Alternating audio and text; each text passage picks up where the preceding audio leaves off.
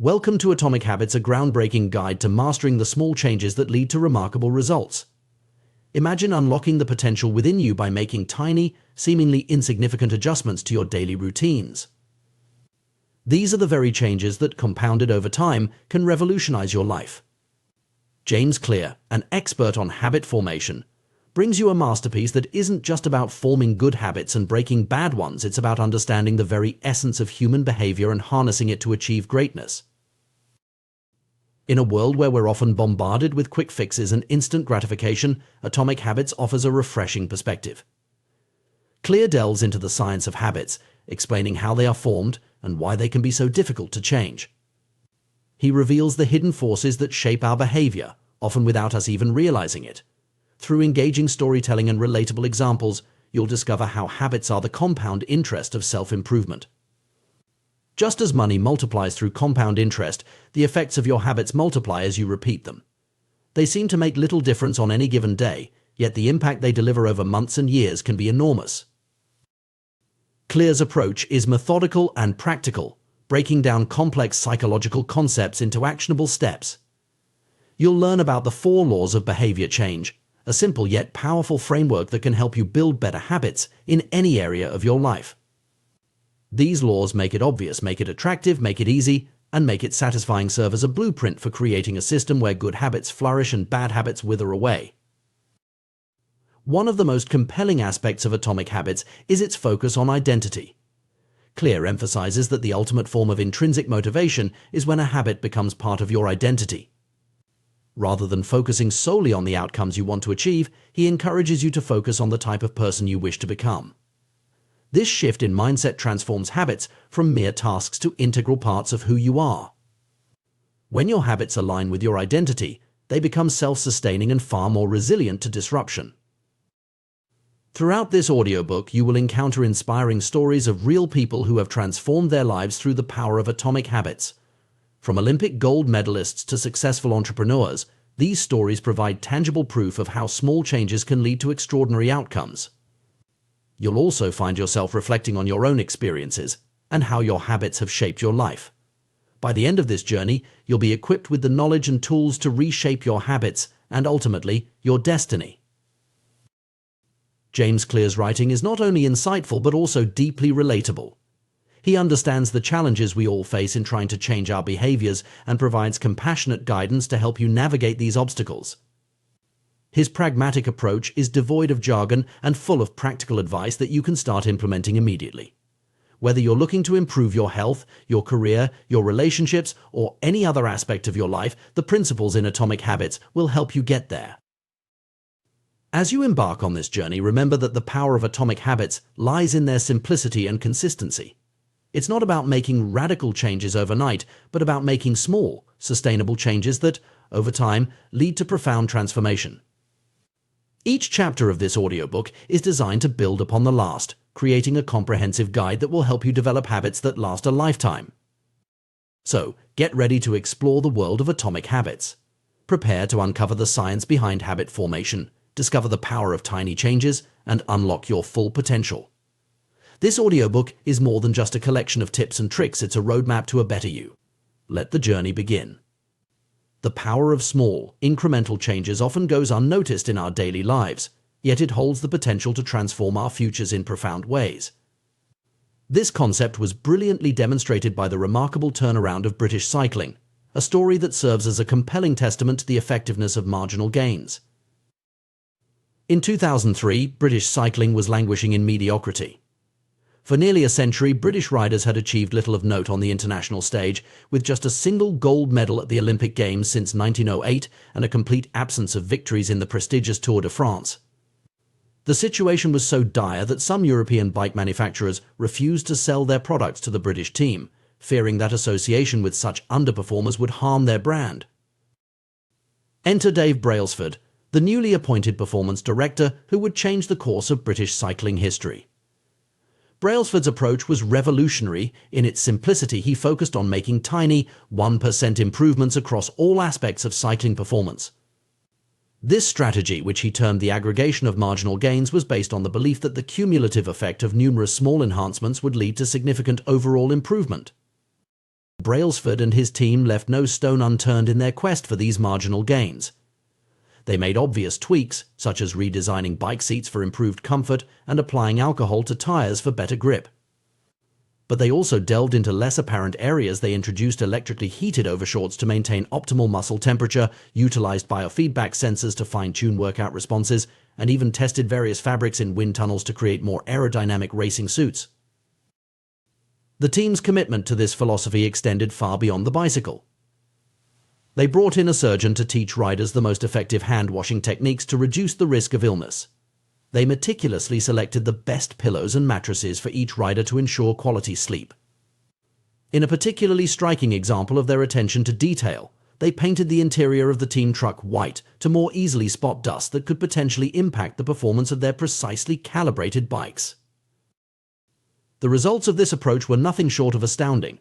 Within just 5 years, British cycling dominated the 2008 Beijing Olympics, securing an impressive 60% of the available gold medals in cycling events.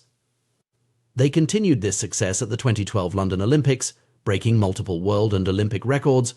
Perhaps most impressively, British riders went on to win 5 Tour de France titles in 6 years, a feat that would have seemed impossible just a decade earlier. This remarkable transformation serves as a powerful illustration of a broader principle, the compound effect of small habits over time. It's a concept that challenges our natural inclination to seek out dramatic, overnight changes. We often fall into the trap of believing that significant results require equally significant actions. We dream of losing substantial weight, launching successful businesses, or achieving other lofty goals, and we imagine that these outcomes must be the result of singular, heroic efforts. However, the reality is far more nuanced and, in many ways, more accessible. The British cycling story shows us that sustained, incremental progress can yield extraordinary results. When we consistently improve by just 1% each day, the compounded effect over a year is a 37-fold improvement.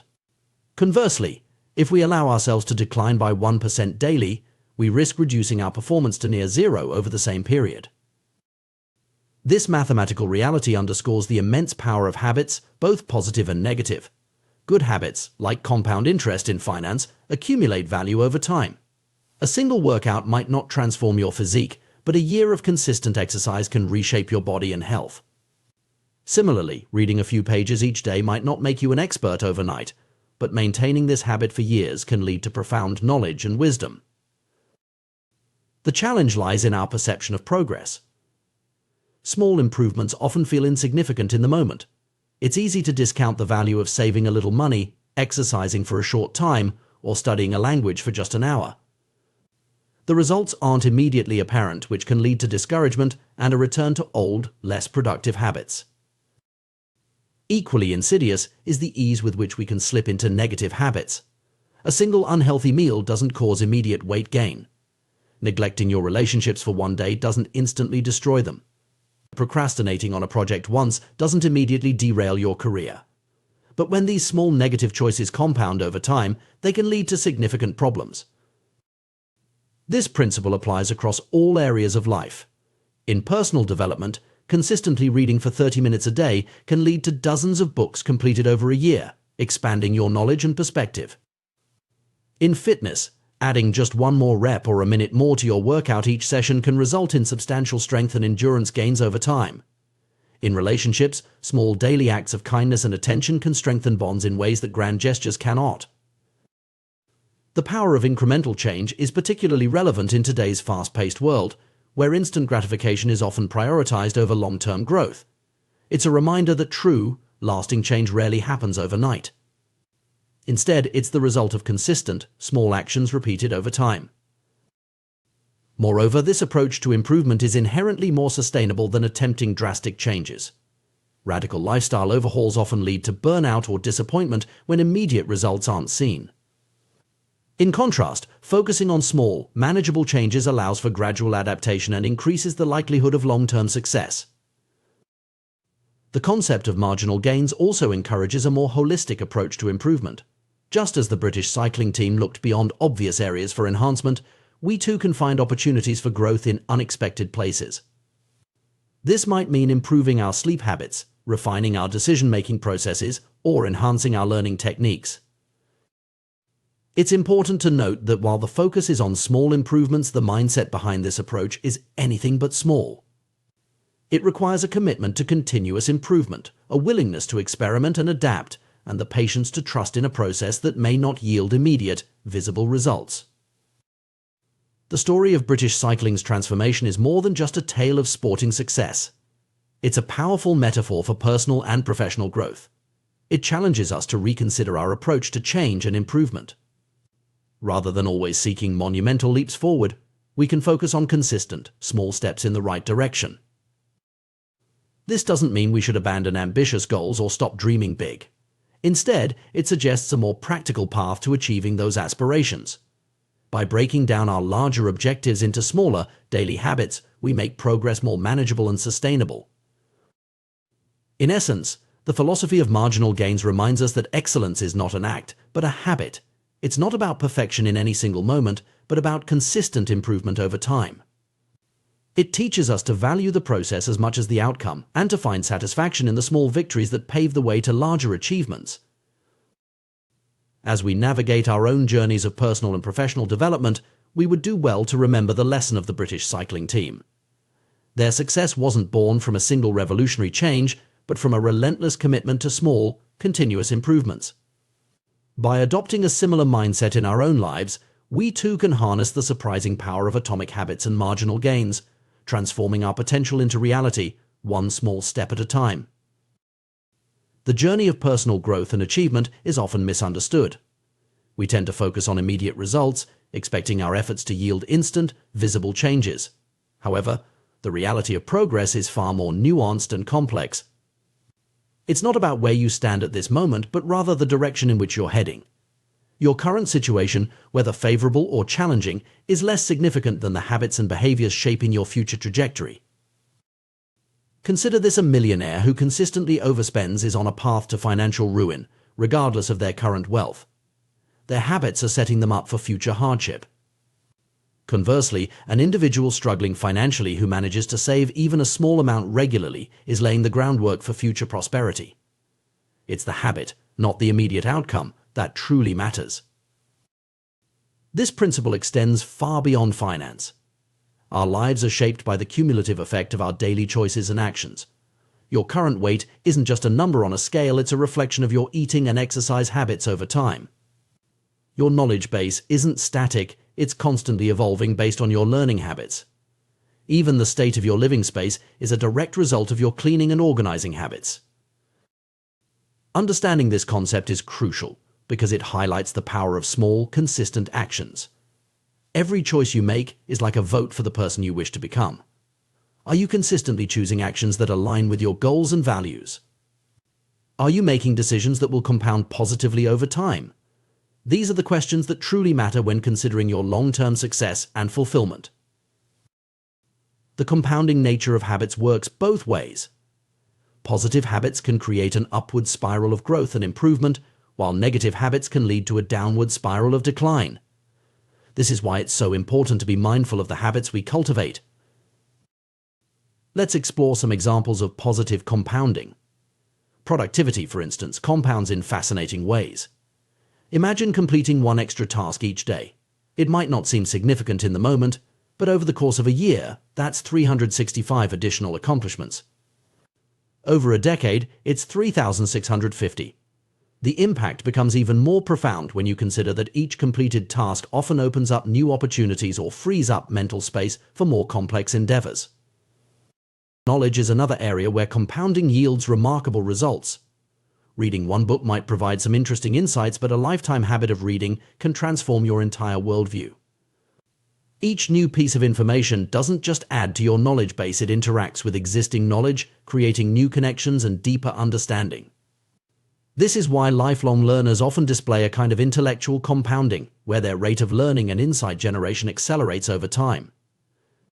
Relationships, too, compound in powerful ways. Every positive interaction, every act of kindness or support contributes to the strength of your social network. Over time, this can create a virtuous cycle where the more you help others, the more willing and able others are to help you. This network effect can lead to opportunities and support that far exceed the sum of individual interactions. However, it's equally important to recognize the danger of negative compounding. Stress, for example, can accumulate in insidious ways. A single stressful day is manageable for most people. But when stress becomes chronic, occurring day after day, week after week, it can have severe impacts on both mental and physical health. The effects compound over time, potentially leading to burnout, depression, or serious health issues. Negative thoughts are another area where compounding can be particularly harmful. If you consistently think of yourself as incapable or unworthy, you're likely to interpret events in ways that reinforce these beliefs. This can create a self-fulfilling prophecy, where your negative expectations actually shape your reality. The same principle applies to how you view others. If you habitually see people as untrustworthy or hostile, you're more likely to notice and remember instances that confirm this view, further reinforcing your negative perspective. Even societal issues can compound. Major social movements or upheavals rarely spring from a single event. Instead, they're often the result of numerous small grievances and injustices that accumulate over time. When a tipping point is reached, the built-up tension can explode into significant social change. Understanding the compounding nature of habits and choices is crucial, but it's equally important to recognize that progress is rarely linear. This is where many people stumble in their pursuit of personal growth or achievement. They expect to see immediate, consistent results from their efforts, and when this doesn't happen, they become discouraged and may give up. The reality of progress is often more like the melting of an ice cube. Imagine a room at 25 degrees Fahrenheit with an ice cube sitting on a table. As the room slowly warms, nothing visibly changes with the ice cube. At 26 degrees, 27, 28, and so on, the ice remains solid. It's not until the temperature reaches 32 degrees that a dramatic change occurs. The ice begins to melt. This sudden change wasn't caused by the final degree of temperature increase alone, but by the accumulation of all the previous increases. This analogy perfectly illustrates how progress often works in real life.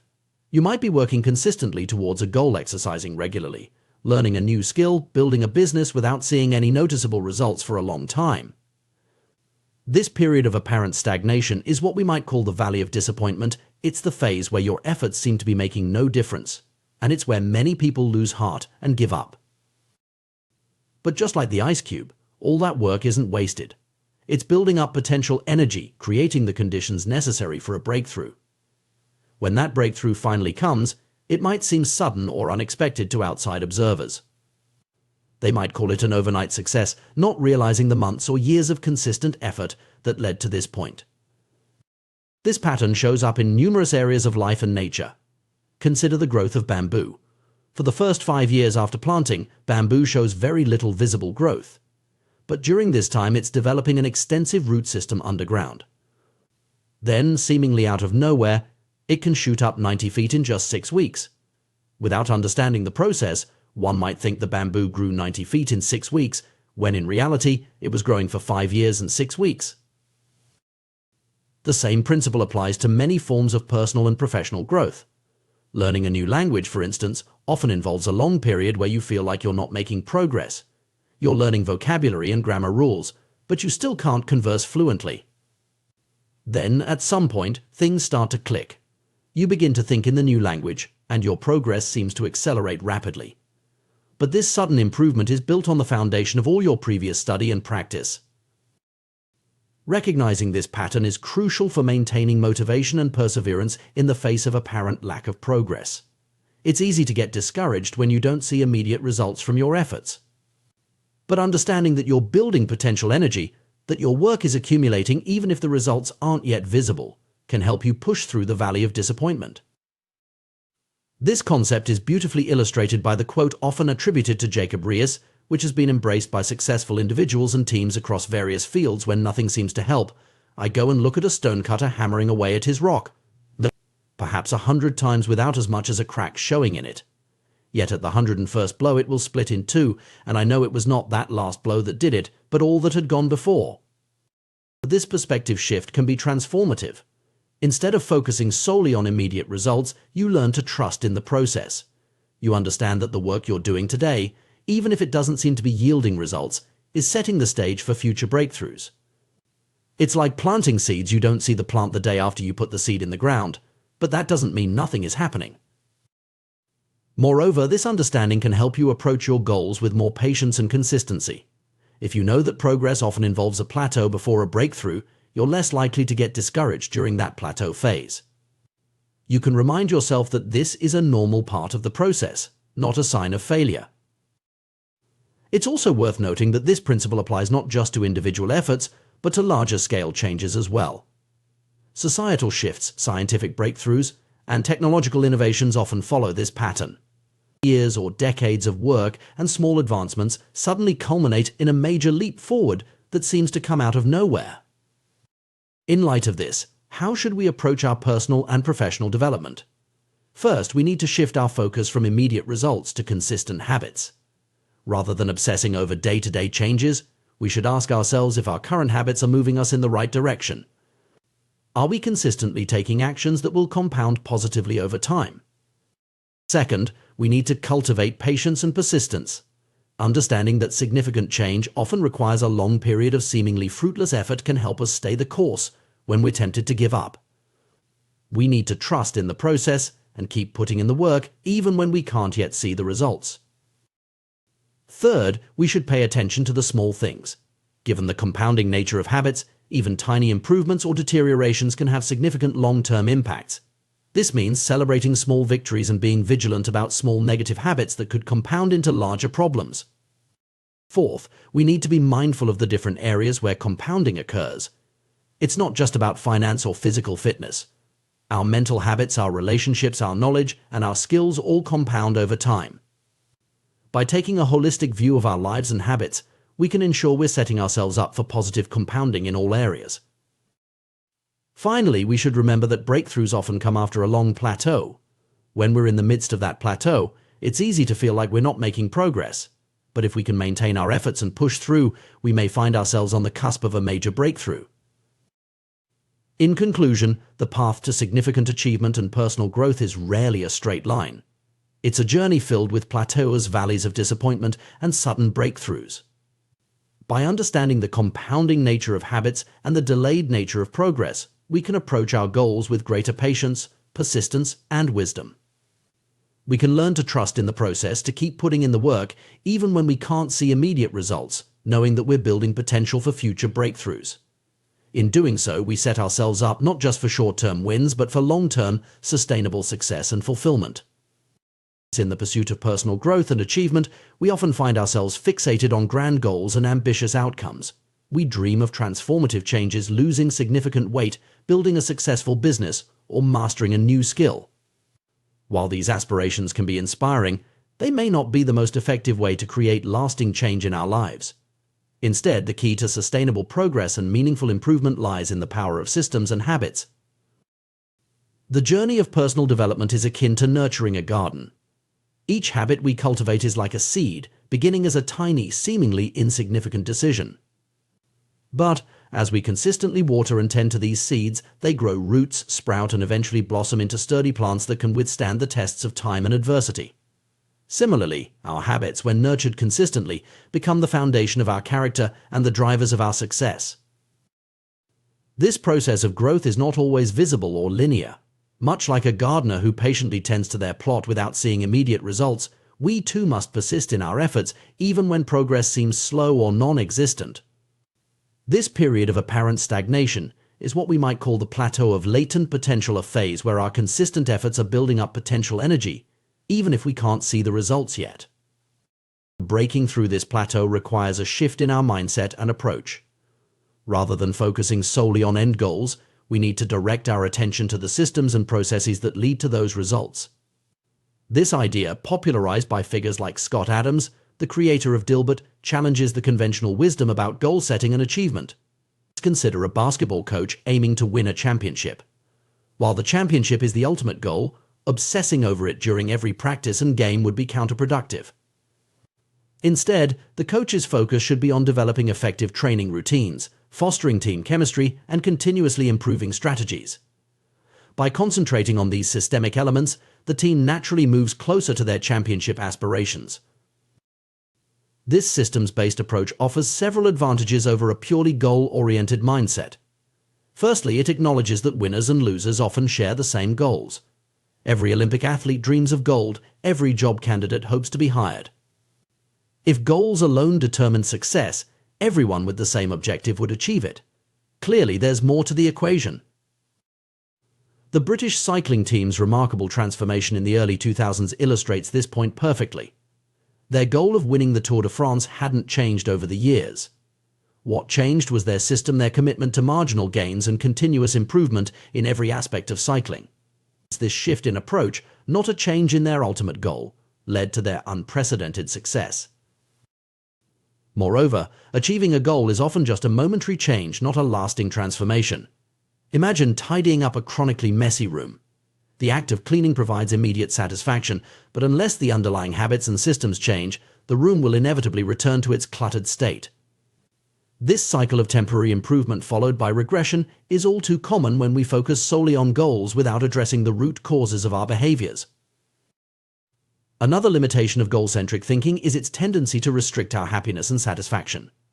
When we tie our contentment to specific outcomes, we create an either-or scenario where we're only allowed to be happy once we've reached our target.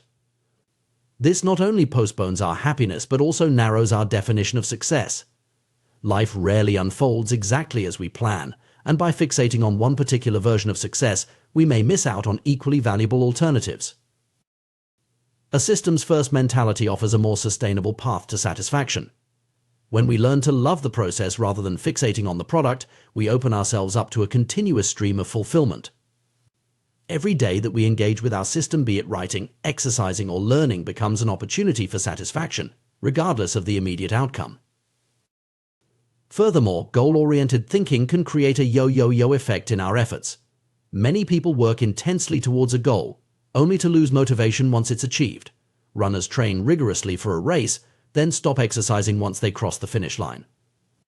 This pattern of intense effort followed by inactivity can be counterproductive to long-term progress and well-being. In contrast, a systems approach encourages consistent engagement and continuous improvement. It's not about winning a single game, but about playing the game indefinitely and getting better with each iteration. This mindset aligns perfectly with the concept of lifelong learning and growth, allowing us to derive satisfaction from the journey itself rather than just the destination. Implementing a systems-based approach requires a shift in how we think about change and improvement. Instead of setting ambitious goals and hoping for massive transformations, we need to focus on building robust systems of small, manageable habits. These atomic habits, as James Clear calls them, are the building blocks of significant change. The power of atomic habits lies in their compounding nature. Just as compound interest can turn small financial investments into substantial wealth over time, consistently practiced small habits can lead to remarkable personal growth and achievement. The key is to make these habits so small and manageable that they're almost impossible to skip. For instance, rather than setting a goal to get in shape, you might establish a system of exercising for just 5 minutes every day. This tiny commitment is easy to keep, and over time, it's likely to naturally expand as you build momentum and enjoy the process. The focus shifts from the intimidating end goal to the simple, daily action that moves you in the right direction. This approach also helps in breaking bad habits. Instead of trying to quit a negative behavior cold turkey, which often leads to failure and discouragement, you can create a system of small, positive habits that gradually replace the undesired behavior. For example, if you want to reduce your social media usage, you might start by setting a system where you read a page of a book before checking your phone each morning. The beauty of a systems-based approach is its flexibility and resilience. Unlike rigid goals that can be derailed by unexpected circumstances, systems can adapt and evolve. If one small habit isn't working, you can adjust it or replace it with another without feeling like you've failed. This adaptability makes your personal growth journey more sustainable and enjoyable. Moreover, focusing on systems allows for a more holistic approach to personal development. Instead of compartmentalizing different areas of your life, you can create interconnected systems that support overall growth. For example, a system of regular exercise might naturally lead to better eating habits, improved sleep, and increased productivity at work. It's important to note that adopting a systems-first mentality doesn't mean completely abandoning goals. Goals can still serve as useful North Stars, providing direction and inspiration. The key is to not let the goals overshadow the importance of the daily systems and habits that lead to their achievement. In practice, this might look like setting a broad, directional goal like improved physical fitness and then focusing intently on creating and maintaining systems that support that direction, like a daily exercise routine, a balanced meal plan, and a consistent sleep schedule. The goal provides context and motivation, while the systems drive actual progress. This approach also aligns well with the concept of process goals in psychology. Instead of focusing solely on outcome goals like lose 20 pounds, process goals emphasize the behaviors and actions within your control, like exercise for 30 minutes 5 times a week. By shifting focus to these controllable elements, you reduce stress and increase your sense of agency and accomplishment. Implementing a systems-based approach requires patience and persistence. It's easy to get discouraged when you don't see immediate results, but remember the principle of the plateau of latent potential. Your consistent efforts are building up, even if the effects aren't immediately visible. Trust in the process and keep showing up for your systems day after day. It's also crucial to regularly review and refine your systems. What works today might not be as effective tomorrow as your circumstances and capabilities change. Treat your systems as living entities that need regular care and adjustment. This ongoing process of refinement ensures that your systems continue to serve you effectively over time. Another powerful aspect of systems thinking is its ability to compound across different areas of your life. As you build effective systems in one area, you'll likely find that the skills and mindset transfer to others. For instance, the discipline and consistency you develop through a regular exercise system might help you establish a productive work routine or improve your relationships through consistent communication habits. Furthermore, a systems approach can help mitigate the effects of willpower depletion. Relying on sheer willpower to achieve goals is often unsustainable, as willpower is a finite resource that gets depleted throughout the day. By establishing systems and habits, you reduce the need for constant decision-making and willpower exertion. Your positive behaviors become more automatic, making it easier to stay on track even when you're tired or stressed. In conclusion, while goals can provide direction and motivation, it's the systems and habits we establish that truly drive long-term success and fulfillment. By shifting our focus from lofty objectives to manageable, consistent actions, we set ourselves up for sustainable growth and improvement. Remember, you do not rise to the level of your goals, you fall to the level of your systems.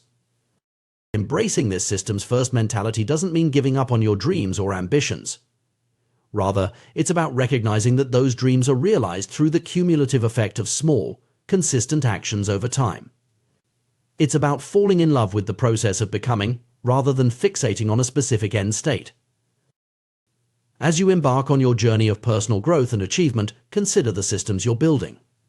Are your daily habits aligned with the person you want to become? Are you focusing on consistent, manageable actions rather than waiting for motivation to strike? By nurturing a garden of positive habits and robust systems, you create an environment where success can naturally flourish. In the end, life is less about the destinations we reach and more about the paths we walk. By focusing on systems, we ensure that every step of that journey is meaningful, regardless of where it ultimately leads. So start small, be consistent, trust the process, and watch as your atomic habits compound into remarkable transformations over time. The journey of personal transformation is often misunderstood. Many of us embark on this path with grand aspirations and lofty goals, yet find ourselves struggling to make lasting changes. We set ambitious targets, like losing weight, quitting smoking, or starting a successful business, but despite our best intentions, we often fall short. The reason for this common struggle lies not in our lack of desire or effort, but in our fundamental approach to change itself. At the heart of this issue is a profound truth: the power of habits. Habits are the invisible architecture of our daily lives, shaping our actions, decisions, and ultimately, our destinies.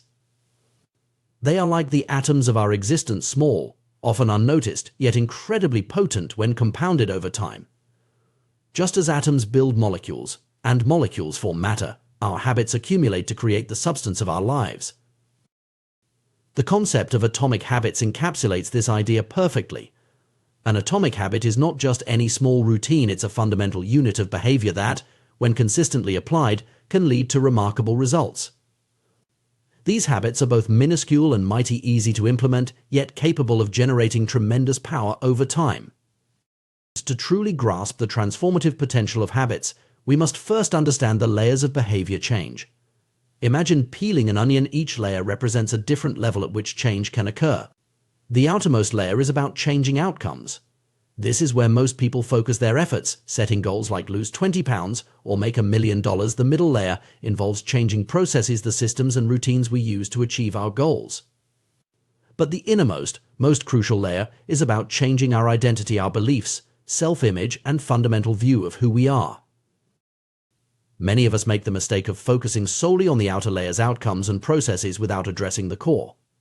We set outcome-based goals and try to change our habits without altering our underlying beliefs. This approach often leads to temporary changes at best and frustration and failure at worst. Consider two individuals trying to quit smoking. One says, "I'm trying to quit," while the other states, "I'm not a smoker." The difference may seem subtle, but it's profound. The first person still identifies as a smoker attempting change, while the second has already shifted their identity. This identity shift is the key to lasting transformation. The power of identity-based habits lies in their alignment with our deepest beliefs about ourselves. When we change our identity, our behaviors naturally follow suit. If you see yourself as an athlete, you're more likely to maintain a consistent exercise routine. If you identify as a writer, sitting down to write each day becomes an expression of who you are, not just something you do. This principle extends beyond individual habits to broader systems of behavior. In societies, organizations, and individuals alike, there's always an underlying set of beliefs shaping the visible actions. A democracy operates on fundamentally different beliefs than a dictatorship, and these beliefs determine what behaviors are possible or impossible within each system. The challenge, then, is to align our desired behaviors with our identity. This is why many attempts at change fail. We try to adopt new habits that are incongruent with our self-image. If you see yourself as someone who prioritizes comfort over growth, it will be an uphill battle to consistently push yourself in the gym or tackle challenging projects at work. The story of Brian Clark, an entrepreneur who struggled with nail biting, illustrates this principle. Clark managed to stop biting his nails through sheer willpower, but the real transformation came when he changed how he saw himself. Instead of just trying to stop a bad habit, he began to see himself as someone who cared about his appearance and health. This shift in identity made the new behavior, not biting his nails, feel natural and sustainable. This approach to change, focusing on identity rather than outcomes, has profound implications for how we pursue personal growth. Instead of asking, "What do I want to achieve?" we should be asking, "Who do I want to become?" This subtle shift can make all the difference in creating lasting change. For instance, rather than setting a goal to lose weight, one might focus on becoming a person who prioritizes health and fitness. This identity-based approach naturally leads to behaviors that support weight loss, but it goes beyond that. It creates a sustainable lifestyle change that persists even after the initial weight loss goal is achieved. The power of this approach lies in its ability to create a positive feedback loop. As we act in alignment with our new identity, we reinforce that identity, which in turn makes it easier to maintain the new behaviors. Over time, what started as a conscious effort becomes an automatic expression of who we are. However, changing our identity is not an overnight process. It requires consistent, small actions that gradually reshape our self-image. This is where the concept of atomic habits becomes crucial. By focusing on tiny, manageable changes that align with our desired identity, we can slowly but surely transform ourselves. For example, if you want to become a writer, start by writing just 50 words a day. This atomic habit is small enough to be achievable even on your busiest days, but consistent enough to begin reshaping your identity. Over time, you'll naturally find yourself writing more, not because you're forcing yourself to meet a word count goal, but because writing has become an integral part of who you are. This approach also helps in breaking bad habits. Instead of trying to quit a negative behavior through willpower alone, focus on cultivating an identity that's incompatible with that behavior. If you want to stop procrastinating, start seeing yourself as someone who takes immediate action. Small, consistent steps in this direction will gradually shift your self-image, making procrastination feel increasingly at odds with who you are. It's important to note that this process of identity change is not about denying your current reality or pretending to be someone you're not. It's about consciously choosing and nurturing the aspects of yourself that you want to grow. We all have multiple facets to our identity, and by deliberately focusing on and developing certain traits, we can shape our overall self-image in positive ways. The beauty of this approach is its flexibility and resilience. Unlike rigid outcome-based goals that can be derailed by setbacks, identity-based habits are more adaptable. If you see yourself as a healthy person, a single unhealthy meal doesn't negate that identity. Instead, it becomes an outlier, prompting you to return to behaviors that align with your self-image. Moreover, focusing on identity change can lead to more holistic personal growth. When you change how you see yourself in one area, it often has positive ripple effects in other areas of your life. For instance, developing the identity of a disciplined person in your fitness routine might naturally extend to increased discipline in your work or personal relationships. However, it's crucial to approach this process with patience and self-compassion. Changing deeply ingrained beliefs and habits takes time. There will be setbacks and moments of doubt.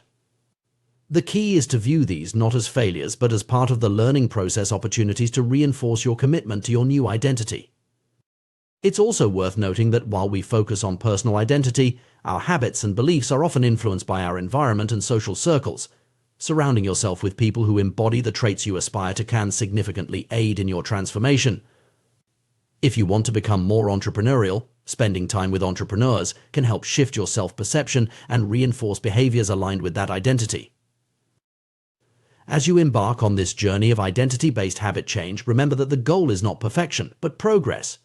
Each small action that aligns with your desired identity is a step in the right direction. Over time, these atomic habits compound, leading to significant personal transformation. In conclusion, the path to lasting change lies not in setting ambitious goals or relying on sheer willpower, but in reshaping our fundamental identity. By focusing on who we want to become, rather than just what we want to achieve, we set the stage for sustainable, meaningful change. Through the power of atomic habits, small, consistent actions aligned with our desired identity, we can gradually transform ourselves. This approach requires patience, self-reflection, and a willingness to challenge our existing beliefs about ourselves. But the rewards are immense. Not only do we achieve our desired outcomes, but we do so in a way that feels natural and sustainable. We don't just change what we do, we change who we are. As you reflect on your own goals and aspirations, consider shifting your focus from outcomes to identity. Ask yourself not just what you want to achieve, but who you need to become to achieve it. Then, identify the small atomic habits that will help you embody that identity. Remember, every great achievement, every personal transformation begins with a single, small step.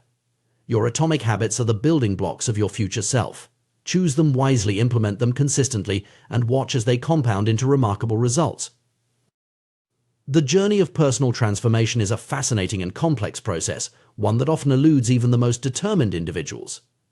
At the heart of this journey lies a profound truth: true behavior change is, at its core, identity change. This concept challenges our traditional notions of self-improvement and offers a powerful framework for achieving lasting personal growth. Consider the story of Brian Clark, an entrepreneur who struggled with nail biting for years. Like many of us, he initially approached the problem with sheer willpower, managing to stop the habit temporarily. However, the real transformation came when he took an unexpected step. He scheduled his first manicure. This simple act shifted his perspective entirely. Suddenly, Brian wasn't just trying to stop a bad habit, he was becoming someone who took pride in the appearance of his nails. This shift in identity made the change effortless and permanent. This anecdote illustrates a crucial point: the most potent form of motivation comes from aligning our actions with our sense of self. When a habit becomes part of your identity, it transcends the realm of things you want to do and enters the sphere of who you are. This transition from extrinsic to intrinsic motivation is the key to sustainable change. The power of identity-based habits is evident in various aspects of our lives. Think about someone who takes great pride in their physical fitness.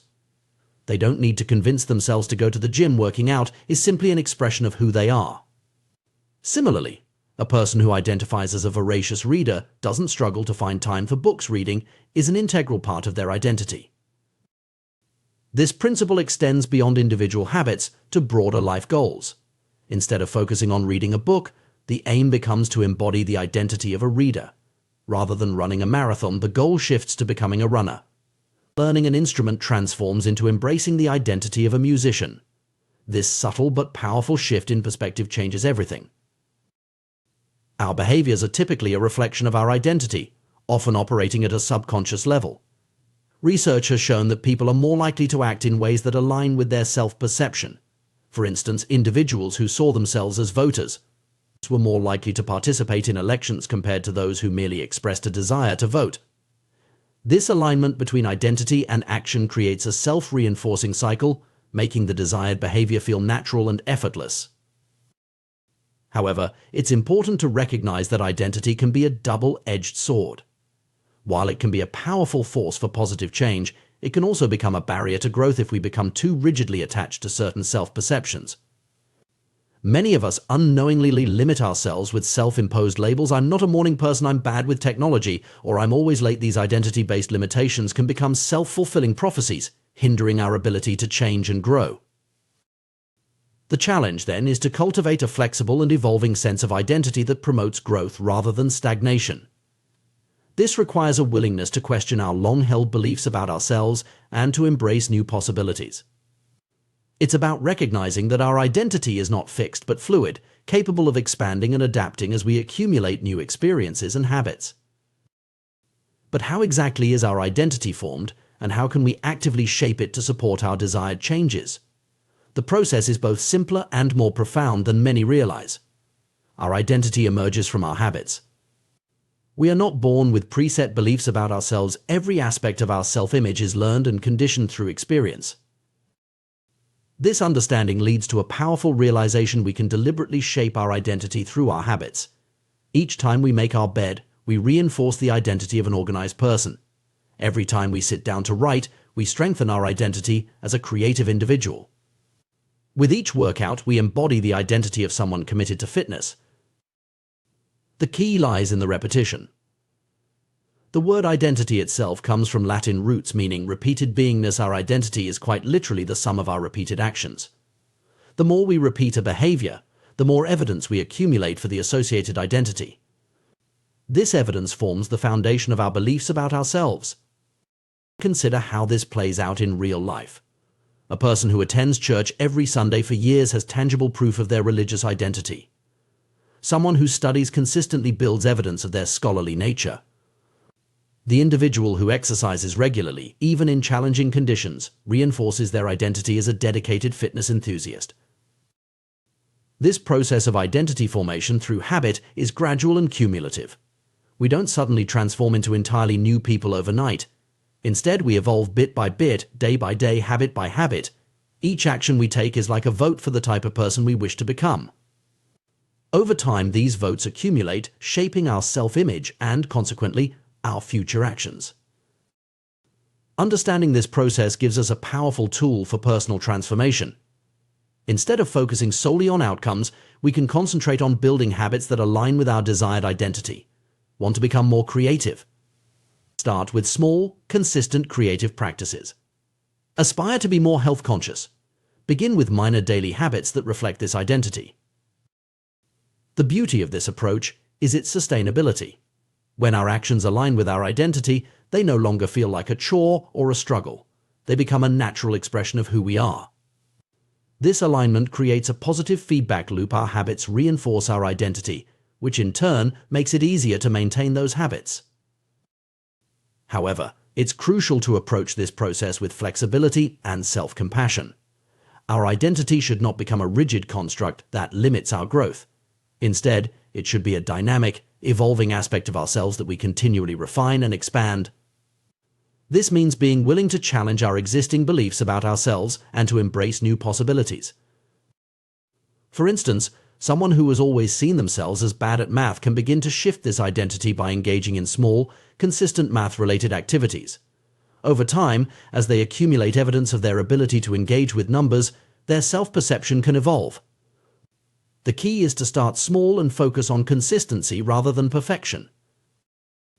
This approach to personal growth also highlights the importance of environment and social circles in shaping our identity.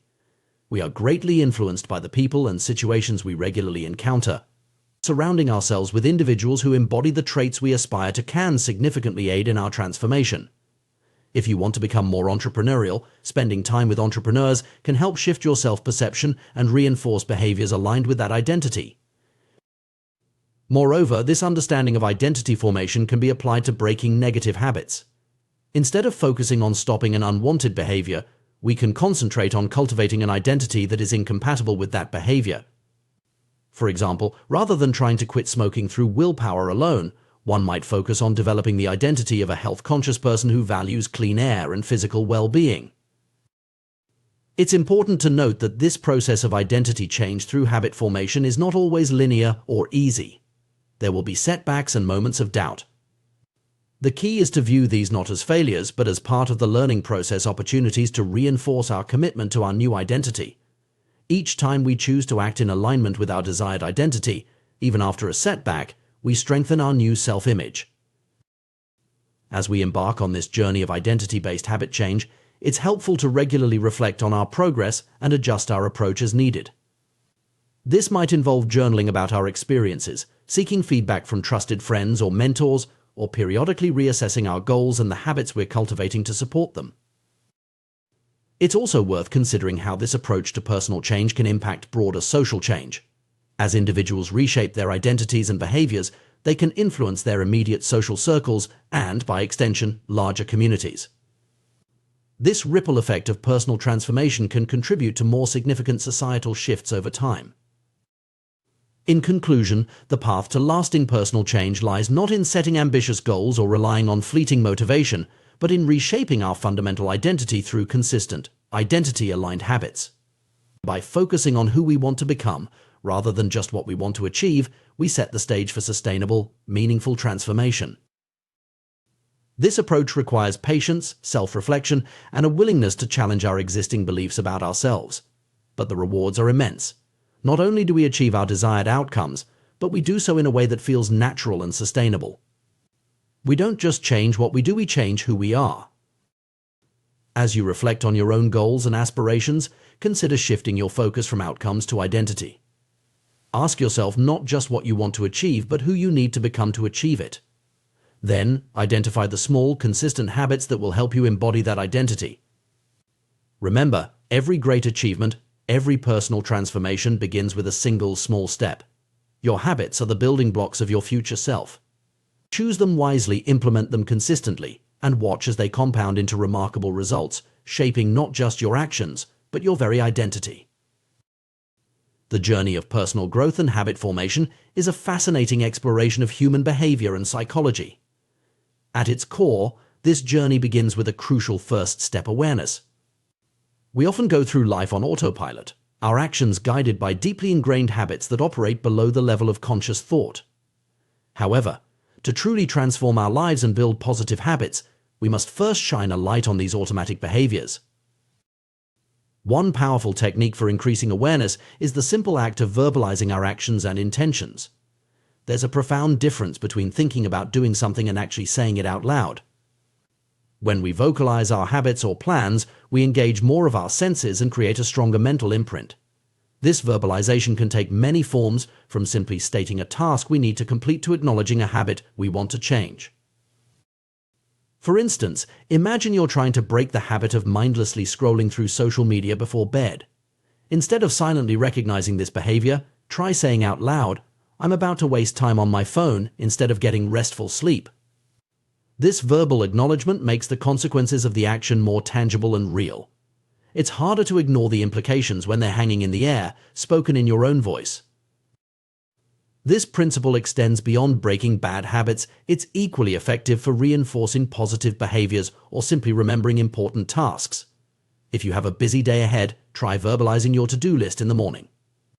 Today, I need to finish the report by noon, call the client at 2 p.m., and pick up groceries on the way home by saying these tasks aloud. You're more likely to remember them and feel a stronger sense of commitment to completing them. The power of verbalization is rooted in the way our brains process information. When we only think about something, we're primarily using the language centers of our brain. But when we speak, we engage additional neural pathways, including those associated with hearing and the motor control of speech. This multisensory engagement creates a stronger memory trace and a more robust commitment to action. However, awareness alone, while crucial, is often not enough to effect lasting change.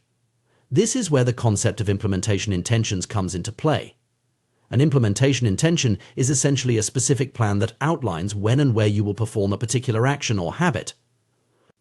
It's a simple yet powerful tool that bridges the gap between intention and action. Consider a study conducted in Great Britain, where researchers worked with 248 people to improve their exercise habits. The participants were divided into 3 groups. The first group simply tracked their workouts, while the second group received motivational material about the benefits of exercise. The third group, however, was asked to create a specific plan for when and where they would exercise in the coming week. The results were striking. In the first 2 groups, only about 35 to 38% of participants exercised at least once per week. But in the third group, a whopping 91% followed through with their exercise plans. This dramatic difference highlights the power of having a concrete plan in place. The formula for an implementation intention is straightforward. When situation X arises, I will perform response Y. This simple structure forces you to consider the specific circumstances under which you'll carry out your intended behavior. It eliminates the vagueness that often plagues our good intentions and replaces it with a clear, actionable plan. For example, instead of saying, "I want to read more," you might create an implementation intention like, "When I finish dinner each evening, I will read for 30 minutes in my favorite armchair." This specificity makes it much more likely that you'll follow through, as you've clearly defined both the trigger finishing dinner and the action reading for 30 minutes in a specific location. Implementation intentions are effective across a wide range of behaviors and goals.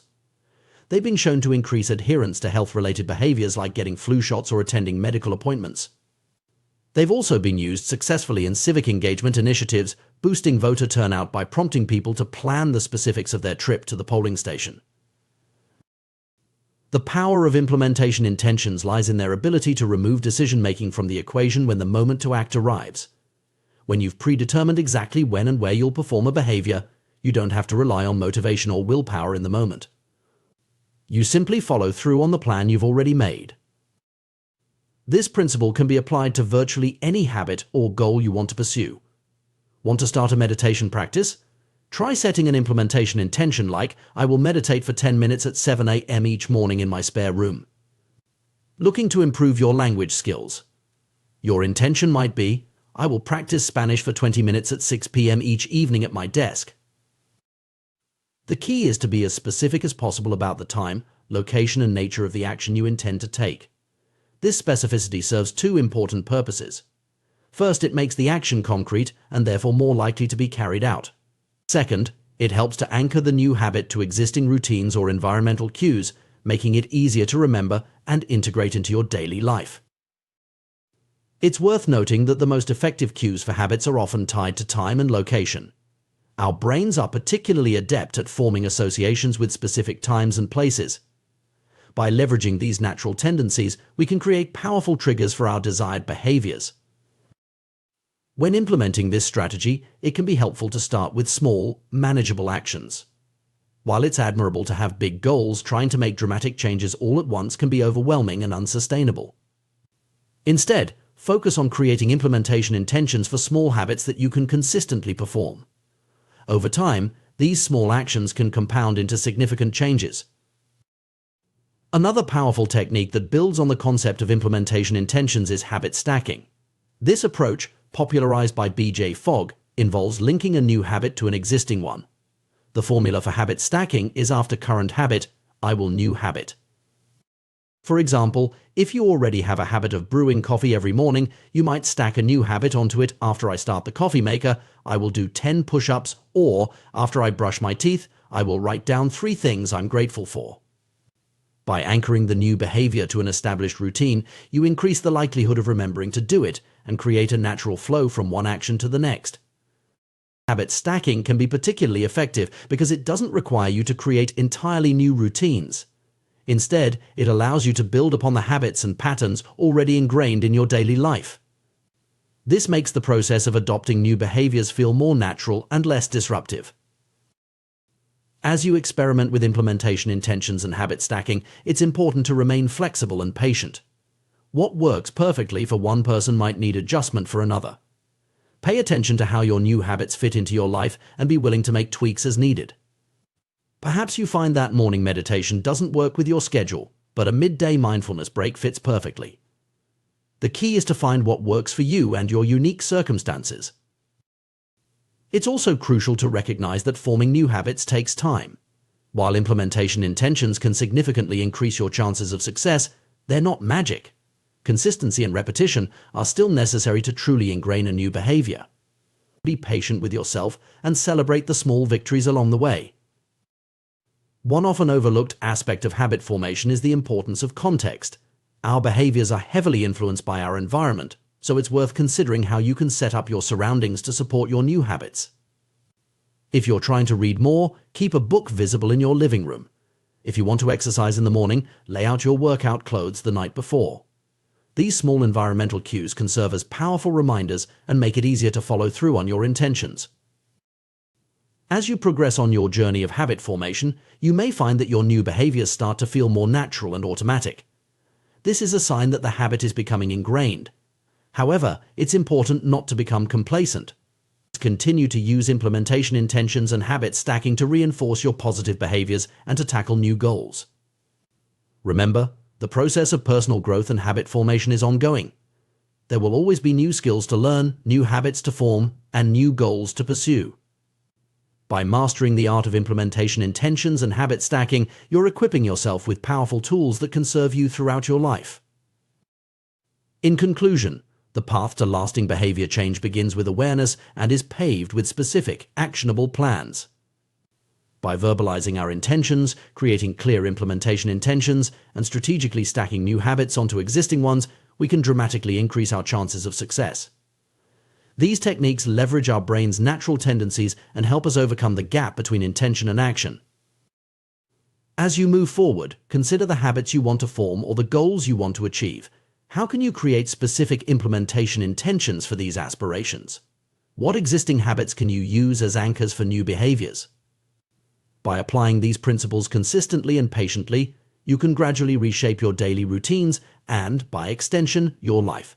Remember, every great achievement starts with a single, well-planned step. Your journey to a better you begins now, with the next habit you choose to implement. The power of habits and their interconnectedness in our daily lives is a fascinating subject that deserves deep exploration. Let's delve into how our possessions and behaviors can trigger chains of actions and how we can harness this phenomenon to build positive habits. Consider the story of Denis Diderot, the 18th century French philosopher. Upon receiving a beautiful scarlet robe as a gift, Diderot found himself in an unexpected predicament. The robe's elegance stood in stark contrast to his other, more modest possessions. This disparity created a sense of disharmony in his surroundings, leading Diderot to embark on a spending spree to upgrade his belongings. This cascade of purchases, triggered by a single item, illustrates a common human tendency now known as the Diderot effect. It's a pattern we can observe in various aspects of our lives. Think about the last time you bought a new piece of clothing. Did you find yourself suddenly eyeing accessories to match? Or perhaps you've experienced the domino effect of home decorating, where changing one element leads to a complete room makeover. The Diderot effect extends beyond material possessions. It's a principle that applies to our behaviors and habits as well. Our actions are rarely isolated instead. They form part of a continuous chain of events. One behavior naturally leads to another, creating a sequence that can either work for or against us. This interconnectedness of actions is evident in our daily routines. Consider your morning ritual. The alarm goes off, you get out of bed, brush your teeth, shower, get dressed, and so on. Each action serves as a cue for the next, creating a seamless flow of behaviors. Understanding this connection is crucial because it provides insight into how we can effectively build new habits. The concept of habit stacking, developed by B.J. Fogg as part of his Tiny Habits program, leverages this behavioral chain reaction. The idea is simple yet powerful: attach a new habit to an existing one. By doing so, you create a natural trigger for the new behavior, increasing the likelihood of its successful integration into your routine. The formula for habit stacking is straightforward. After current habit, I will new habit. This approach eliminates the need to rely on willpower or memory alone to implement a new habit. Instead, you're piggybacking on an established behavior, making the new habit feel like a natural extension of your existing routine. Let's explore some practical applications of habit stacking. Suppose you want to incorporate a brief meditation practice into your day. You might decide, after I pour my morning coffee, I will meditate for 1 minute. The act of pouring coffee, something you already do every day, becomes the cue for your new meditation habit. Or consider the goal of increasing physical activity. You could establish the habit stack: after I take off my work shoes, I will immediately change into my workout clothes. This simple act of changing clothes can serve as a powerful trigger to get you moving, even on days when motivation is low. The beauty of habit stacking lies in its flexibility and scalability. You can start with small, manageable habits and gradually build more complex routines. For instance, you might begin with a simple evening routine: after dinner, I will put my dishes in the dishwasher. Once this becomes automatic, you can expand it: after putting my dishes away, I will wipe down the kitchen counter, and further, after wiping the counter, I will set out my coffee mug for tomorrow morning. By chaining these small actions together, you create a positive version of the Diderot effect. Each completed task provides a sense of accomplishment and momentum, making it easier to move on to the next action in your stack. It's important to note that the effectiveness of habit stacking depends on choosing the right cue. The trigger should be as specific and actionable as possible. Vague cues can lead to inconsistency and eventually the abandonment of the new habit. For example, when I take a break for lunch is less effective than when I close my laptop for lunch. The latter provides a clear, unmistakable signal to initiate the next action. Moreover, the frequency of your chosen cue should match the desired frequency of your new habit. If you want to establish a daily habit, it needs to be stacked on top of another daily occurrence. Attaching a daily habit to a weekly event is a recipe for inconsistency. To identify potential habit stacks, it can be helpful to create a detailed list of your current daily habits and routines. This inventory serves as a map of your day, highlighting natural points where new habits can be inserted. Consider both actions you take, like brushing your teeth, and events that happen to you, like the sun setting. This comprehensive view of your day can reveal unexpected opportunities for habit formation. The power of habit stacking extends beyond personal development. It can be applied in various contexts, from improving social skills to managing finances. For instance, you might decide, when I walk into a party, I will introduce myself to someone I don't know yet. Or when I want to buy something over $100, I will wait 24 hours before purchasing. These habit stacks can help automate beneficial behaviors, reducing the mental effort required to make good choices. One particularly intriguing application of habit stacking is in cultivating mindfulness and improving mood. By associating brief moments of reflection or positivity with routine actions, you can significantly impact your overall well-being. For example, when the phone rings, I will take one deep breath and smile before answering. This simple stack can transform potentially stressful moments into opportunities for calm and positivity. It's worth noting that habit stacking isn't just about adding new behaviors. It can also be used to break undesirable habits. By identifying the cues that trigger negative habits, you can insert alternative, positive actions. This approach allows you to redirect the chain of behaviors in a more beneficial direction. As you experiment with habit stacking, remember that flexibility and patience are key. What works for one person may not work for another, and what works at one point in your life may need adjustment as circumstances change. Be willing to tweak your habit stacks if they're not quite clicking. The goal is to create a system that feels natural and sustainable for you. Moreover, don't underestimate the power of small habits. While it might seem insignificant to meditate for just 1 minute or do only 10 push-ups, these small actions serve a crucial purpose.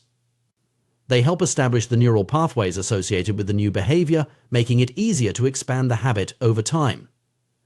Starting small reduces the activation energy required to begin, making it more likely that you'll follow through consistently. Another interesting aspect of habit stacking is its potential to create a ripple effect in your life.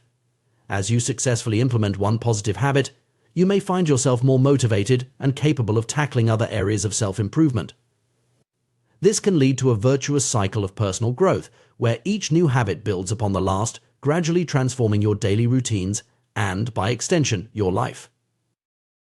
It's also worth considering how habit stacking can be applied in professional settings. Organizations can use this principle to improve workflows, enhance productivity, and foster a positive company culture. For instance, a team might implement a habit stack like, after our weekly meeting, we will spend 5 minutes acknowledging team members' contributions. This simple addition can boost morale and reinforce a culture of appreciation. As we navigate an increasingly complex world, the ability to form and maintain beneficial habits becomes ever more crucial. Habit stacking offers a powerful tool in this pursuit, allowing us to harness the natural flow of our daily lives to effect positive change. By understanding and applying this principle, we can transform the Diderot effect from a potential source of unnecessary consumption into a force for personal growth and improvement. In essence, habit stacking is about more than just forming new habits. It's about redesigning our lives in intentional ways. It's a reminder that our days are made up of countless small decisions and actions, each of which has the potential to steer us towards our goals. By carefully curating these actions and linking them together, we can create a daily experience that aligns more closely with our aspirations and values. As you move forward, consider the habits you'd like to cultivate in your own life. What existing routines could serve as anchors for these new behaviors? How might you chain several small habits together to create a more significant positive impact? Remember, the journey of personal growth is ongoing, and habit stacking provides a flexible, powerful framework to support this journey. By embracing the interconnected nature of our behaviors and leveraging it through habit stacking, we open up new possibilities for self-improvement. Whether your goal is to boost productivity, enhance well-being, or simply bring more intentionality to your daily life, this approach offers a practical, accessible path forward. So why not start today? Choose one small habit you'd like to cultivate, find a suitable existing routine to stack it on, and take that first step towards positive change. After all, as the Diderot effect shows us, one small change can set in motion a far-reaching transformation. In the realm of personal development and behavior change, we often place a great deal of emphasis on willpower and motivation. We believe that if we can just muster enough inner strength or find the right source of inspiration, we'll be able to transform our habits and achieve our goals. However, emerging research and real-world experiments are beginning to paint a different picture, one where our environment plays a far more significant role in shaping our actions than we might have previously thought. Consider the case of Massachusetts General Hospital in Boston, where a primary care physician named Anne Thorndike conducted a fascinating experiment. Her hypothesis was simple yet revolutionary. She believed she could improve the eating habits of thousands of hospital staff and visitors without directly engaging with them or attempting to boost their motivation. Instead, she focused on altering the environment in which people made their food and drink choices. Thorndike and her team redesigned the hospital cafeteria, making subtle changes to the arrangement of food and drinks. They added water as an option in refrigerators that previously only contained soda, and placed baskets of bottled water near food stations throughout the room. The results were striking. Over a 3-month period, soda sales dropped by 11.4%, while bottled water sales increased by 25.8%. Similar adjustments to food placement yielded comparable results. What's particularly noteworthy about this experiment is that it achieved significant behavior change without any direct communication or motivational tactics. People's choices were influenced simply by the adjustment of their environment.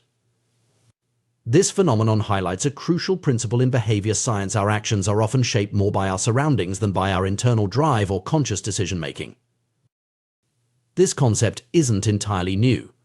Back in 1936, psychologist Kurt Lewin proposed a simple yet powerful equation: behavior is a function of the person in their environment, or BFPE.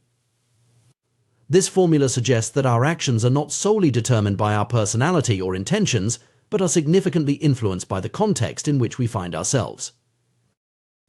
The business world was quick to catch on to this idea. In 1952, economist Hawkins Stern described what he called suggestion impulse buying, where a shopper purchases a product not because they had a pre-existing need for it, but because of how it was presented to them. This insight has shaped retail strategies for decades. Items placed at eye level in stores tend to sell better than those on lower shelves. Expensive brands are often positioned in easy-to-reach locations, while cheaper alternatives are tucked away. End-of-aisle displays, known as end caps, are particularly effective at driving sales. For instance, a staggering 45% of Coca-Cola sales come from these strategic placements. The power of environmental cues extends far beyond retail settings. Our behavior in various contexts is often shaped by subtle environmental factors. In a church, people tend to speak in hushed tones without being explicitly told to do so.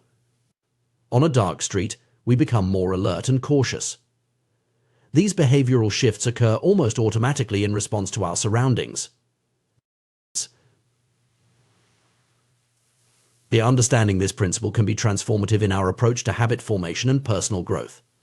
Instead of relying solely on willpower or motivation, we can leverage our environment to support our desired behaviors. This approach is not only more effective but often requires less conscious effort. Consider how this might apply to common goals like reading more or eating healthier. Rather than simply willing ourselves to read more, we might place books in prominent locations around our home, making them the easiest entertainment option to reach for. Instead of trying to resist unhealthy snacks through sheer willpower, we could remove them from our immediate environment and ensure that healthier options are readily available. The concept of environmental design for behavior change is particularly powerful because of how our brains process information from our surroundings. Humans are heavily reliant on visual cues of the approximately 11 million sensory receptors in the human body. About 10 million are dedicated to sight. Some experts estimate that half of the brain's resources are used on vision. This means that what we see in our environment has an outsized impact on our behavior. Given this, it's crucial to create environments that support our goals and desired habits. This might involve setting up a dedicated workspace for productivity, organizing our kitchen to make healthy cooking easier, or even using visual reminders for important tasks or habits we want to cultivate. The good news is that while we are influenced by our environment, we also have the power to shape it. We can be the architects of our surroundings, deliberately designing them to support our goals and desired behaviors.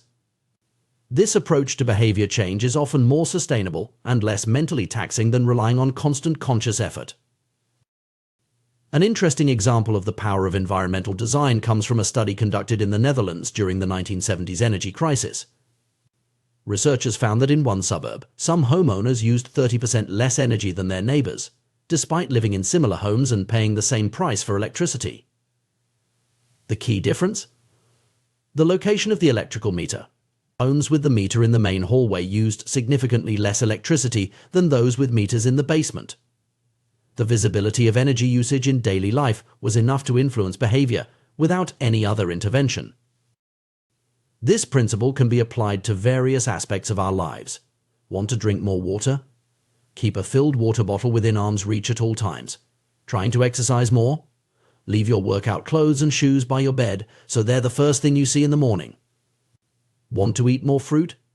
Keep a bowl of fresh fruit on your kitchen counter. The key is to make the cues for your desired habits obvious and the cues for undesired habits less visible. This might mean hiding the TV remote if you want to watch less television, or keeping your phone in another room if you're trying to reduce screen time. By manipulating your environment, you can make good habits easier and bad habits harder. It's important to note that while environmental design is powerful, it's not a magic solution. It works best when combined with other strategies for habit formation, such as setting clear intentions, starting with small, manageable changes, and being consistent in your efforts. The environment serves as a support system for your intentions, making it easier to follow through on your goals. Moreover, the most effective environmental designs are often personalized. What works for one person might not work for another. It's crucial to pay attention to your own behavior patterns and adjust your environment accordingly. This might involve some trial and error, but the process of refining your environment can be an enlightening journey of self-discovery.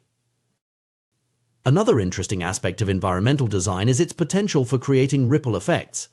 When you change one aspect of your environment to support a particular habit, you might find that it influences other behaviors as well. For instance, Setting up a meditation corner in your home might not only increase your meditation practice but also lead to more reading or journaling time in that peaceful space. It's also worth considering how this principle applies in shared spaces or organizational settings. How might a company design its office to promote collaboration or creativity? How can a school arrange its classrooms to enhance learning? These are questions that move beyond individual habit formation and into the realm of collective behavior change. The concept of environmental design for behavior change also raises some ethical considerations. While it can be used for positive outcomes, like promoting healthier eating or energy conservation, it could potentially be misused for manipulation or to promote behaviors that aren't in people's best interests. As we become more aware of how our environment shapes our behavior, it's important to be mindful of who is designing the environments we inhabit and for what purpose. In conclusion, while motivation and willpower certainly have their place in behavior change, the role of our environment is often underestimated. By understanding and leveraging the power of environmental cues, we can create contexts that naturally support our desired behaviors and make positive changes more sustainable. Whether you're trying to build a new habit, break an old one, or simply optimize your daily routines, consider how you can design your environment to work for you rather than against you. Remember, you are not just a passive participant in your environment, you have the power to shape it. By becoming the architect of your surroundings, you can create a world that nudges you towards your goals and aspirations. This approach to personal growth and habit formation is not about forcing change through sheer will, but about creating an ecosystem that supports and nurtures the person you want to become. So, the next time you find yourself struggling to stick to a new habit or achieve a goal, take a step back and look at your environment. What cues are present? What behaviors does your current setup encourage or discourage?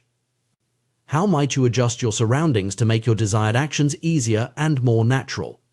By asking these questions and making deliberate changes to your environment, you can harness the invisible forces that shape behavior and use them to your advantage.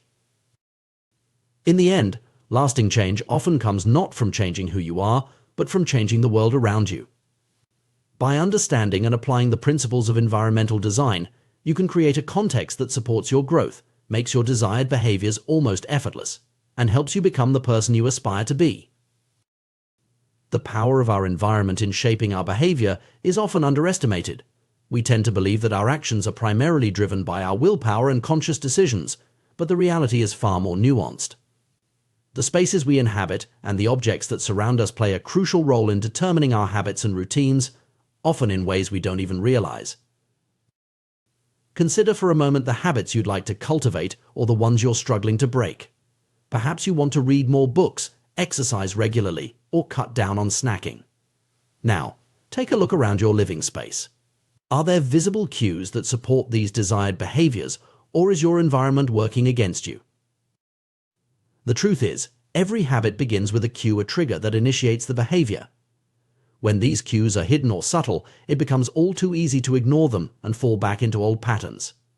Think about that guitar tucked away in the closet, rarely played because it's out of sight. Or the vitamins pushed to the back of the pantry, forgotten until they expire. These scenarios illustrate how our environment can inadvertently sabotage our best intentions. But what if we could harness this environmental influence to our advantage? By deliberately designing our spaces to support our goals, we can create a powerful ally in our quest for personal growth and habit formation. Let's explore a fascinating example from Schiphol Airport in Amsterdam. In the early 1990s, the cleaning staff faced a persistent problem with spillage around the urinals in men's restrooms. Their solution was brilliantly simple. They added a small sticker that looked like a fly near the center of each urinal. This tiny environmental change had a remarkable effect. Men instinctively aimed at what they perceived to be an insect, significantly improving their accuracy and reducing mess. This clever design not only solved a practical problem but also cut cleaning costs by 8% annually. This example demonstrates the profound impact that small, strategic changes to our environment can have on behavior. It's not about forcing change through willpower alone, but about creating contexts that naturally guide us towards desired actions.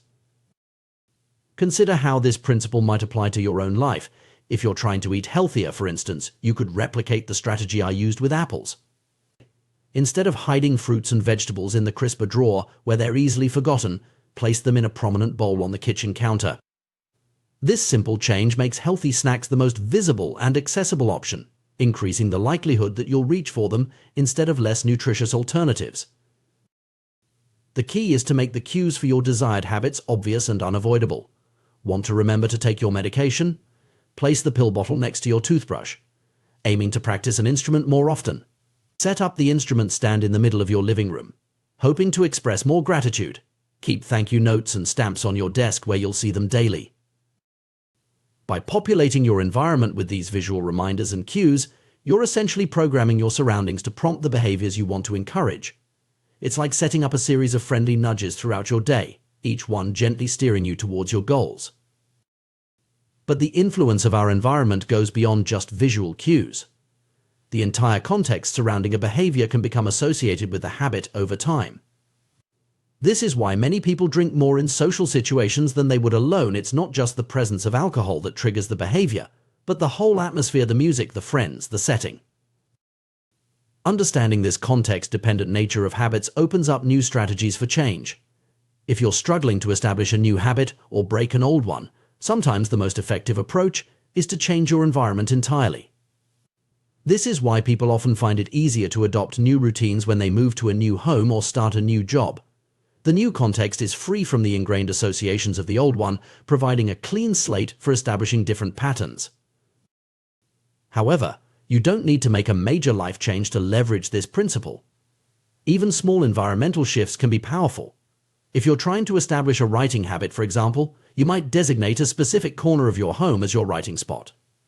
Use this space only for writing, and over time, your brain will begin to associate that location with the act of writing, making it easier to slip into a creative mindset when you sit down there. This strategy of associating specific context with specific behaviors can be applied to various areas of life. Having trouble falling asleep? Train yourself to use your bed only for sleeping.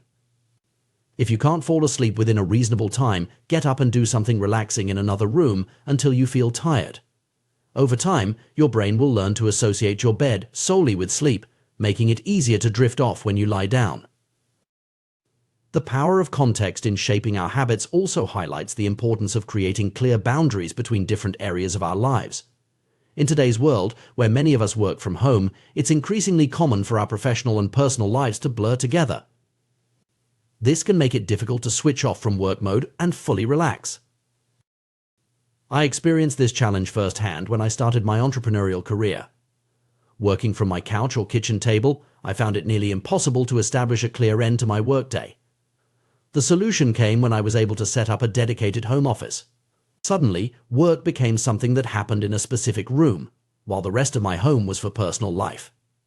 This physical separation created a psychological boundary, making it much easier to transition between work and relaxation. This concept of one space, one use can be a powerful tool in organizing your life and habits. By assigning specific activities to specific areas, you create mental shortcuts that help you slip into the right mindset for each task. Your kitchen becomes a place for cooking and enjoying meals, your bedroom a sanctuary for rest, your desk a focus zone for work or study. When designing your environment to support your habits, it's crucial to think not just in terms of objects, but relationships. The items in your space aren't just things, they're potential triggers for behaviors. That comfortable armchair might be a reading nook for one person, but a TV watching spot for another. The associations we form with our surroundings are deeply personal and can significantly influence our actions. This perspective shift from seeing your environment as a collection of objects to a web of relationships can be transformative.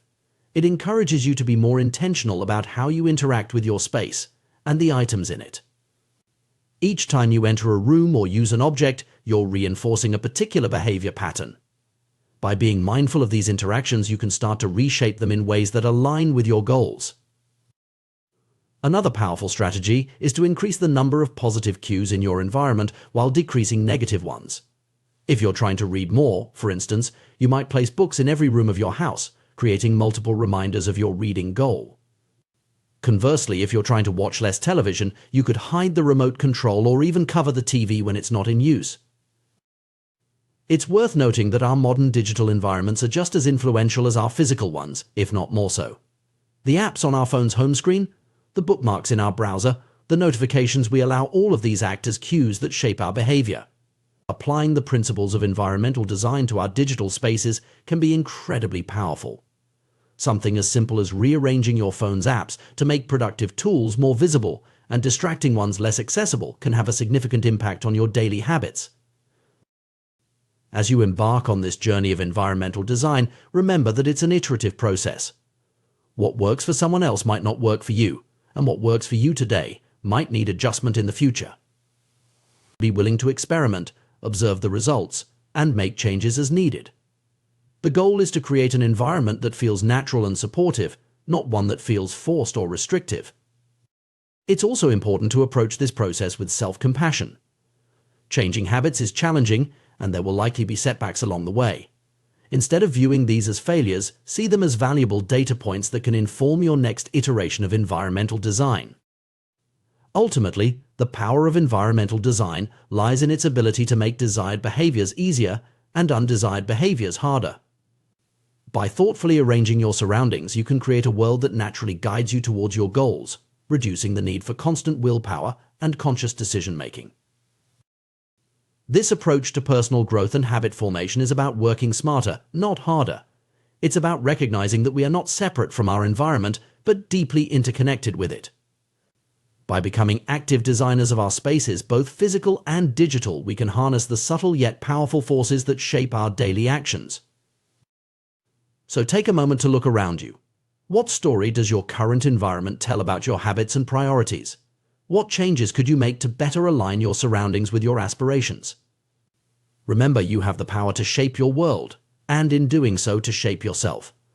By creating spaces that support your goals and values, you're not just changing your environment, you're changing your life, one small cue at a time.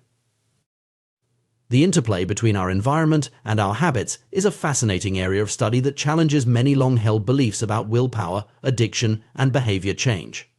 To truly understand how we can shape our habits, and by extension, our lives, we need to delve into the subtle yet powerful ways our surroundings influence our actions.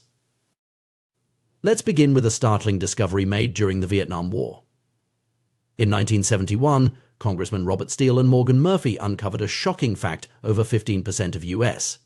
soldiers stationed in Vietnam were heroin addicts. Further research revealed that the problem was even more widespread, with up to 35% of service members having tried heroin and as many as 20% being addicted. This revelation sent shockwaves through Washington and led to the creation of the Special Action Office of Drug Abuse Prevention under President Nixon. The office was tasked with addressing this crisis, including tracking addicted service members upon their return home. What happened next would challenge everything we thought we knew about addiction. Researcher Lee Robbins, who was involved in studying these returning soldiers, made a groundbreaking discovery. Contrary to the prevailing belief that heroin addiction was a permanent, irreversible condition, Robbins found that only 5% of the soldiers who had used heroin in Vietnam became re-addicted within a year of returning home. Even more remarkably, only 12% relapsed within 3 years. This finding was revolutionary. It suggested that addiction wasn't solely about the substance or the individual's willpower.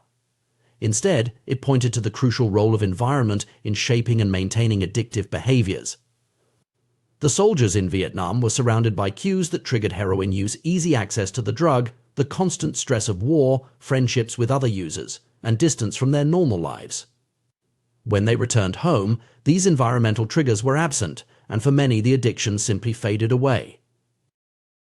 This stands in stark contrast to the typical experience of drug users in the United States.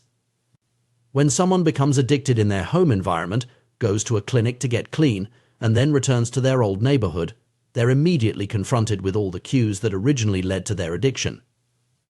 It's no wonder that relapse rates in these situations are often as high as 90%, the exact opposite of what was observed with the Vietnam veterans. These findings challenge our cultural narrative about bad habits and addiction. For decades, we've been told that unhealthy behaviors, whether it's drug addiction, overeating, or smoking, are primarily a result of moral weakness or lack of self-control. We've internalized the idea that if we just had more discipline, we could overcome any bad habit. However, recent research paints a different picture.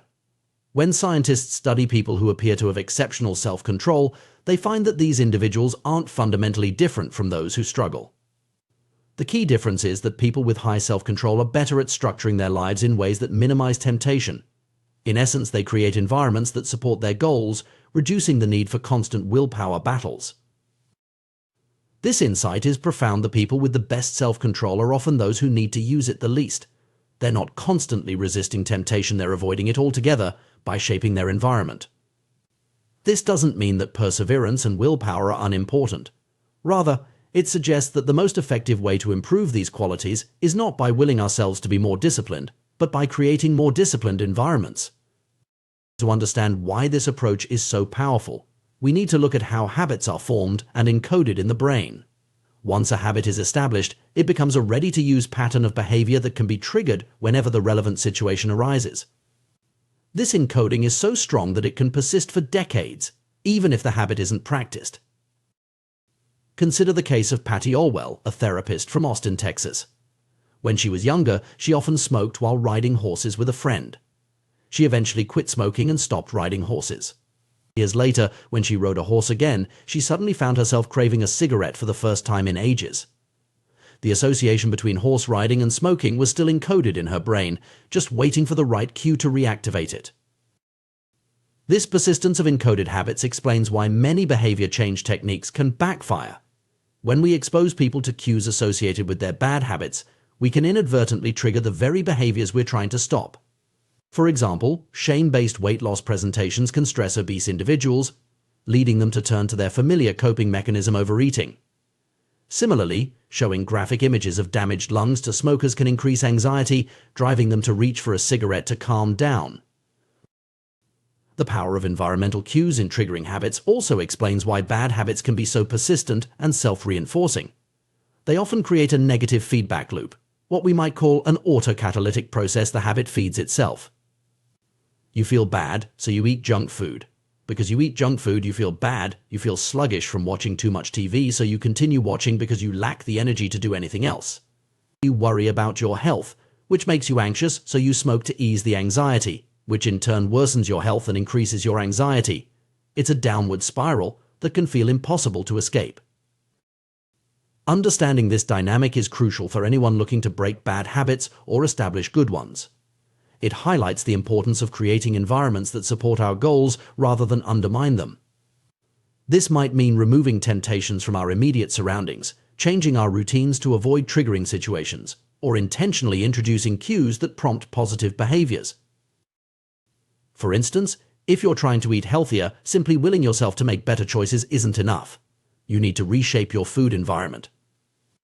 This could involve removing junk food from your home, pre-preparing healthy meals, or changing your commute to avoid passing your favorite fast food restaurants. By reducing your exposure to unhealthy food cues and increasing healthy ones, you make it easier to stick to your goals without constantly battling temptation. Similarly, if you're aiming to be more productive, relying solely on willpower to ignore distractions is a losing battle. Instead, you might create a dedicated workspace free from the cues that trigger procrastination. This could mean working in a different room from where you relax, using website blockers during work hours, or even wearing specific work clothes that signal to your brain it's time to focus. The principle extends to digital environments as well. In our hyper-connected world, our devices often serve multiple, sometimes conflicting purposes. Your smartphone might be both a vital work tool and your primary source of entertainment. This mixing of contexts can make it challenging to maintain focus or avoid procrastination. One strategy to combat this is to create distinct digital environments for different purposes. For example, you might use your computer solely for work, your tablet for reading, and your phone for communication and social media. By separating these contexts, you create clearer cues for your brain about what behavior is appropriate in each situation. This approach of creating distinct environments for different habits is powerful, but it can be challenging in practice, especially for those living in small spaces or with limited resources. However, even in constrained circumstances, it's possible to create activity zones within a single space. A specific chair might be designated for reading, a particular corner for meditation, or a certain table for focused work. The key is consistency. By repeatedly using these spaces for their designated purposes, you strengthen the association between the environment and the desired behavior. It's worth noting that while changing your environment can be a powerful tool for habit change, it's not a magic solution. Old habits don't disappear, they remain encoded in our brains, waiting for the right cues to reactivate them. This is why people who have quit smoking for years might suddenly crave a cigarette in a high-stress situation, or why someone who has maintained a healthy diet might binge on food during a particularly emotional time. The persistence of these encoded habits underscores the importance of ongoing environmental management. It's not enough to create a supportive environment once we need to continually reinforce it and be mindful of potential triggers. This might mean avoiding certain situations entirely, having strategies in place for when we can't avoid triggers, or regularly reassessing and adjusting our environment as our goals and circumstances change. Moreover, it's crucial to recognize that our environment extends beyond our physical surroundings. Our social connections, daily routines, and even our internal dialogue all form part of the context that shapes our habits. Changing habits often requires addressing these aspects as well. This might involve seeking out new social circles that support our goals, establishing routines that reinforce positive behaviors, or working on our self-talk to create a more supportive internal environment. The implications of this environmental approach to habit change are far-reaching. On a personal level, it offers a more compassionate and effective way to approach self-improvement. Rather than berating ourselves for lack of willpower, we can focus on creating environments that make good habits easier and bad habits harder. This shift in perspective can reduce shame and increase our sense of agency in shaping our behaviors. On a broader scale, this understanding has significant implications for public health and policy. Instead of relying solely on education or willpower-based interventions, we should be focusing on creating environments that naturally promote healthier choices. This could involve urban planning that encourages physical activity, workplace designs that reduce stress and promote well-being, or food policies that make healthy options more accessible and affordable. In conclusion, the secret to self-control and lasting habit change lies not in Herculean feats of willpower, but in the thoughtful design of our environment. By understanding the powerful role that context plays in shaping our behavior, we can create surroundings that naturally guide us towards our goals. This approach doesn't eliminate the need for effort or commitment, but it does make the path of positive change much smoother and more sustainable. As we navigate the complexities of modern life with its myriad distractions and temptations, this environmental perspective on habit formation becomes increasingly valuable. It empowers us to be active architects of our own behavior, shaping our surroundings to support the person we aspire to be. Whether we're trying to break a bad habit, establish a good one, or simply live more intentionally, the key often lies in the world we create around us. By mastering our environment, we can master ourselves. Habits are powerful shapers of our identities and lives. Each action we take, no matter how small, serves as a vote for the type of person we aspire to be. When we finish reading a book, we cast a vote for being someone who values knowledge and literature. When we hit the gym, we're voting for a health-conscious identity. Practicing an instrument is a vote for musicianship. These individual actions may seem insignificant in isolation, but over time they accumulate into compelling evidence of who we are becoming. This perspective on habit formation offers a refreshing take on personal growth. It suggests that meaningful change doesn't necessarily require drastic measures or overnight transformations. Instead, it's the consistent, small habits that can make a profound difference by gradually building up evidence of a new identity. This is the paradox of incremental improvement. What seems like minor progress can actually lead to significant change when viewed through the lens of identity formation. Consider how this plays out in various aspects of life. Each time you put pen to paper or fingers to keyboard, you reinforce your identity as a writer. Every practice session with a musical instrument strengthens your musician identity. Starting a workout, regardless of its intensity or duration, is an affirmation of your athletic self. When you take the time to encourage and support your team members, you're cementing your role as a leader. But the impact of these habits goes beyond just achieving specific outcomes or developing skills. Perhaps more importantly, they teach us to trust ourselves. As we consistently follow through on our intentions, we begin to believe in our ability to accomplish our goals. This growing self-trust is a powerful force that can propel us forward in all areas of life. It's crucial to recognize that this process works both ways. Just as positive habits reinforce desirable identities, negative habits can solidify less desirable ones. Every time we give in to procrastination, for instance, we're casting a vote for being someone who lacks discipline. When we choose unhealthy foods over nutritious options, we're voting for an identity that doesn't prioritize well-being. However, the good news is that perfection isn't necessary. In any election, there are always votes for both sides. The key is to win the majority. This means that occasional slip-ups or bad habits don't negate our progress, as long as we're consistently making choices that align with our desired identity more often than not. This understanding of habit formation as identity shaping leads us to a simple but powerful two-step process for personal transformation. First, we must decide on the type of person we want to become. Then, we prove it to ourselves through small, consistent wins. The first step, deciding who we want to be, is arguably the most challenging. It requires deep introspection and honesty about our values, principles, and aspirations. This applies not just to individuals, but to teams, communities, and even nations. What do we stand for? What principles guide our actions? Who do we aspire to become? For many, these questions can feel overwhelming. It's often easier to focus on specific outcomes we want to achieve: losing weight, reducing anxiety, or increasing our income. While these goals are valid starting points, the key is to work backward from these desired results to the type of person who could achieve them. Who is the kind of person that maintains a healthy weight? Who embodies the calm and centeredness we associate with low anxiety? Who has the skills, mindset, and habits that lead to financial success? This shift in focus from outcome-based thinking to identity-based thinking can be transformative. Instead of fixating on writing a book, we concentrate on becoming the type of person who writes consistently. Rather than obsessing over a target weight, we focus on embodying the habits and mindset of a healthy person. This approach aligns our daily actions with our deepest values and aspirations. Once we've clarified our desired identity, the second step is to reinforce it through small, consistent actions. These don't need to be grand gestures or dramatic changes. In fact, it's often the seemingly insignificant choices that have the most profound impact over time. Choosing to walk instead of drive, opting for a salad over fast food, or spending 10 minutes reading before bed, these small decisions, repeated consistently, shape our identity far more than occasional bursts of motivation or short-lived resolutions. This process creates a powerful feedback loop. Our habits shape our identity, and our identity, in turn, influences our habits. As we consistently act in alignment with our desired identity, we strengthen our belief in that identity, which makes it easier to maintain those habits. This virtuous cycle can lead to profound and lasting change.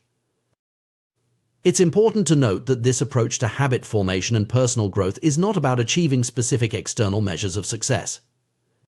While habits can certainly help us reach goals like earning more money, losing weight, or reducing stress, their true value lies in their ability to shape our identity. They are the means through which we develop and reinforce our deepest beliefs about ourselves. This perspective on habits offers a more holistic and sustainable approach to personal development. Instead of chasing fleeting goals or external validation, we focus on becoming the type of person we aspire to be. This shift in focus can lead to more meaningful and lasting change as our actions become aligned with our core values and desired identity. Moreover, this approach to habit formation acknowledges the fluid nature of identity. We are not fixed entities, but rather dynamic beings capable of growth and change. Our identity is not set in stone, it's a choice we make in every moment through our actions and habits. This realization is empowering, as it puts the power of change squarely in our own hands. The process of identity-based habit formation also highlights the importance of patience and consistency. Meaningful change doesn't happen overnight. It's the result of countless small actions and decisions made consistently over time. This understanding can help us stay committed to our goals, even when progress seems slow or setbacks occur. Additionally, this approach to personal growth encourages a more compassionate attitude towards ourselves. Instead of berating ourselves for failures or slip-ups, we can view them as part of the natural process of change. As long as we're winning the majority of the time, casting more votes for our desired identity than against it, we're moving in the right direction. This perspective on habits and identity formation has implications beyond individual growth. It can be applied to organizational change, community development, and even societal transformation. By focusing on the type of organization, community, or society we want to be, and consistently taking actions that align with that vision, we can create meaningful change on a larger scale. In conclusion, the power of habits lies not just in their ability to help us achieve specific goals, but in their capacity to shape our very identity. By focusing on who we want to become rather than what we want to achieve, we can create more meaningful and lasting change in our lives. Through consistent small actions, we cast votes for our desired identity, gradually becoming the person we aspire to be. This process of continuous self-evolution, guided by our deepest values and aspirations, is the true essence of personal growth and fulfillment. As we align our habits with our desired identity, we not only improve our lives but also contribute to positive change in our communities and the world at large. The human brain is a remarkable organ, constantly adapting and evolving to help us navigate the complexities of life. One of its most fascinating abilities is the formation of habits, automatic behaviors that allow us to function efficiently in our daily lives. Understanding how habits form and why they're so crucial to our success can provide valuable insights into human behavior and personal growth. Let's start by exploring the fundamental nature of habits. At their core, habits are behaviors that have been repeated so frequently that they become automatic. This process of habit formation begins with a period of trial and error, much like the experiences of the cats in Edward Thorndike's famous puzzle box experiments. When we encounter a new situation or challenge, our brain must decide how to respond. Initially, we may feel uncertain, trying different approaches to see what works best. This period is characterized by high neurological activity as our brain carefully analyzes the situation, taking in new information and making conscious decisions about how to act. Through this process of exploration, we occasionally stumble upon a solution that works well, a behavior that solves our problem or provides a reward. Perhaps we discover that going for a run helps alleviate anxiety, or that playing video games after work helps us unwind from a stressful day.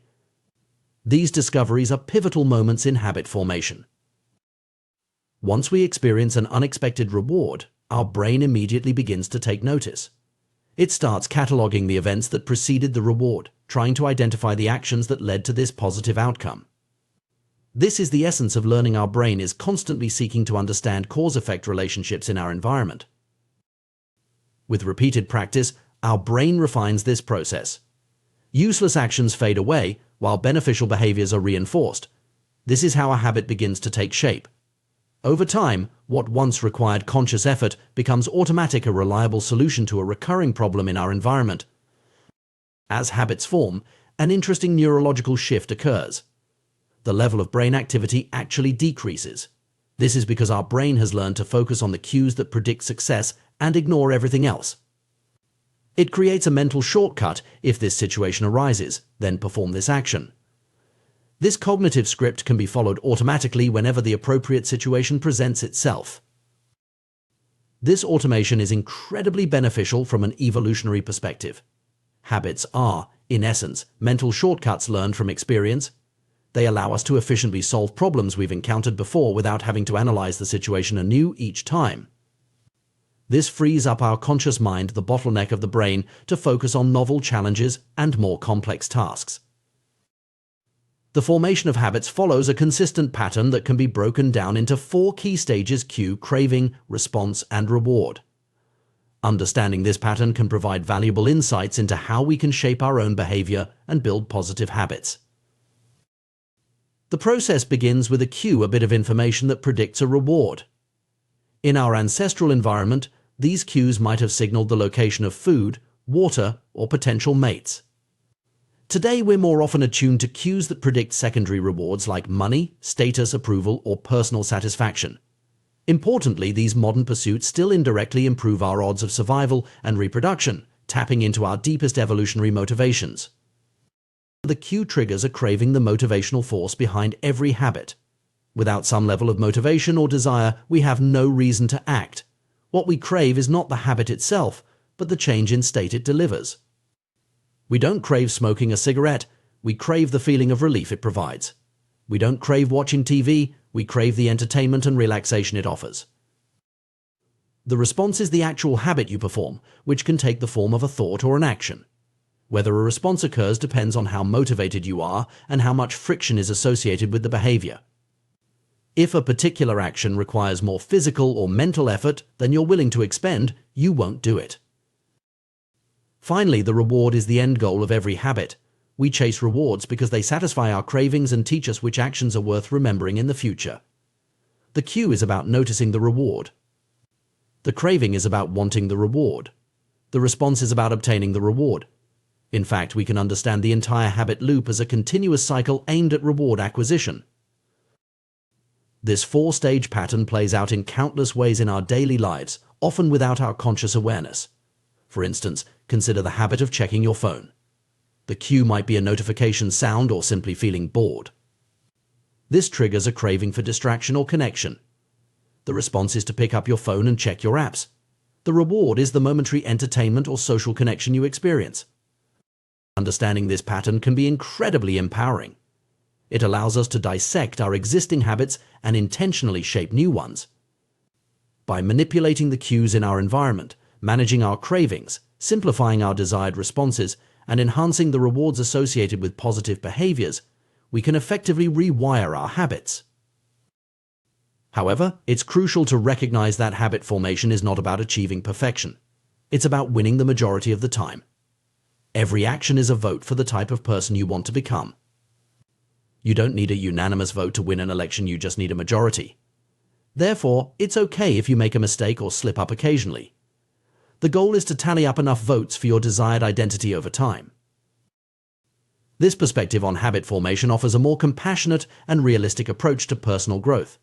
Instead of beating ourselves up over occasional failures, we can focus on consistently making choices that align with our desired identity more often than not. Moreover, this approach to habit formation acknowledges the fluid nature of identity. We are not fixed entities, but dynamic beings capable of growth and change. Our identity emerges from our habits, and our habits shape our identity in turn. This creates a powerful feedback loop that can lead to profound personal transformation over time. It's worth noting that while habits can be incredibly beneficial, some people worry that too much routine might make life dull or restrict their freedom. However, this concern sets up a false dichotomy between habits and freedom. In reality, good habits create freedom by automating the mundane aspects of life, freeing up mental resources for more important tasks and decisions. Consider financial habits, for instance. Good financial habits like regularly saving a portion of your income or tracking your expenses might seem restrictive in the short term. However, these habits ultimately create more freedom by providing financial stability and options in the long run. Similarly, good health habits might require some discipline initially, but they provide the energy and vitality needed to fully engage in life's experiences. In essence, habits are tools that can be leveraged to create the life we desire. They are not about restricting our choices, but about aligning our automatic behaviors with our deepest values and aspirations. By thoughtfully cultivating positive habits, we can automate the fundamentals of life, creating the mental space needed for creativity, growth, and the pursuit of our most meaningful goals. It's also important to recognize that habits exist on a spectrum of automaticity. Some habits are so ingrained that they occur completely without conscious thought, while others may require some level of intentionality, especially in their early stages of formation. This spectrum allows for flexibility in how we approach habit formation and modification. Furthermore, habits don't exist in isolation. They are part of larger systems in our lives, often interconnected in complex ways. A single keystone habit can trigger a cascade of positive changes across various areas of life. For example, developing a regular exercise habit might lead to better eating choices, improved sleep, increased productivity, and enhanced mood. As we deepen our understanding of habits, we can also appreciate their role in shaping not just individual lives, but entire societies. Collective habits form the basis of culture, and changing societal norms often involves shifting the habits of many individuals. This perspective highlights the profound impact that personal habit change can have on a larger scale. In conclusion, habits are far more than just repetitive behaviors. They are the building blocks of our identities, the shapers of our daily experiences, and the determinants of our long-term outcomes. By understanding the science of habit formation and leveraging this knowledge in our lives, we can take conscious control of our automatic behaviors, aligning them with our deepest values and aspirations. This journey of habit formation and identity shaping is not about achieving perfection or adhering to rigid routines. Instead, it's about making consistent, small choices that compound over time, gradually sculpting us into the individuals we aspire to be. It's a process of continuous growth and refinement, where each small action is a vote for our desired identity. As we navigate this process, it's crucial to approach it with patience, self-compassion, and a long-term perspective. Meaningful change doesn't happen overnight, but through the accumulation of many small, consistent actions over time. By focusing on the process rather than just the outcome, we can find joy and fulfillment in the journey of personal growth itself. Ultimately, mastering our habits is about taking control of our own evolution. It's about consciously shaping our behaviors, our identities, and by extension, our lives. In doing so, we don't just change our routines, we change our worlds, opening up new possibilities and creating the freedom to live life on our own terms. The intricate workings of human behavior have long fascinated scientists, psychologists, and individuals seeking personal growth. At the heart of our daily actions lies a powerful force: habits. These automated behaviors shape our lives in profound ways, often operating below the surface of our conscious awareness. Understanding the mechanics of habit formation can unlock the potential for meaningful personal change and growth. At its core, every habit follows a predictable pattern, a loop that consists of 4 key stages: cue, craving, response, and reward. This habit loop is not just a theoretical construct, but a neurological reality that plays out countless times each day in our lives. The journey of a habit begins with a cue. This is a trigger, a bit of information that predicts a potential reward. In our modern world, cues can take many forms: the ping of a smartphone notification, the aroma of freshly brewed coffee, or the sight of your running shoes by the door. These cues are neutral in themselves, but they have the power to set the habit loop in motion. What transforms a simple cue into a catalyst for action is the second stage of the habit loop: craving. This is where things get interesting from a psychological perspective. Contrary to what we might assume, we don't actually crave the habit itself. Rather, we crave the change in state that the habit promises to deliver. For instance, when you see a notification on your phone, you don't crave the act of checking your phone itself. What you truly desire is the potential nugget of information, the connection, or the momentary distraction it might provide. When you smell coffee, you're not longing for the liquid itself, but for the alertness and comfort it represents. This distinction is crucial because it highlights the emotional and psychological underpinnings of our habits. Cravings are highly personal and can vary dramatically from one individual to another. What triggers an intense desire in one person might be entirely insignificant to another. This is why understanding your own cravings is a key step in mastering your habits. The sound of slot machines might ignite an irresistible urge in a habitual gambler, while for others, it's merely background noise. The interpretation of cues, colored by our past experiences, emotions, and current state, is what transforms them into cravings. The third stage of the habit loop is the response. This is the actual habit you perform, which can be a physical action or a mental process. However, a response only occurs if 2 conditions are met: sufficient motivation and the ability to perform the action. If an action requires more effort than you're willing to expend, or if it's beyond your capabilities, the habit loop breaks down at this stage. This insight offers a powerful lever for habit change. By increasing or decreasing the effort required to perform a habit, we can influence whether it occurs. Want to read more? Leave a book on your bedside table. Trying to cut down on social media? Log out of your accounts after each use, adding a small barrier to mindless scrolling. The final stage of the habit loop is the reward. This is the end goal of every habit, the payoff that satisfies the craving and completes the cycle. Rewards serve a dual purpose: they provide immediate gratification and they teach us which actions are worth repeating in the future. The immediate satisfaction of a craving is what makes habits so powerful. When you check your phone and find an interesting message, the brief moment of entertainment or connection reinforces the habit. When you take a sip of coffee and feel that first jolt of caffeine, your brain logs that action as worth repeating. But rewards do more than just satisfy momentary desires. They play a crucial role in the learning process that underlies habit formation. Our brains are essentially reward detectors, constantly scanning our experiences to identify which actions lead to pleasurable outcomes. This feedback mechanism helps us distinguish between useful and useless behaviors, gradually shaping our habits over time. Understanding this 4-stage habit loop provides a framework for analyzing and modifying our behaviors. If any of these four components is insufficient, a behavior will fail to become a habit. Without a clear cue, a habit won't start. Without a strong enough craving, there's no motivation to act. If the response is too difficult, it won't be performed. And if the reward fails to satisfy, there's no reason to repeat the behavior. This loop isn't just an occasional occurrence, it's an endless cycle that's running every moment we're alive. Our brains are constantly scanning the environment, predicting outcomes, trying responses, and learning from the results. Most of the time, this process happens so quickly and automatically that we're not even aware of it. We can think of the habit loop as having two distinct phases: the problem phase and the solution phase. The problem phase, which includes the cue and craving, is when we recognize that something needs to change. The solution phase, comprising the response and reward, is when we take action to bring about that change.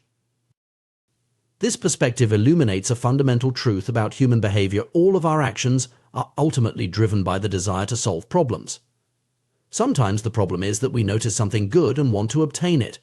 Other times we're experiencing discomfort and want to alleviate it.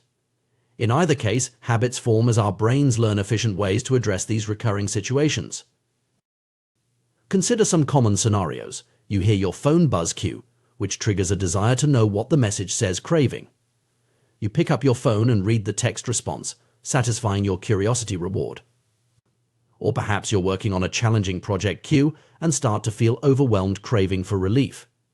You might bite your nails, response as a way to relieve stress, reward. These examples illustrate how deeply ingrained habits can become. By the time we reach adulthood, many of our habits are so automatic that we hardly notice them. We don't think about which shoe we tie first in the morning, or the fact that we always turn right when we leave our driveway. These patterns of behavior have become so deeply encoded in our neural pathways that they occur without conscious thought. This automaticity is both a blessing and a curse. On one hand, it allows us to navigate much of our daily lives efficiently, freeing up mental resources for more complex tasks. On the other hand, it can lead us to perpetuate behaviors that may not serve us well in the long run. The key to harnessing the power of habits lies in becoming more aware of these automatic processes. By shining a light on the cues that trigger our behaviors, the cravings that drive them, the responses we've learned, and the rewards we receive, we can begin to exert more conscious control over our actions.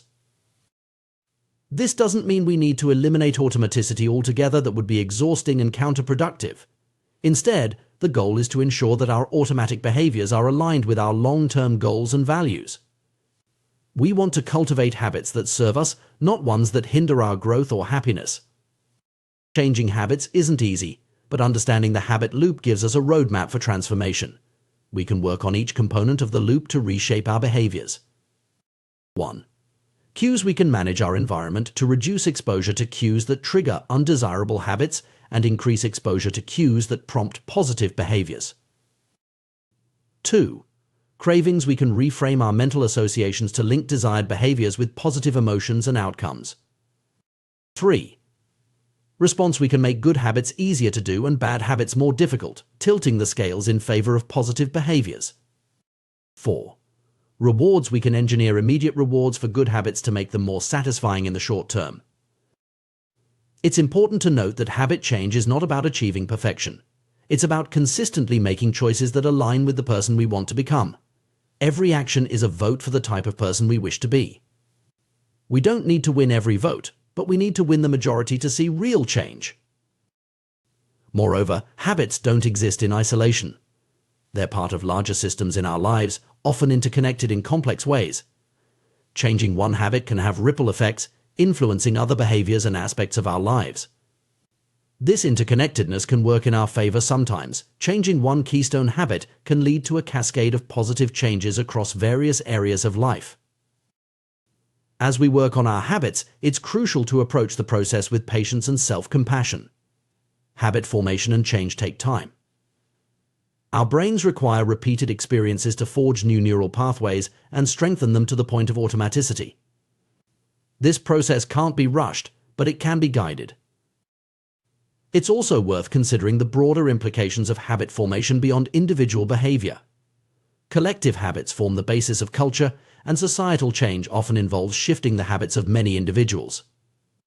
By understanding and mastering our own habits, we not only improve our personal lives but potentially contribute to positive changes on a larger scale. In conclusion, the science of habit formation offers powerful insights into human behavior and personal growth.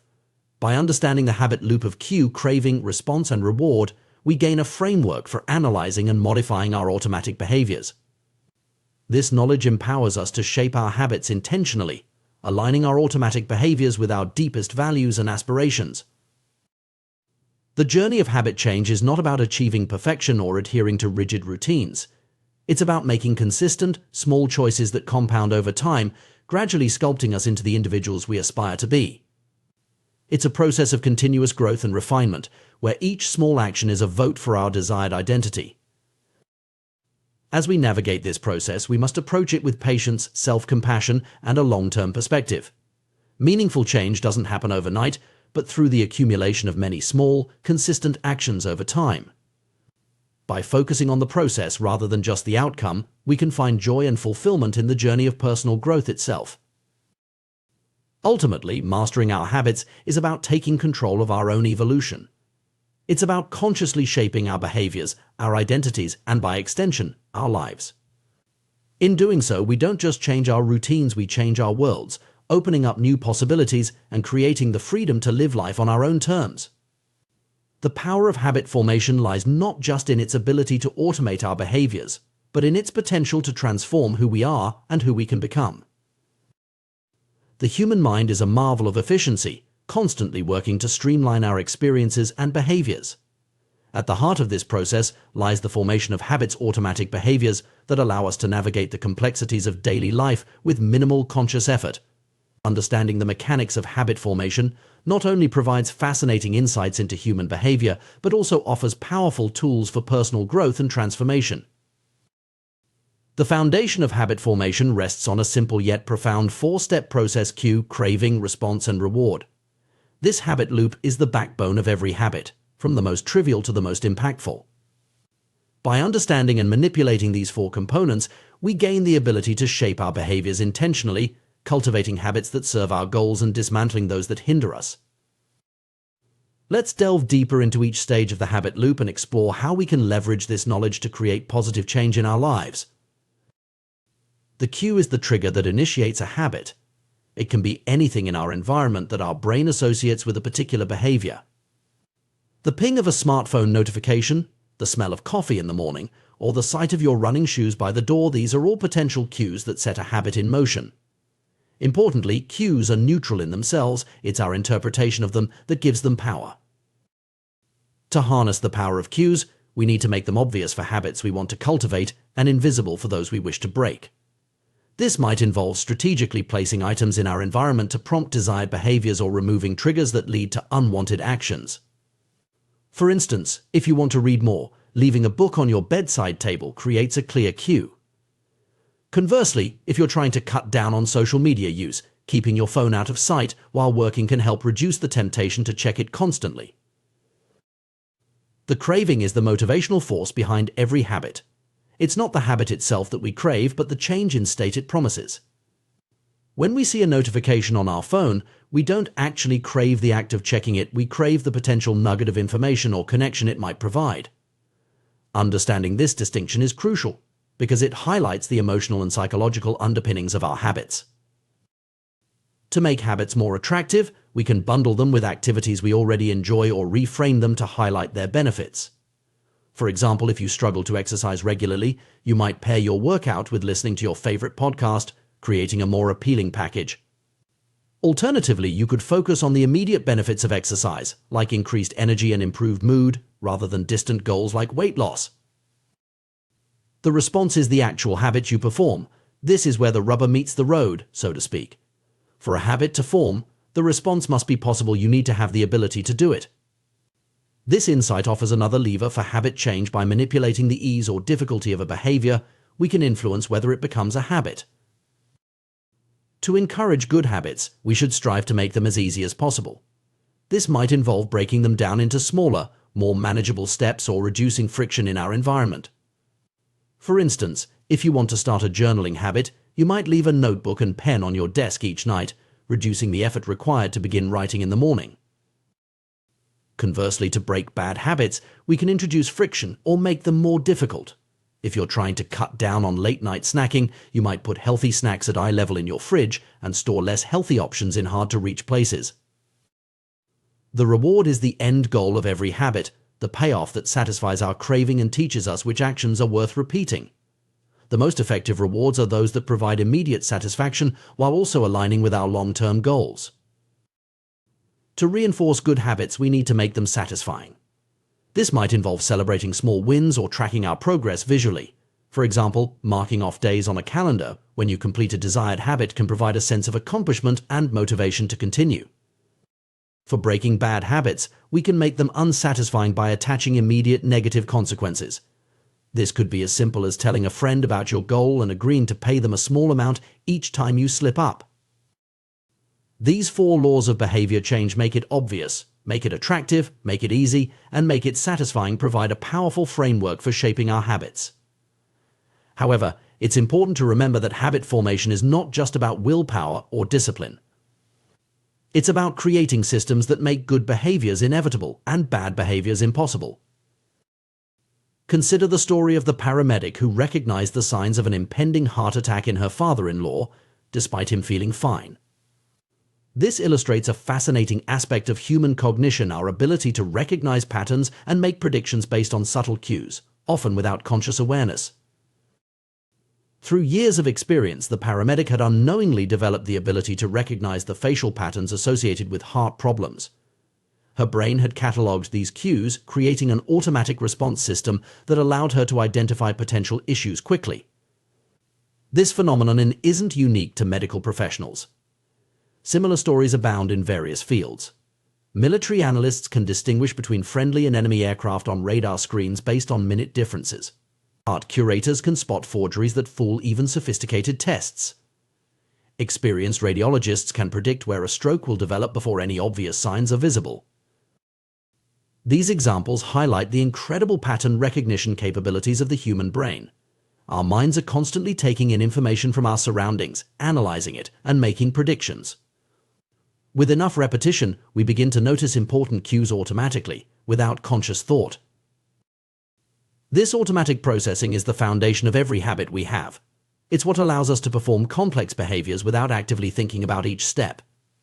Consider how you don't need to consciously think about each muscle movement involved in driving a car or typing on a keyboard. These actions have become habitual, freeing up mental resources for other tasks. However, this automaticity is a double-edged sword. While it makes many aspects of our lives more efficient, it can also lead us to fall into patterns of behavior that may not serve us well. We might find ourselves reaching for our phones every time we feel a moment of boredom, or automatically grabbing a snack when we pass the kitchen, even if we're not hungry. The key to harnessing the power of habits while avoiding their potential pitfalls lies in becoming more aware of our automatic behaviors. By shining a light on the cues that trigger our habits, the cravings that drive them, the responses we've learned, and the rewards we receive, we can begin to exert more conscious control over our actions. This doesn't mean we need to eliminate automaticity altogether. That would be exhausting and counterproductive. Instead, the goal is to ensure that our automatic behaviors are aligned with our long-term goals and values. We want to cultivate habits that serve us, not ones that hinder our growth or happiness. It's important to note that habit change is not about achieving perfection. It's about consistently making choices that align with the person we want to become. Every action is a vote for the type of person we wish to be. We don't need to win every vote, but we need to win the majority to see real change. Moreover, habits don't exist in isolation. They're part of larger systems in our lives, often interconnected in complex ways. Changing one habit can have ripple effects, influencing other behaviors and aspects of our lives. This interconnectedness can work in our favor sometimes. Changing one keystone habit can lead to a cascade of positive changes across various areas of life. As we work on our habits, it's crucial to approach the process with patience and self-compassion. Habit formation and change take time. Our brains require repeated experiences to forge new neural pathways and strengthen them to the point of automaticity. This process can't be rushed, but it can be guided. it's also worth considering the broader implications of habit formation beyond individual behavior. Collective habits form the basis of culture, and societal change often involves shifting the habits of many individuals. By understanding and mastering our own habits, we not only improve our personal lives but potentially contribute to positive changes on a larger scale. In conclusion, the science of habit formation offers powerful insights into human behavior and personal growth. By understanding the habit loop of cue, craving, response, and reward, and applying the 4 laws of behavior change, we gain a framework for analyzing and modifying our automatic behaviors. This knowledge empowers us to shape our habits intentionally, aligning our automatic behaviors with our deepest values and aspirations. The journey of habit change is not about achieving perfection or adhering to rigid routines. It's about making consistent, small choices that compound over time, gradually sculpting us into the individuals we aspire to be. It's a process of continuous growth and refinement, where each small action is a vote for our desired identity. As we navigate this process, we must approach it with patience, self-compassion, and a long-term perspective. Meaningful change doesn't happen overnight, but through the accumulation of many small, consistent actions over time. By focusing on the process rather than just the outcome, we can find joy and fulfillment in the journey of personal growth itself. Ultimately, mastering our habits is about taking control of our own evolution. It's about consciously shaping our behaviors, our identities, and by extension, our lives. In doing so, we don't just change our routines, we change our worlds, opening up new possibilities and creating the freedom to live life on our own terms. The power of habit formation lies not just in its ability to automate our behaviors, but in its potential to transform who we are and who we can become. In our fast-paced world, we often find ourselves operating on autopilot, our actions guided by deeply ingrained habits that we may not even be consciously aware of. These habits, whether beneficial or detrimental, shape our daily lives and ultimately determine our long-term outcomes. Understanding and harnessing the power of habits is crucial for personal growth and achieving our goals. Consider the story of a retail clerk who, after a series of transactions involving gift cards, absent-mindedly cut a customer's actual credit card in half. Or the former preschool teacher who, even in her new corporate job, couldn't shake the habit of asking co-workers if they had washed their hands after using the bathroom. These anecdotes illustrate how deeply ingrained our habits can become, often operating below the level of conscious awareness. The power of habits lies in their ability to automate our behaviors, freeing up mental resources for more complex tasks. However, this same automaticity can lead us astray when our habits are misaligned with our goals or values. The key to leveraging habits for personal growth lies in bringing them into our conscious awareness and intentionally shaping them to serve our desired outcomes. One powerful technique for increasing awareness of our habits is inspired by the Japanese railway system's pointing and calling method. This safety system, which involves operators physically pointing at and verbally calling out various checks and procedures, has been shown to reduce errors by up to 85% and cut accidents by 30%.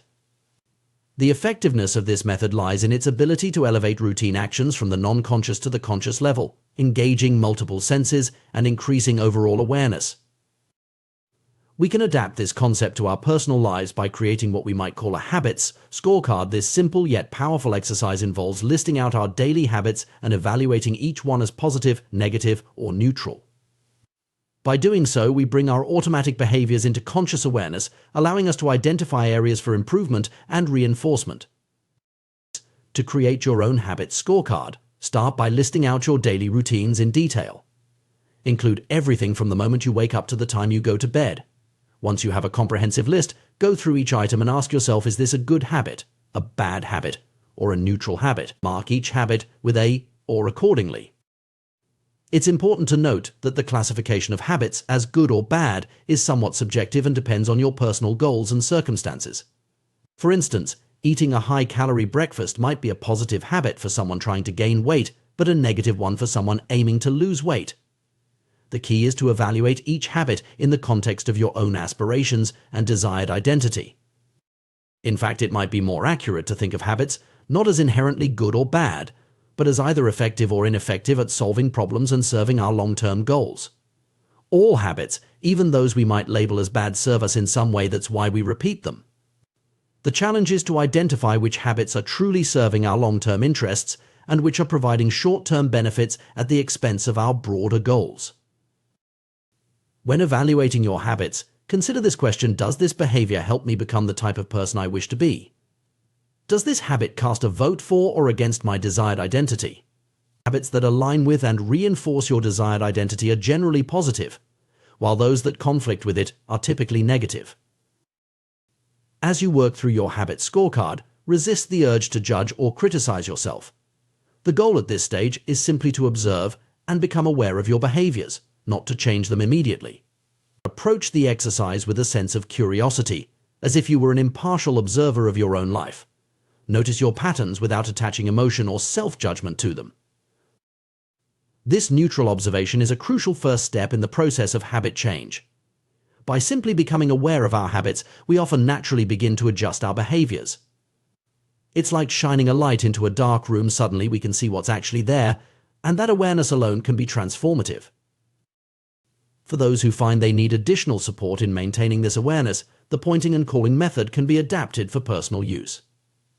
For example, if you're trying to reduce snacking, you might say out loud, "I'm about to eat this cookie, but I don't need it. Eating it will move me further from my health goals." This verbalization brings the action fully into your conscious awareness, creating a moment of pause that allows you to make a more intentional choice. As you become more aware of your habits, you may start to notice the cues that trigger them. These cues, the ping of a notification, the sight of the TV remote, the smell of coffee, often become so familiar that they fade into the background of our awareness. By bringing these cues back into focus, we gain the power to interrupt the habit loop and potentially reshape our responses. It's worth noting that the process of habit change is not about achieving perfection or adhering to rigid routines. Rather, it's about making consistent, small choices that align with our desired identity and long-term goals. Every action we take is essentially a vote for the type of person we want to become. We don't need to win every vote, but we need to win the majority to see real change. Moreover, habits don't exist in isolation. They're part of complex systems in our lives, often interconnected in ways we might not immediately recognize. Changing one habit can have ripple effects, influencing other behaviors and aspects of our lives. This interconnectedness can work in our favor sometimes. Changing one keystone habit can lead to a cascade of positive changes across various areas of life. As we work on becoming more aware of our habits and shaping them intentionally, it's crucial to approach the process with patience and self-compassion. Habit formation and change take time. Our brains require repeated experiences to forge new neural pathways and strengthen them to the point of automaticity. This process can't be rushed, but it can be guided with consistent effort and awareness. It's also important to consider the broader implications of habit formation beyond individual behavior. Collective habits form the basis of culture, and societal change often involves shifting the habits of many individuals. By understanding and mastering our own habits, we not only improve our personal lives but potentially contribute to positive changes on a larger scale. The journey of habit awareness and change is not always easy. It requires us to confront uncomfortable truths about our behaviors and to challenge deeply ingrained patterns.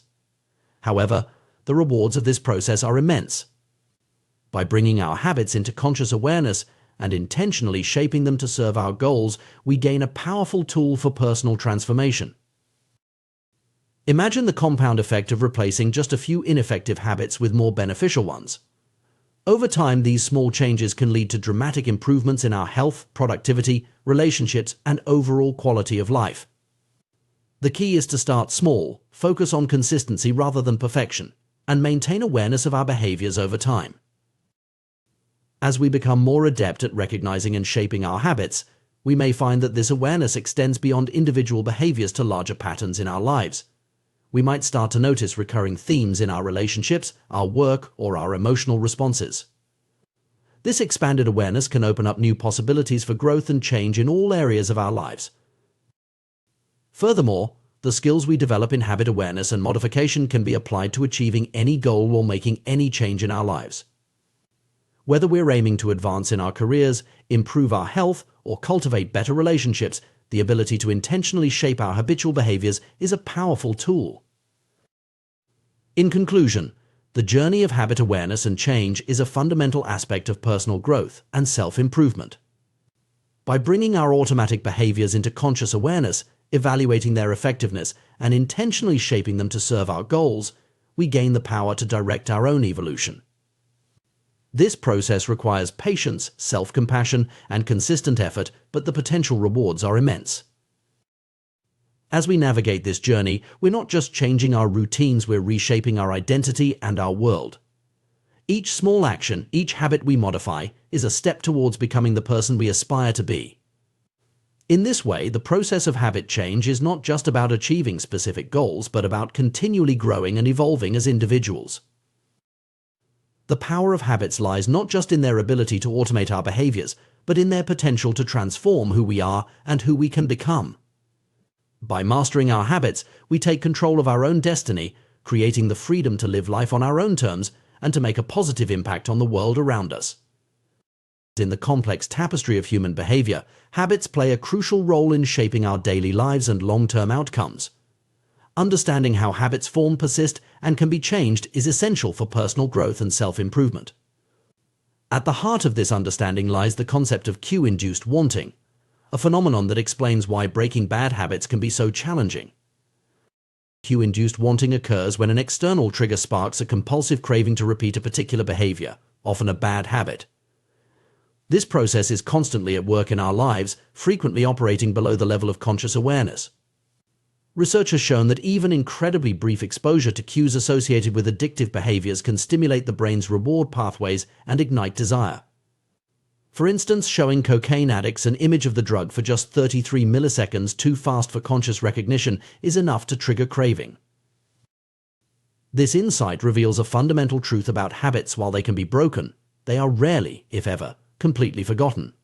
Once the neural pathways associated with a habit are established in the brain, they remain etched there, even if they go unused for extended periods. This persistence of habit-related neural structures explains why resisting temptation through sheer willpower is often an ineffective long-term strategy for behavior change. Maintaining constant vigilance against temptation is exhausting and unsustainable in a world filled with distractions and triggers. While it's possible to overpower temptation in the short term through force of will, this approach is likely to fail over time as our mental resources become depleted. Instead, we must recognize that we are, to a large extent, products of our environment. The contexts in which we live, work, and play exert a powerful influence on our behavior, often more so than our conscious intentions. Given this reality, a more effective approach to eliminating bad habits is to focus on reducing exposure to the cues that trigger them. This strategy involves restructuring our environment to make the stimuli associated with undesirable behaviors less prominent or entirely absent. For example, if smartphone use is interfering with productivity, simply placing the device in another room can significantly reduce the temptation to check it constantly.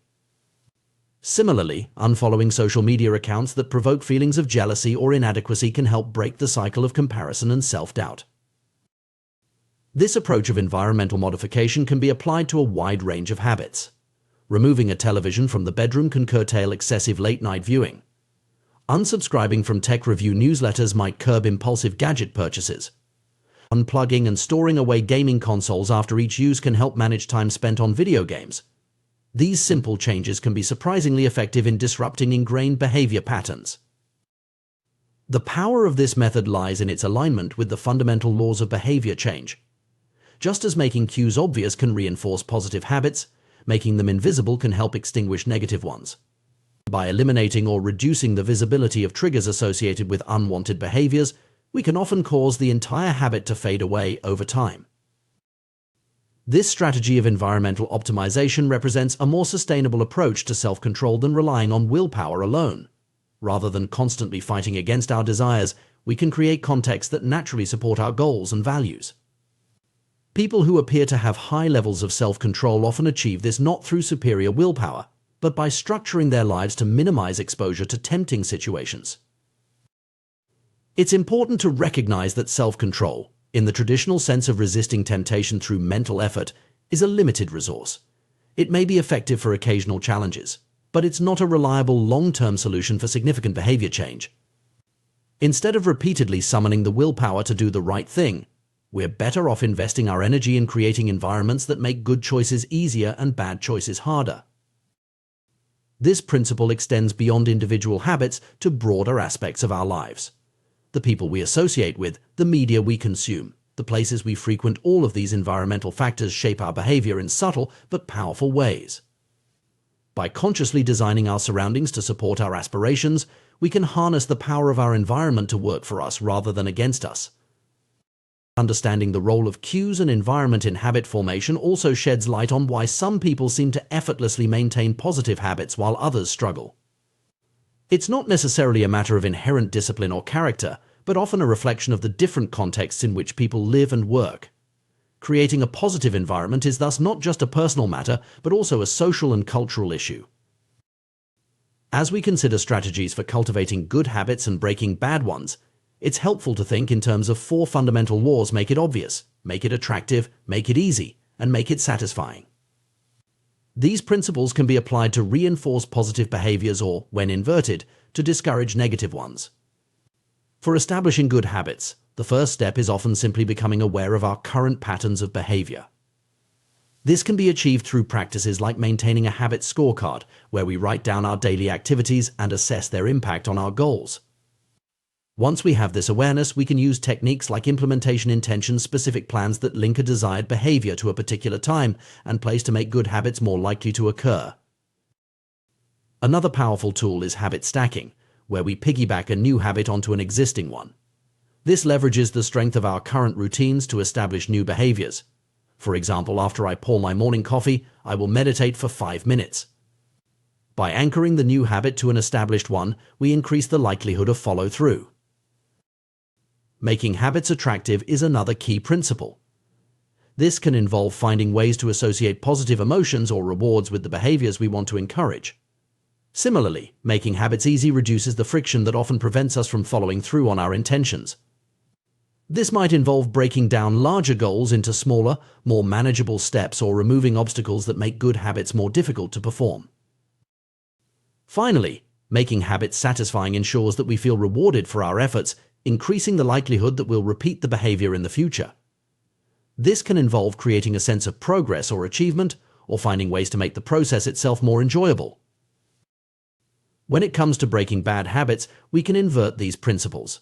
Making cues invisible, as discussed earlier, is a powerful first step. We can also work to make undesirable behaviors less attractive, perhaps by focusing on their negative consequences or finding healthier alternatives that fulfill the same needs. Making bad habits more difficult to perform, for instance, by adding extra steps or inconveniences, can also be effective. And finally, we can strive to make the outcomes of bad habits less satisfying, perhaps by implementing some form of negative consequence or by vividly imagining the long-term effects of the behavior. It's worth noting that the process of habit change is not always linear or straightforward. Our brains are complex systems shaped by evolution to respond to certain stimuli in ways that may no longer serve us well in modern environments. The work of scientists like Nico Tinbergen has revealed how deeply ingrained some of our responses to environmental cues can be. Tinbergen's experiments with herring gulls and greylag geese demonstrated the power of supernormal stimuli, exaggerated versions of natural cues that elicit stronger than normal responses.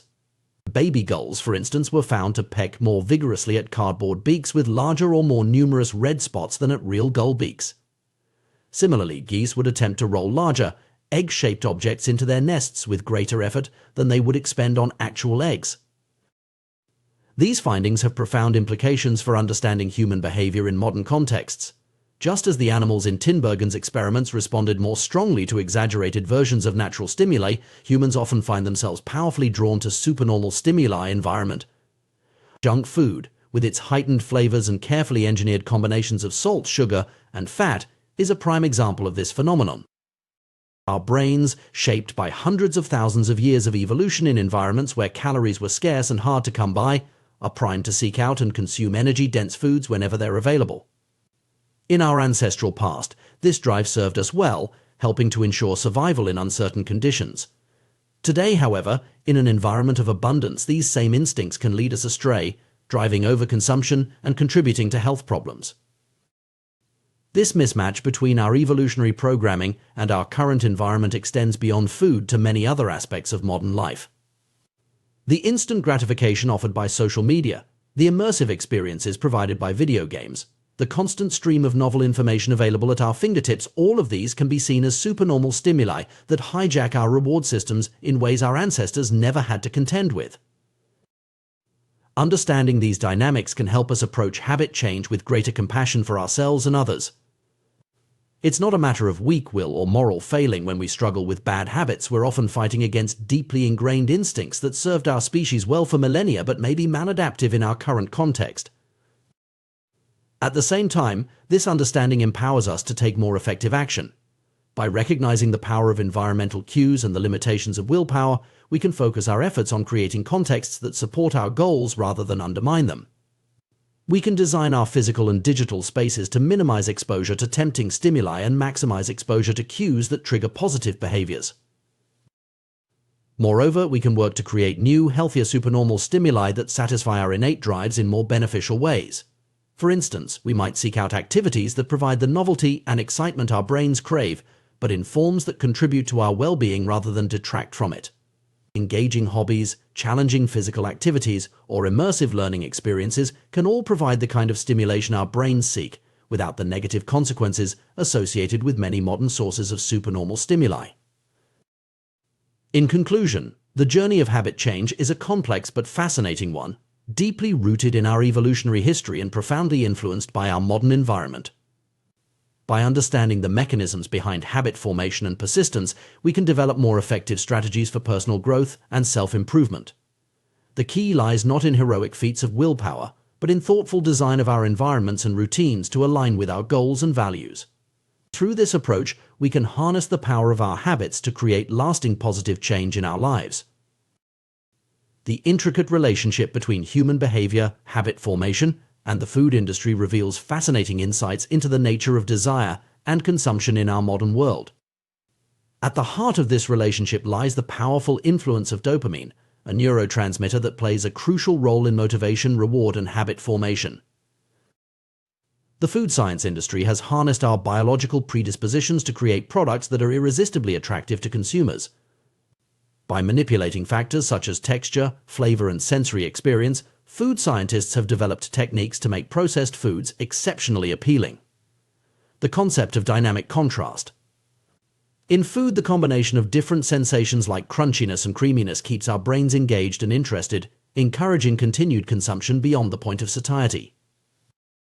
This optimization of food products extends to finding the perfect bliss point, a precise balance of salt, sugar, and fat that maximizes palatability and appeal. The result is a category of hyper-palatable foods that effectively hijack our reward systems, leading to overconsumption and potentially contributing to issues like obesity and related health problems.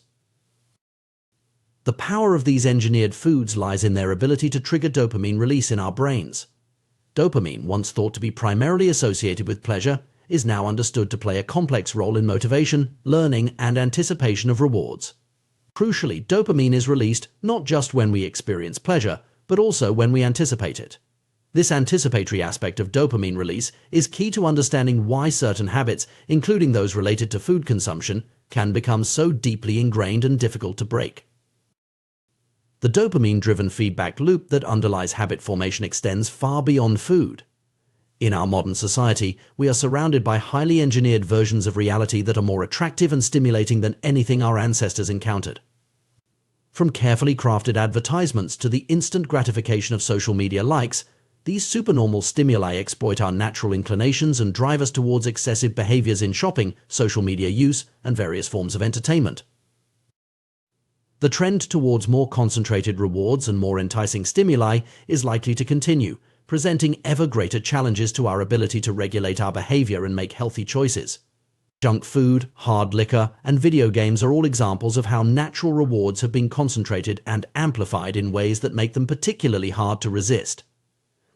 Understanding the role of dopamine in craving and habit formation provides valuable insights for those seeking to change their behavior or break undesirable habits.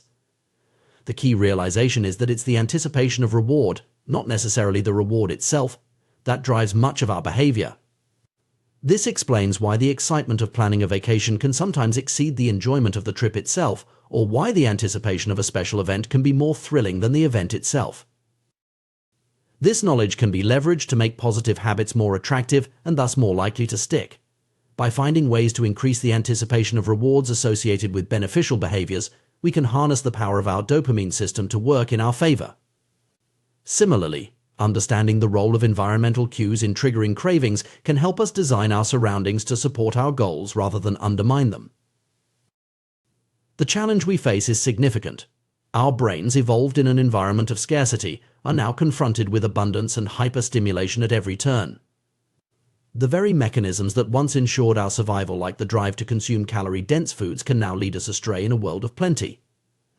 However, by understanding these mechanisms, we gain the power to make informed choices and design strategies to align our behavior with our long-term goals and values.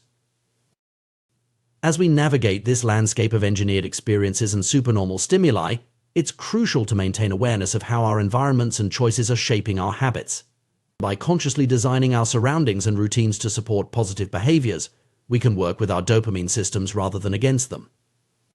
This might involve creating rewarding rituals around healthy activities, finding ways to make beneficial habits more immediately gratifying, or structuring our environments to minimize exposure to tempting cues. Moreover, this understanding calls for a broader societal conversation about the ethics of designing products and experiences that exploit our psychological vulnerabilities. As our ability to create irresistible stimuli grows, so too does our responsibility to consider the long-term impacts on individual and public health. In conclusion, the interplay between our ancient reward systems and our modern, engineered environment presents both challenges and opportunities. By deepening our understanding of the dopamine-driven processes underlying habit formation and craving, we equip ourselves with powerful tools for personal growth and societal progress. The key lies in harnessing these insights to create environments and habits that support our well-being, while remaining mindful of the potent forces shaping our desires and behaviors in the modern world. In our modern world, we find ourselves surrounded by an array of products and experiences meticulously designed to captivate our attention and spark our desires. At the forefront of this phenomenon is the food industry, where science and consumer psychology intersect to create irresistible edibles that keep us coming back for more.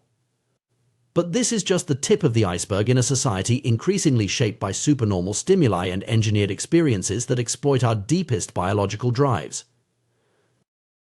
The food science industry has elevated the creation of appealing products to an art form, investing millions in research to perfect every aspect of the eating experience.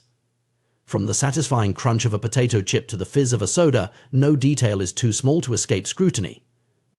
The concept of orosensation, how a food feels in your mouth, has become a key focus, with entire departments dedicated to optimizing this sensory experience.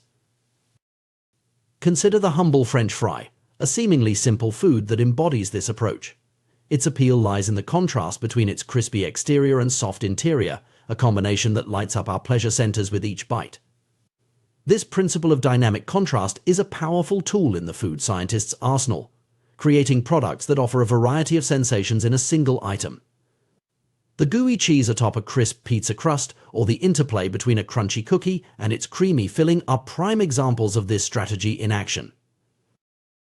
These techniques serve a singular purpose: to keep us engaged and eating long past the point where we might normally feel satisfied. Natural, unprocessed foods tend to become less appealing as we consume them, a phenomenon known as sensory-specific satiety. Your brain gradually loses interest in the repetitive sensations, signaling that it's time to stop eating. However, foods high in dynamic contrast circumvent this natural mechanism, maintaining novelty and interest bite after bite. The ultimate goal of this scientific approach to food design is to find the bliss point, that perfect balance of salt, sugar, and fat that makes a product irresistible to the human palate. This combination triggers a powerful response in our brains, overriding natural satiety signals and encouraging overconsumption.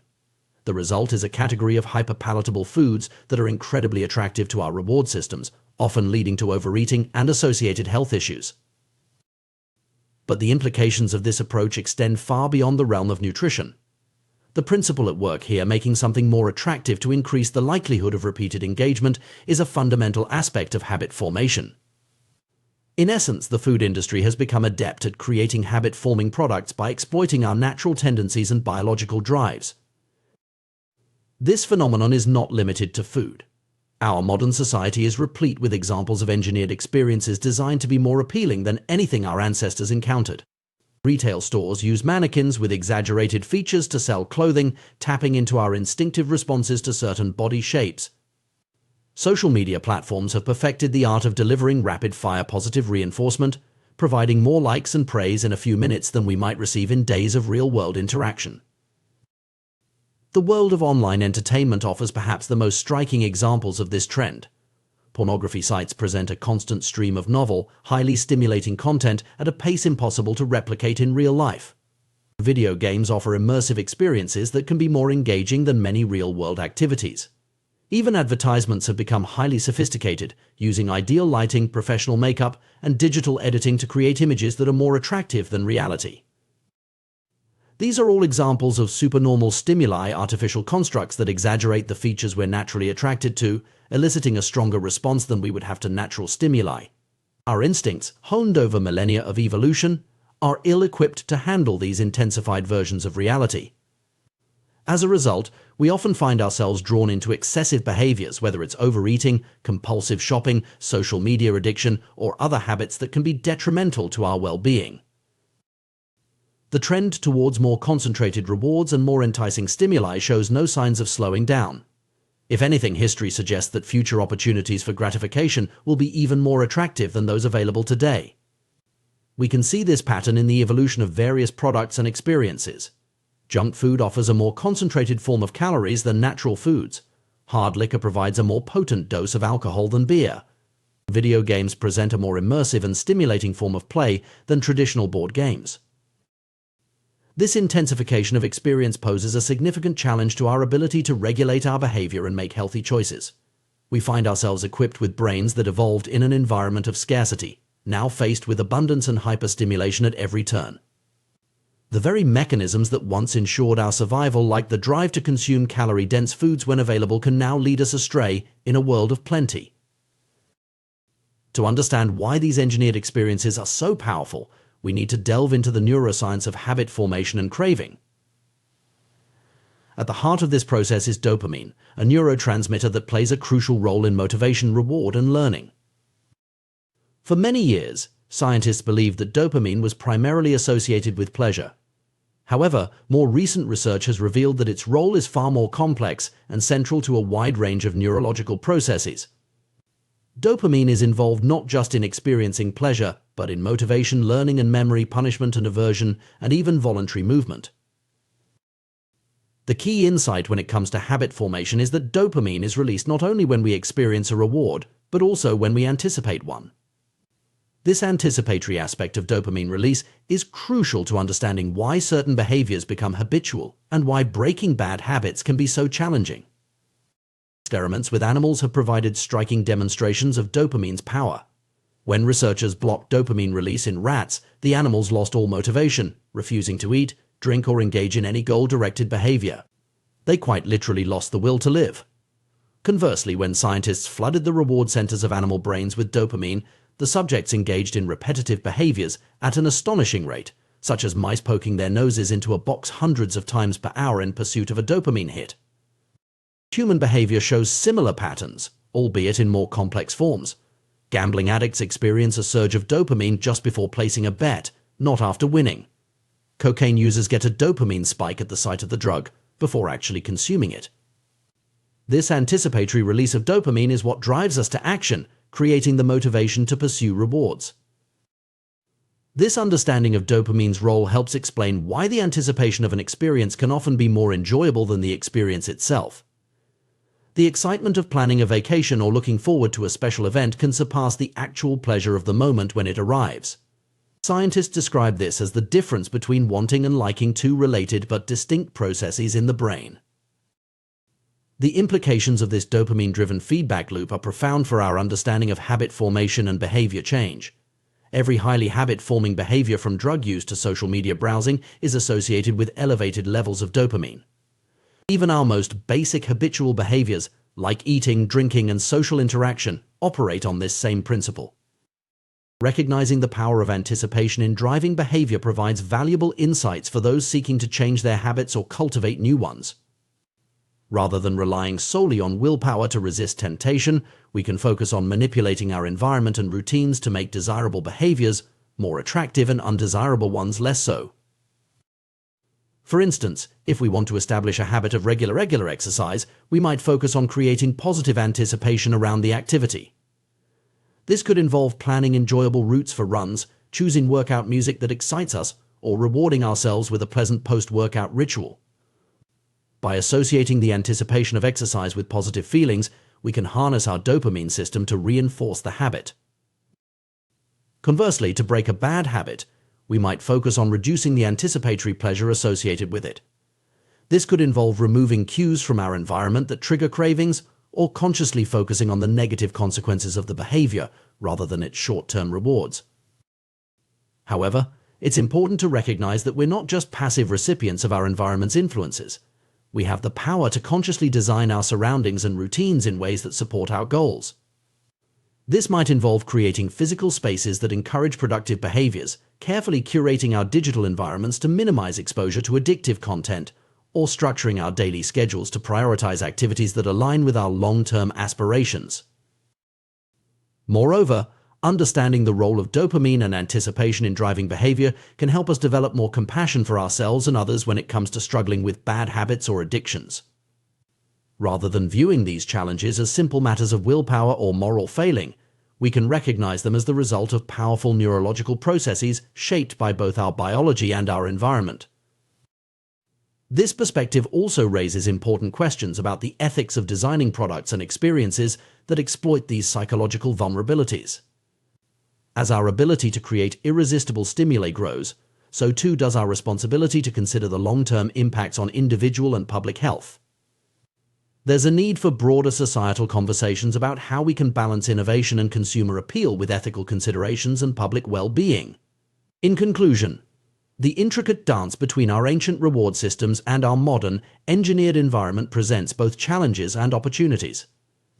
By deepening our understanding of the dopamine-driven processes underlying habit formation and craving, we equip ourselves with powerful tools for personal growth and societal progress. The key lies in harnessing these insights to create environments and habits that support our well-being, while remaining mindful of the potent forces shaping our desires and behaviors in the modern world. As we navigate this landscape of supernormal stimuli and carefully crafted experiences, maintaining awareness of how our choices and surroundings influence our habits becomes crucial. By consciously designing our environments and routines to support positive behaviors, we can work with our dopamine systems rather than against them. This might involve creating rewarding rituals around healthy activities, finding ways to make beneficial habits more immediately gratifying, or structuring our surroundings to minimize exposure to tempting cues. Ultimately, the goal is not to eliminate all sources of pleasure or to live in denial of our natural drives.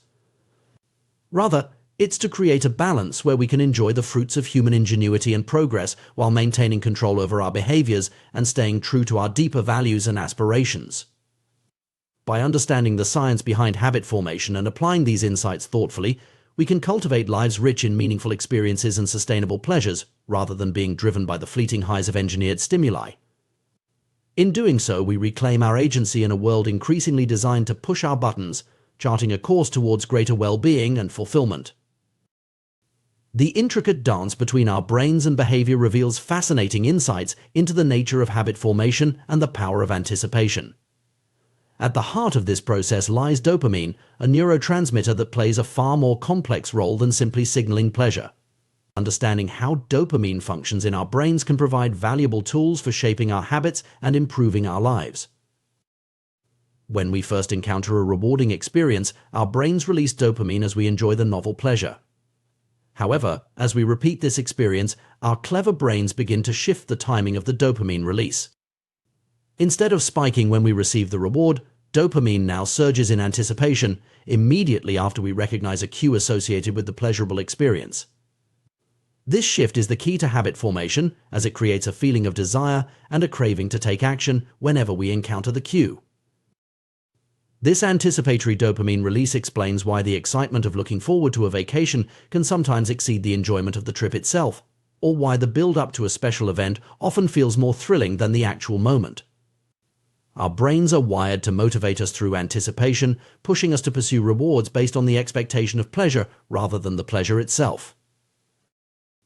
Interestingly, once a habit is firmly established, dopamine no longer increases when we experience the expected reward. However, if we encounter a cue and anticipate a reward that doesn't materialize, dopamine levels drop sharply, leading to feelings of disappointment and frustration.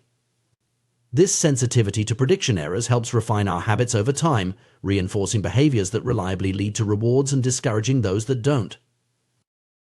The power of anticipation in driving behavior becomes even more apparent when we consider the neural real estate devoted to wanting versus liking. Our brains have significantly more circuitry allocated for desiring rewards than for enjoying them. The wanting centers of the brain are expansive, including regions like the nucleus accumbens ventral tegmental area and portions of the prefrontal cortex.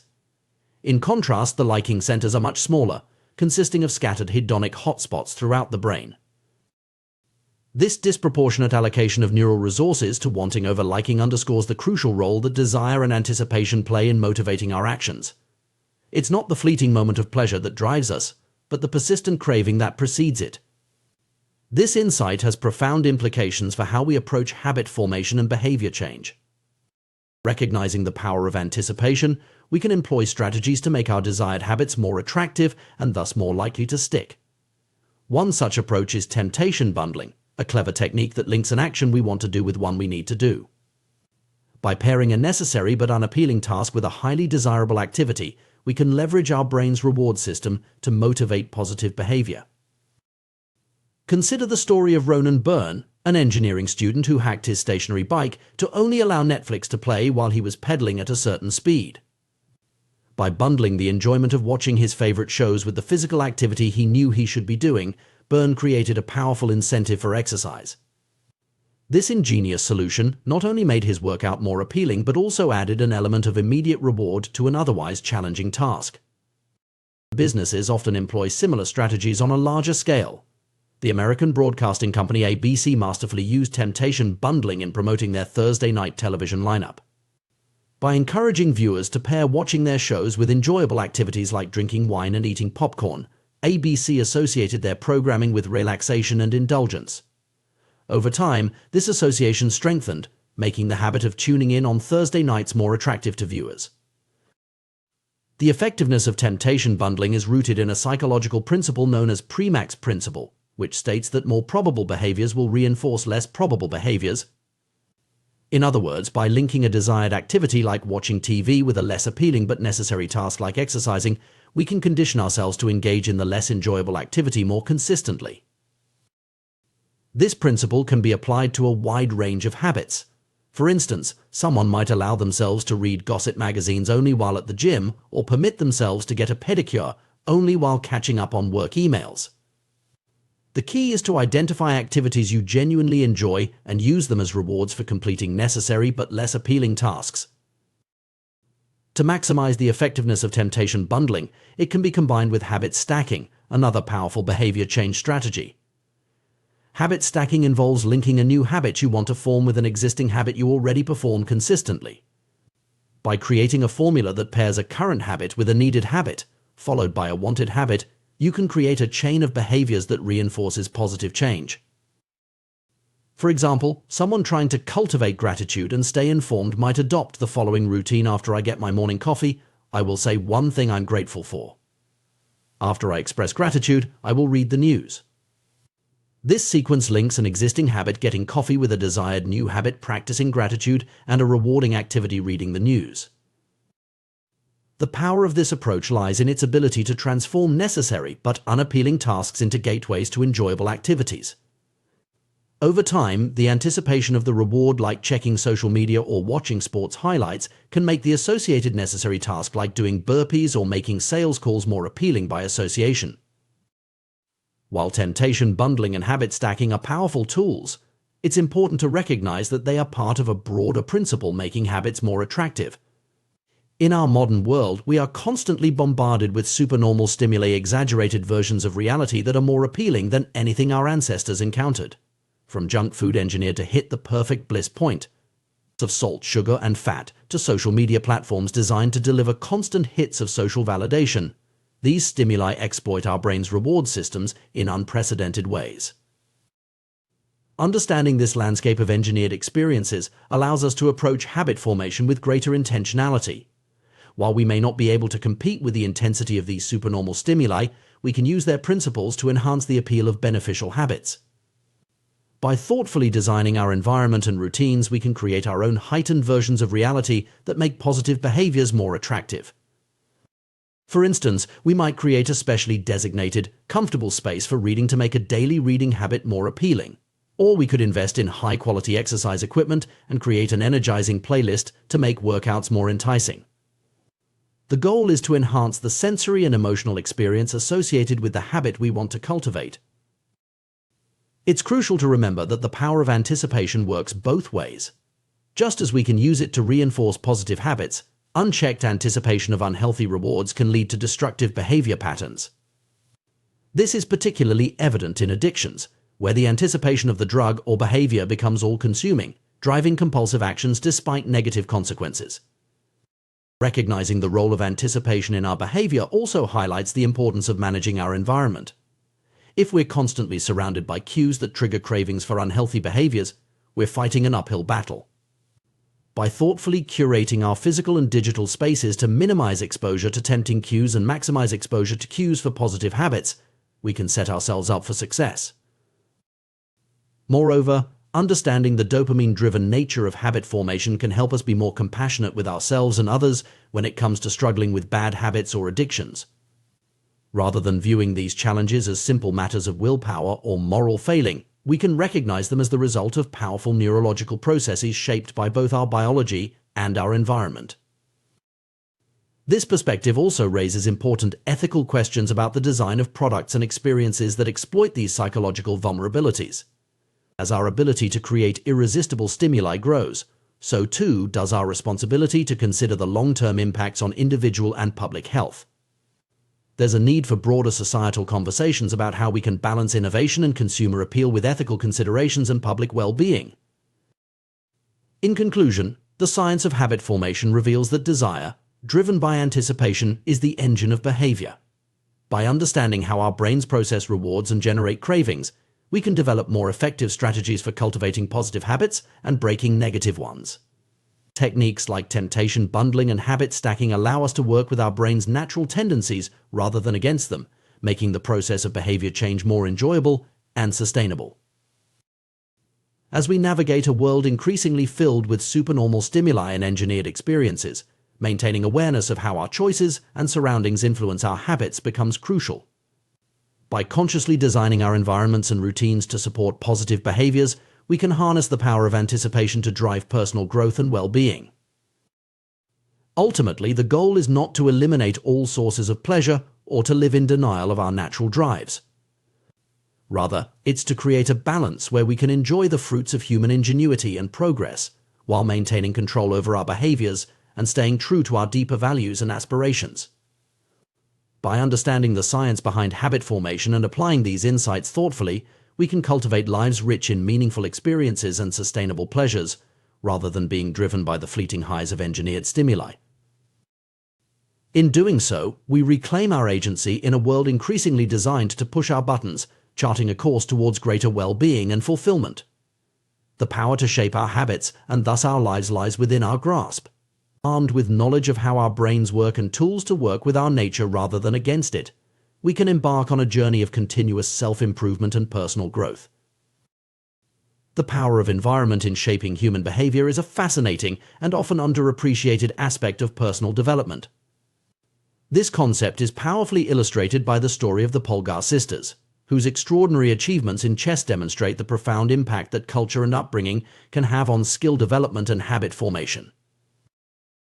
Laszlo Polgar, a Hungarian educator, held a controversial belief that genius was not innate but could be cultivated through deliberate practice and the development of good habits. He was so convinced of this idea that he set out to prove it with his own children. Laszlo's experiment began even before his children were born, as he sought a wife who would be willing to participate in his unconventional parenting plan. The Polgar household became a carefully crafted environment dedicated to chess excellence. The children were homeschooled, which was unusual in Hungary at the time, allowing for a focused and immersive education. Chess books and pictures of famous players filled the home, creating a constant visual reminder of their goal.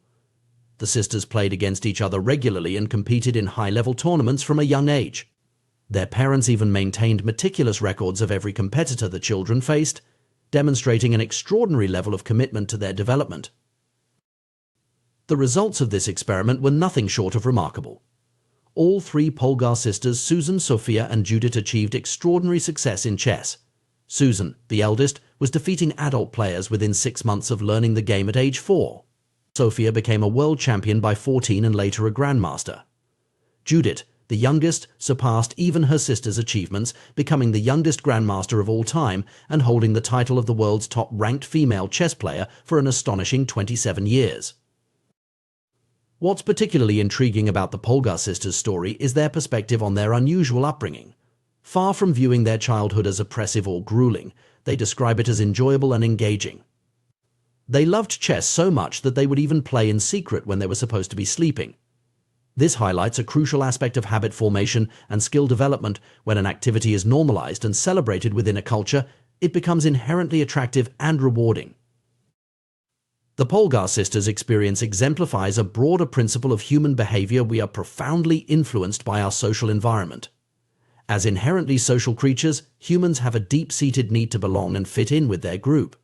This instinct, which served our ancestors well in tribal societies where isolation could mean death, continues to exert a powerful influence on our behavior today. Our earliest habits are often not chosen but imitated from those around us. We absorb the customs, expectations, and standards of our family, community, and broader society. These social norms act as invisible guides for our behavior, influencing everything from our daily routines to major life decisions. Often we follow these norms without conscious thought or questioning, simply because they feel natural and expected within our cultural context. This tendency to conform to social norms is not inherently negative. In fact, it often doesn't feel like a burden at all, because the desire to belong is so fundamental to human nature. If you grow up in an environment where a particular skill or behavior is highly valued, like chess in the Polgar household, engaging in that activity feels natural and rewarding. Similarly, if you work in a professional environment where everyone dresses in a certain way, you're likely to adopt that style without much resistance.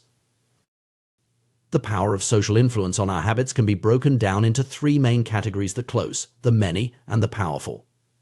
Each of these groups offers opportunities to make our desired habits more attractive and easier to adopt.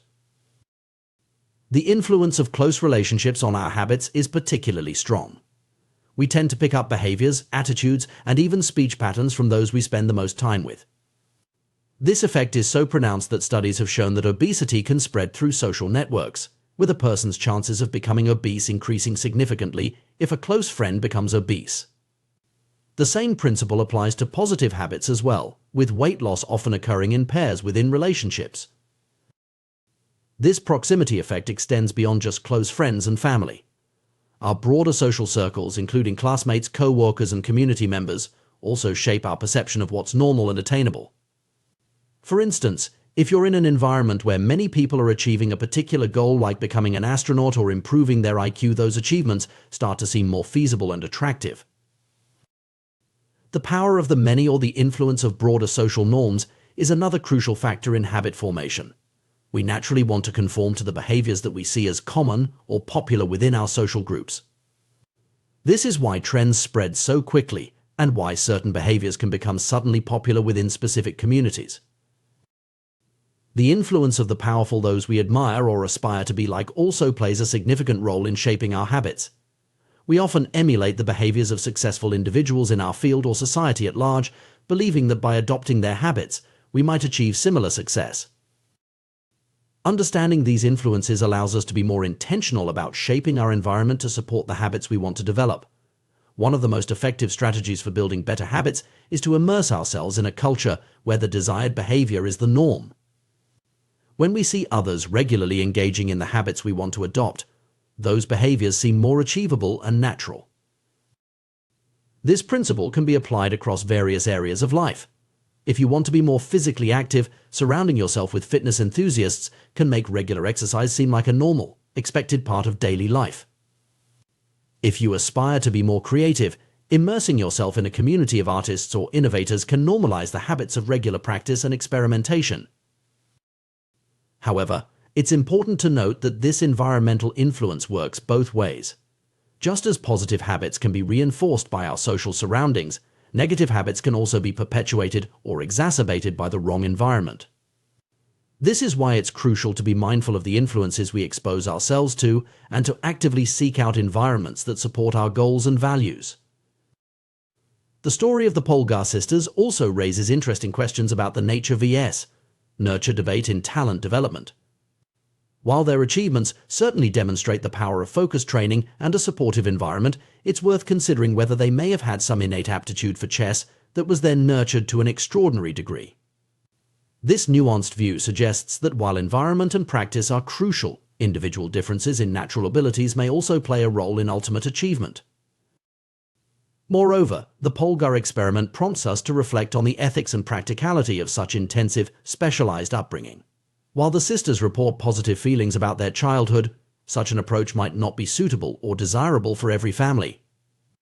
It's important to balance the cultivation of specific skills with the need for a well-rounded education and personal development. In our modern, interconnected world, the concept of our environment extends beyond our physical surroundings to include our digital spaces as well. The content we consume online, the social media networks we engage with, and the virtual communities we participate in all contribute to shaping our habits and perceptions of normal behavior. This digital influence adds another layer of complexity to the task of curating a supportive environment for positive habit formation. As we navigate the challenge of developing beneficial habits, it's crucial to approach the process with self-compassion and realistic expectations. Changing ingrained behaviors or adopting new ones is rarely a linear or easy process. It often involves setbacks and requires persistent effort. Understanding the powerful role that our social environment plays in this process can help us be more strategic and patient in our approach to personal growth. Furthermore, recognizing the impact of social influence on our habits can foster greater empathy and understanding for others who may be struggling with behavior change. It highlights the fact that individual willpower, while important, is just one factor in a complex web of influences that shape our actions and choices. In conclusion, the story of the Polgar sisters and the broader principles of social influence in habit formation offer valuable insights for anyone seeking personal growth or behavior change. By consciously shaping our environment, both physical and social, to support our desired habits, we can make the process of change more natural and sustainable. Whether we're trying to excel in a specific skill, adopt healthier lifestyle habits, or simply become better versions of ourselves, understanding and leveraging the power of our social context can be a game changer. As we strive to improve ourselves and our communities, it's worth reflecting on how we can create cultures that normalize and celebrate positive habits. By doing so, we not only enhance our own lives, but also contribute to a ripple effect of positive change in our broader social circles. The Polgar experiment, while extreme, demonstrates the remarkable potential of human beings when immersed in an environment that consistently reinforces and rewards desired behaviors.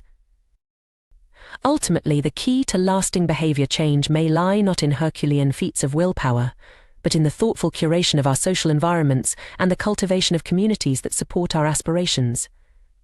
By surrounding ourselves with the right influences and normalizing the habits we wish to adopt, we can harness the natural human inclination to conform and belong in service of our personal and collective growth. The power of social influence on our behavior and habits is profound and often underestimated. We are social creatures, constantly looking to our peers, role models, and cultural norms to guide our actions and shape our identities. This tendency is deeply ingrained in human nature and has played a crucial role in our evolution and survival. One of the most effective ways to cultivate lasting change in our lives is to immerse ourselves in a culture where our desired behavior is already the norm. By surrounding ourselves with people who embody the habits and traits we aspire to, we create an environment that naturally encourages and reinforces positive change. Consider the example of someone trying to improve their fitness. Joining a gym can be intimidating for beginners, as they may feel out of place among seasoned athletes. However, imagine a fitness community tailored specifically for self-proclaimed nerds or misfits. In such an environment, newcomers immediately have something in common with other members, perhaps a shared love for science fiction or video games. This common ground creates a sense of belonging, making the process of adopting new fitness habits feel more natural and less daunting. The power of belonging to a tribe cannot be overstated when it comes to sustaining motivation and embedding new habits. When we join a group that aligns with our interests and goals, our personal journey transforms into a collective one. No longer are we struggling alone. Instead, we become part of a community of like-minded individuals all working towards similar objectives. This shift from I to we has a profound impact on our identity and commitment to change. A solitary reader becomes part of a book club, a lone musician joins a band, and an individual cyclist becomes part of a cycling group. The shared identity reinforces and strengthens our personal identity, making it more resilient in the face of challenges and setbacks. It's worth noting that maintaining connections with supportive communities even after achieving initial goals is crucial for long-term success. The friendships and sense of belonging fostered within these groups help to cement new identities and ensure that positive habits persist over time. This is why many people who successfully lose weight or quit smoking find it beneficial to continue attending support group meetings or engaging with their communities long after reaching their primary objectives. The influence of group behavior on individual choices is a well-documented phenomenon in psychology. One classic example is the series of conformity experiments conducted by Solomon Asch in the 1950s. These experiments revealed our startling tendency to doubt our own judgment and conform to group opinion, even when the group is clearly incorrect. In Asch's experiments, participants were asked to perform a simple visual task matching the length of a line to one of 3 comparison lines. Unbeknownst to the actual subject, the other participants were confederates of the experimenter, instructed to unanimously give wrong answers on certain trials. The results were striking. Faced with unanimous opposition, many subjects began to doubt their own perception and conform to the group's incorrect judgments. This tendency to conform to group behavior extends far beyond simple perceptual tasks. In our daily lives, we constantly look to others for cues on how to act, what to buy, where to eat, and countless other decisions. We rely on reviews and ratings to guide our choices, assuming that the wisdom of the crowd will lead us to the best options. While this strategy often serves us well, it can also lead us astray. The pressure to conform to group norms can be so strong that it overrides our individual judgment and even our own best interests. This phenomenon isn't unique to humans. Studies have shown that even chimpanzees will abandon more effective techniques in favor of less efficient methods used by their new group members, simply to fit in. The desire to be accepted by our peers is a powerful motivator, often outweighing the desire to be right or to find the truth. This instinct to conform is deeply rooted in our psychology and has likely played a crucial role in our survival as a species. After all, in many situations throughout human history, going against the group could have dire consequences. However, this tendency can also hold us back from positive change, especially when our desired habits conflict with the norms of our current social group. Changing our behavior in ways that challenge the status quo requires significant effort and courage. It means swimming against the current of our culture and risking social disapproval or exclusion. On the flip side, when our desired changes align with the values and behaviors of our social group, change becomes much more attractive and achievable. This is why finding or creating a supportive community can be such a powerful catalyst for personal growth and transformation. Another crucial aspect of social influence is our tendency to imitate those we perceive as powerful or high status. Throughout history, individuals with greater power and status have typically enjoyed better access to resources, faced fewer survival challenges, and been seen as more desirable mates. As a result, we are naturally drawn to behaviors that earn us respect, approval, and admiration from others. This drive for status and recognition explains our fascination with the habits of highly successful people. We eagerly consume content about the daily routines of CEOs, the workout regimens of athletes, and the productivity hacks of top performers in various fields. By emulating these behaviors, we hope to achieve similar levels of success and recognition. Many of our daily habits are, in fact, imitations of people we admire or envy. We might adopt the communication style of a charismatic leader, the creative techniques of an artist we respect, or the financial strategies of a successful entrepreneur. This imitation isn't necessarily conscious. We often absorb and replicate behaviors subconsciously, especially when they're exhibited by people we look up to. The flip side of this status-seeking behavior is our desire to avoid actions that might lower our social standing. We maintain our homes and appearances not just for personal satisfaction, but also to avoid negative judgments from our neighbors, friends, and family. The constant underlying question, "What will others think of me?" shapes many of our decisions and actions, often without us even realizing it. The power of social influence on habit formation and behavior change is perfectly illustrated by the story of the Polgar sisters, chess prodigies who achieved remarkable success through dedicated practice. While their individual efforts were undoubtedly crucial, the supportive culture created by their parents and the broader chess community played a significant role in sustaining their motivation and commitment over many years. The sisters' dedication to chess was reinforced not just by parental encouragement, but also by the respect and admiration they received from the chess world. Achieving milestones like becoming grandmasters provided external validation and status, further cementing their identities as exceptional chess players. This combination of internal drive and external recognition created a powerful feedback loop that sustained their intense practice regimen for decades. Understanding the profound impact of social influence on our behavior offers valuable insights for anyone seeking to make lasting changes in their life. Rather than relying solely on willpower and individual effort, we can leverage the power of social connections and cultural norms to support our goals. For those looking to adopt new habits or break old ones, finding or creating a supportive community can be transformative. This might involve joining existing groups aligned with our goals, or even starting our own communities centered around shared interests and aspirations. By surrounding ourselves with people who embody the traits and habits we wish to cultivate, we create an environment that naturally encourages and reinforces positive change. It's also worth examining the cultural norms and social influences that shape our current behaviors. Are there aspects of our social environment that are hindering our growth or reinforcing negative habits? Recognizing these influences is the first step towards either changing our environment or developing strategies to resist unhelpful social pressures. At the same time, we should be mindful of our own potential to influence others. As we work towards our goals and adopt positive habits, we may find ourselves becoming role models for those around us. By openly sharing our journeys, struggles, and successes, we can contribute to creating a culture that values growth, resilience, and mutual support. Ultimately, the interplay between individual choice and social influence is complex and multifaceted. While we have the power to make conscious decisions about our behavior, we are also inevitably shaped by the cultural context in which we live. By understanding and harnessing the power of social influence, we can create environments and communities that support our personal growth and help us become the best versions of ourselves. As we navigate the challenges of changing habits and pursuing personal growth, it's crucial to remember that we're not alone in this journey.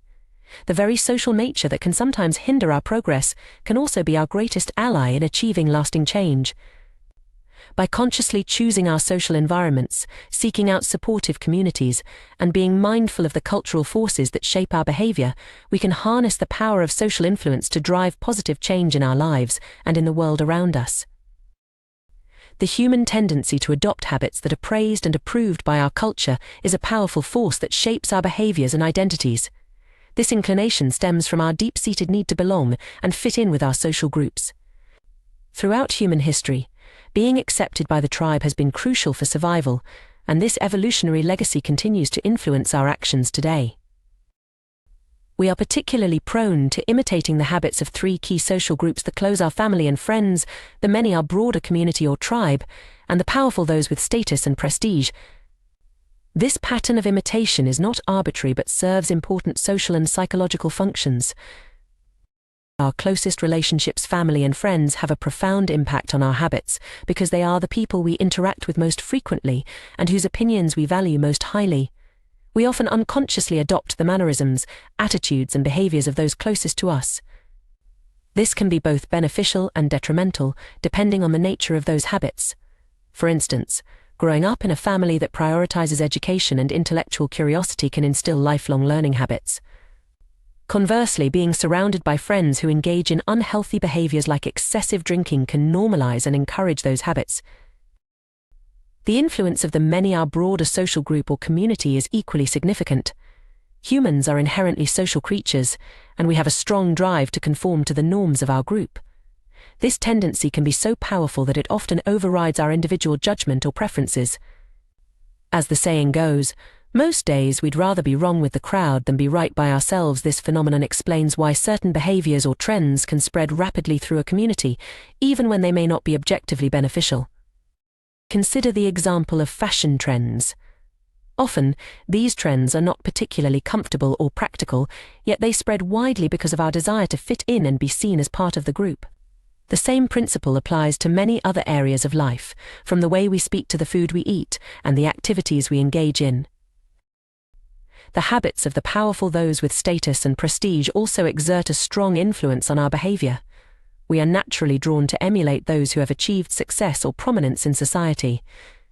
This is why celebrity endorsements are so effective in marketing, and why we often see trends start among the elite before trickling down to the broader population. If a behavior can earn us approval, respect, and praise, especially from those we admire or aspire to be like, we find it inherently attractive. Understanding these social dynamics is crucial when trying to build better habits or break detrimental ones. One of the most effective strategies for positive change is to join a culture where your desired behavior is already the norm and where you have something in common with the group. This approach leverages our natural tendency to conform and belong, but channels it towards positive outcomes. For example, if you're trying to adopt a healthier lifestyle, joining a community of health enthusiasts who share your interests can be far more effective than trying to go it alone. Not only does this provide you with role models and support, but it also makes the desired behavior feel more natural and attainable. You're no longer swimming against the tide of your social group, but rather going with the flow of a new, supportive community. This principle extends to various areas of personal development. Want to become more entrepreneurial? Surround yourself with startups and small business owners. Trying to cultivate a meditation practice? Join a mindfulness group. The power of social influence can work in your favor when you consciously choose your environment. However, it's important to recognize that the flip side of this social influence can also hold us back. The normal behavior of the tribe often overpowers the desired behavior of the individual. This can make it extremely challenging to break away from unhealthy or unproductive habits if they are deeply ingrained in our social group. Consider the struggle many people face when trying to quit smoking.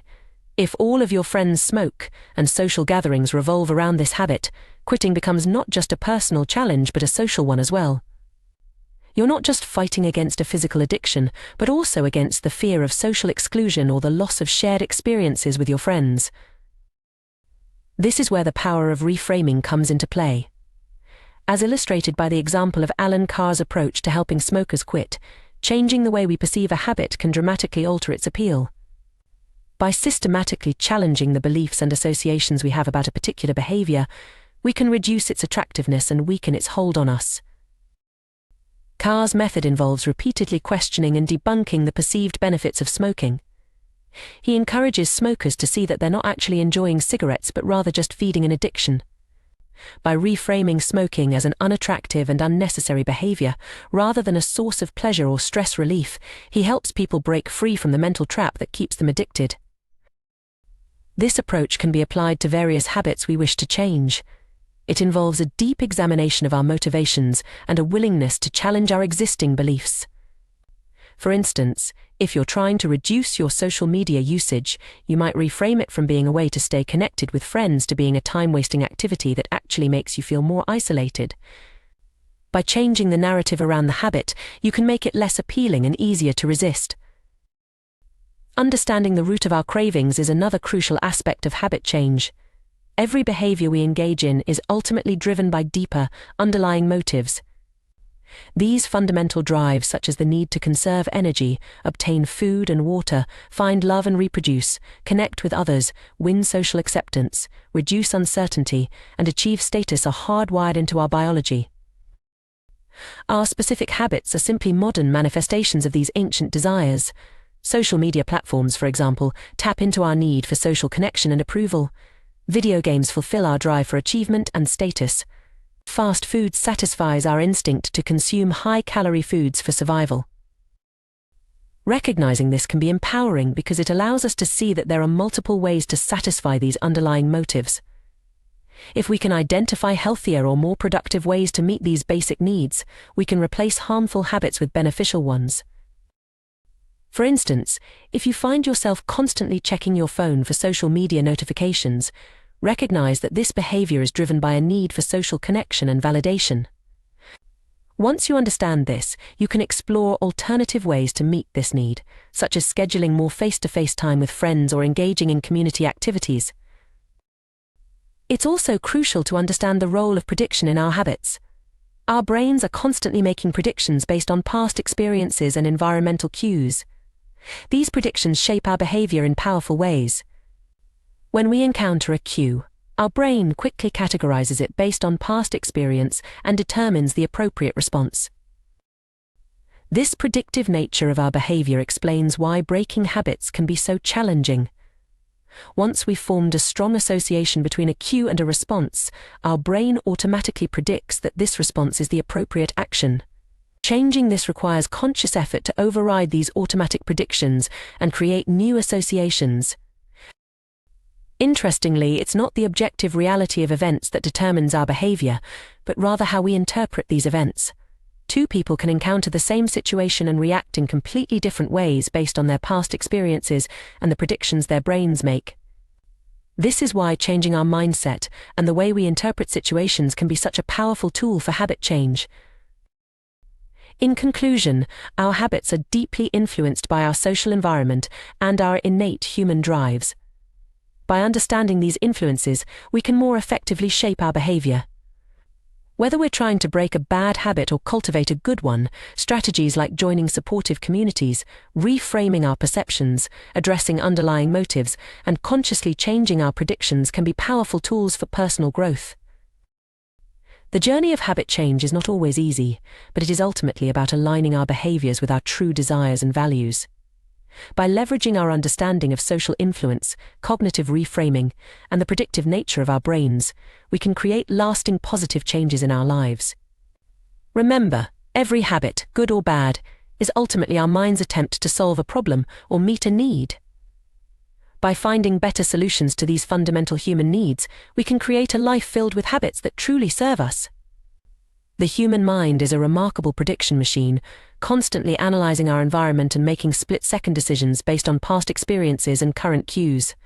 This predictive nature of our brain plays a crucial role in shaping our habits and behaviors, often without our conscious awareness.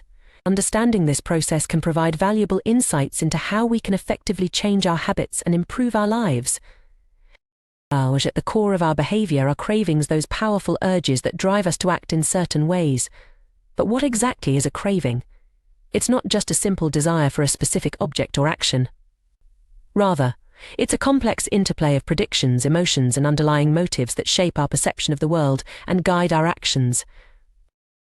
Consider for a moment how you feel right now. Without consciously thinking about it, you're aware of the temperature around you. If it were to drop slightly, you might not notice or react, but if it plummeted 10 degrees, you'd likely feel cold and reach for a sweater. This seemingly simple reaction is actually a sophisticated process of prediction and response. Your brain is constantly monitoring your environment, making predictions about what different changes might mean for your well-being and prompting you to act when it detects a significant discrepancy between your current state and your desired state. This gap between our current experience and our desired experience is the essence of a craving. It's the feeling that something is missing, the urge to change our internal state. When we feel cold, we crave warmth. When we feel lonely, we crave connection. When we feel stressed, we crave relaxation. These cravings are not just random impulses, but signals from our brain telling us that there's a mismatch between our current state and what it predicts would be a more favorable state. Understanding this process can shed light on why we engage in certain behaviors, even when we know they might not be good for us in the long run. Take the example of social media use. When we scroll through our feeds, what we're really seeking isn't just information or entertainment. We're looking for a change in our emotional state, perhaps a feeling of connection, validation, or distraction from our current worries. The act of checking social media has become associated in our minds with these positive changes in our internal state, which is why it can be so compelling and hard to resist. This understanding also reveals why it can be so challenging to break bad habits or form new, beneficial ones.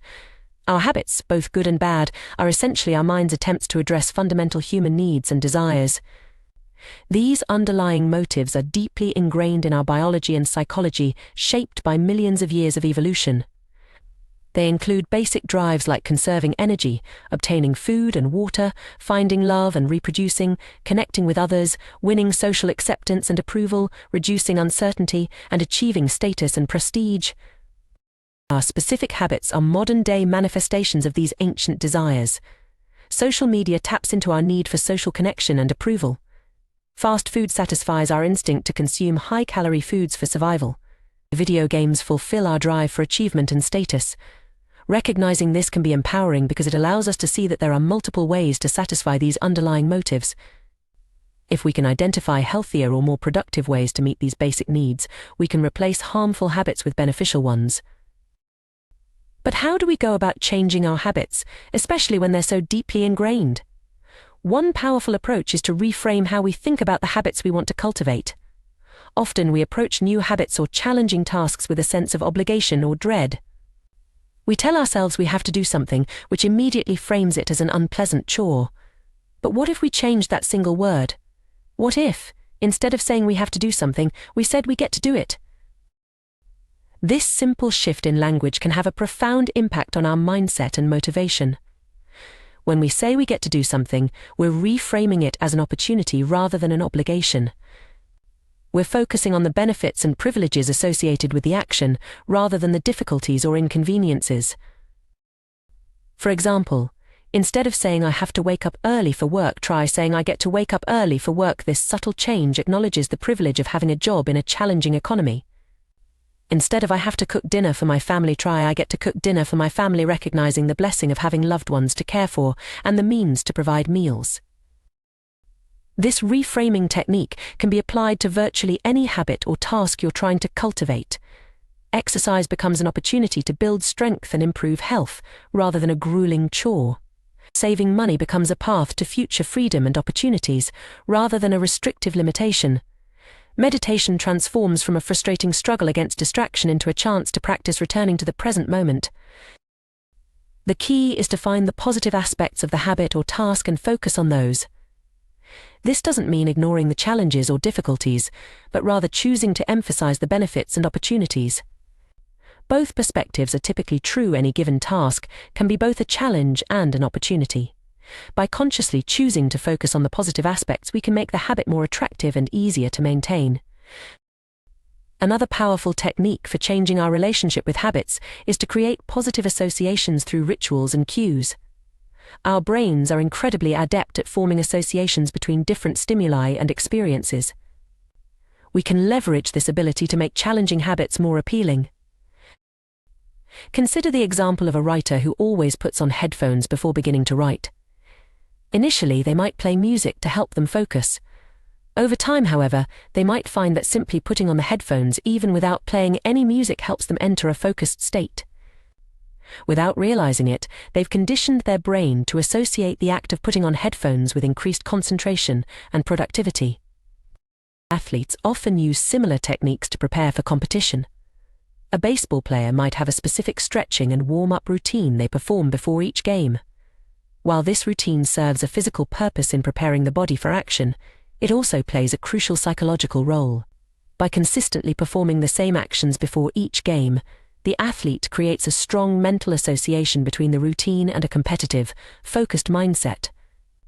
Even on days when they don't feel particularly motivated, going through the routine can help shift their mental state into game mode. We can adapt this principle to create motivation rituals for various aspects of our lives.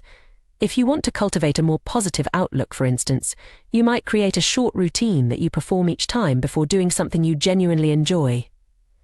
This could be as simple as taking 3 deep breaths and smiling. By consistently pairing this action with a positive experience, you can train your brain to associate the routine with feeling good. Once established, you can use this routine as a tool to shift your emotional state when needed, even in situations unrelated to the original context. This technique of creating positive associations can be particularly powerful when trying to establish new habits or break old ones. For example, if you're trying to develop a regular exercise habit, you might create a pre-workout ritual that includes something you genuinely enjoy, like listening to your favorite upbeat song. Over time, your brain will begin to associate the anticipation of exercise with the positive feelings evoked by the music, making it easier to motivate yourself to work out. It's important to note that while these techniques can be highly effective, they're not magic solutions. Changing deeply ingrained habits and thought patterns takes time, consistency, and patience. It's also crucial to remember that our habits, both good and bad, often serve important functions in our lives. Before trying to eliminate a habit, it's worth examining what need or desire it's fulfilling and considering healthier alternatives that might meet the same underlying motive. Moreover, it's essential to approach habit change with self-compassion and realistic expectations. Setbacks and slip-ups are a normal part of the process. Instead of viewing these as failures, try to see them as valuable learning opportunities. Each time you catch yourself falling into an old pattern, you're actually strengthening your awareness and creating an opportunity to make a different choice next time. In conclusion, understanding the predictive nature of our brain and the role of cravings in our behavior provides powerful insights into how we can shape our habits and, by extension, our lives. By reframing our perspective on challenging tasks, creating positive associations, and addressing our fundamental underlying motives in healthier ways, we can make significant strides in personal growth and development. Remember, every habit, whether it seems positive or negative on the surface, is ultimately our mind's attempt to meet a basic human need or desire. By recognizing this, we can approach habit change not as a battle against our nature, but as a process of aligning our behaviors more closely with our true values and long-term well-being. This perspective allows us to work with our brain's natural tendencies rather than against them, making lasting change more achievable and sustainable. As you embark on your journey of habit change, be patient with yourself and celebrate small victories along the way. Each time you make a conscious choice to engage in a beneficial habit or resist an unhelpful one, you're rewiring your brain and moving closer to becoming the person you aspire to be. With persistence, self-reflection, and the right strategies, you have the power to transform your habits and, in turn, transform your life. The journey of personal growth and habit formation is a fascinating exploration of human psychology and neurobiology. At its core, this process is driven by the predictive nature of our brains, which constantly anticipate outcomes based on past experiences and environmental cues. Understanding this mechanism provides valuable insights into how we can effectively shape our behaviors and, by extension, our lives. The foundation of any habit, whether beneficial or detrimental, lies in the predictions our brain makes about the outcomes of our actions. These predictions trigger feelings and emotions that drive us to act in certain ways. For instance, the mere sight of a cigarette might evoke a sense of relaxation in a smoker's mind, prompting them to light up. Conversely, the thought of going for a run might elicit feelings of dread in someone who associates exercise with discomfort. These emotional responses, rooted in our brain's predictions, play a crucial role in determining our habitual behaviors. To create lasting change, we must learn to manipulate these predictions and associated feelings. One effective strategy is to highlight the benefits of avoiding harmful habits, thereby making them less attractive. For example, rather than focusing on the immediate pleasure of smoking, one might emphasize the long-term health benefits of quitting, such as improved lung function, reduced risk of cancer, and increased life expectancy. By consistently reinforcing these positive outcomes, we can gradually shift our brain's predictions and make the habit less appealing. Similarly, we can enhance the attractiveness of beneficial habits by associating them with positive feelings. This can be achieved through a technique known as a motivation ritual. The idea is to pair a challenging habit with something you genuinely enjoy. For instance, if you struggle with regular exercise, you might create a ritual of listening to your favorite podcast or audiobook only during workouts. Over time, your brain will begin to associate physical activity with the pleasure of engaging with content you love, making it easier to maintain the habit. Creating good habits and breaking bad ones requires a systematic approach. Let's explore some practical strategies for each aspect of habit formation, organized around 4 fundamental laws: make it obvious, make it attractive, make it easy, and make it satisfying. To make a habit obvious, start by becoming aware of your current behaviors. This can be done through a simple exercise called the Habit Scorecard. Take a few minutes to write down all the habits you perform on a typical day, from waking up to going to bed. This process alone can be eye-opening, revealing patterns you might not have noticed before. Next, use implementation intentions to clearly define when and where you'll perform your new habit. Instead of vaguely deciding to exercise more, create a specific plan. I will go for a 20-minute walk at 7 a.m. in my neighborhood. This clarity eliminates ambiguity and reduces the mental effort required to initiate the habit. Habit stacking is another powerful technique to make new behaviors obvious. It involves linking a new habit to an existing one. For example, after I pour my morning coffee, I will meditate for 5 minutes. By anchoring the new behavior to an established routine, you create a natural cue for the desired action. Lastly, design your environment to support your goals. Make the cues for good habits visible and accessible. If you want to read more, place books in prominent locations around your home. If you're trying to eat healthier, keep nutritious snacks at eye level in your refrigerator. To make a habit attractive, consider using temptation bundling. This involves pairing an action you want to do with one you need to do. For instance, only allowing yourself to watch your favorite TV show while folding laundry can make a tedious chore more appealing. Another powerful strategy is to surround yourself with a culture where your desired behavior is the norm. If you want to adopt a healthier lifestyle, spend time with health-conscious individuals. Their habits and attitudes will naturally influence your own, making the desired behavior feel more attainable and appealing. Making a habit easy is crucial for long-term success. This often involves reducing friction and minimizing the effort required to perform the desired behavior. For example, if you want to start a gym routine, choose a facility that's on your way home from work, reducing the extra effort required to get there. To break bad habits, we can invert these laws. Make the cues for undesirable behaviors invisible by removing them from your environment. Reframe your mindset to highlight the negative aspects of the habit, making it unattractive. Increase the difficulty of performing the bad habit by adding friction. For instance, if you want to reduce social media usage, log out of all your accounts after each use, making it more cumbersome to access them impulsively. While these strategies provide a solid framework for habit formation, it's crucial to remember that the key to mastering any habit lies in repetition, not perfection. This principle is beautifully illustrated by an experiment conducted with photography students. One group was instructed to focus on quantity, producing as many photos as possible, while the other group was told to strive for a single, perfect image. Surprisingly, the quantity group ended up producing the highest quality work. By engaging in frequent practice and experimentation, they honed their skills more effectively than those who were paralyzed by the pursuit of perfection. This lesson applies broadly to habit formation and skill development. Too often we get caught up in finding the optimal approach, spending excessive time planning and strategizing rather than taking action. While preparation has its place, it's easy to use it as a form of procrastination, avoiding the risk of failure or criticism.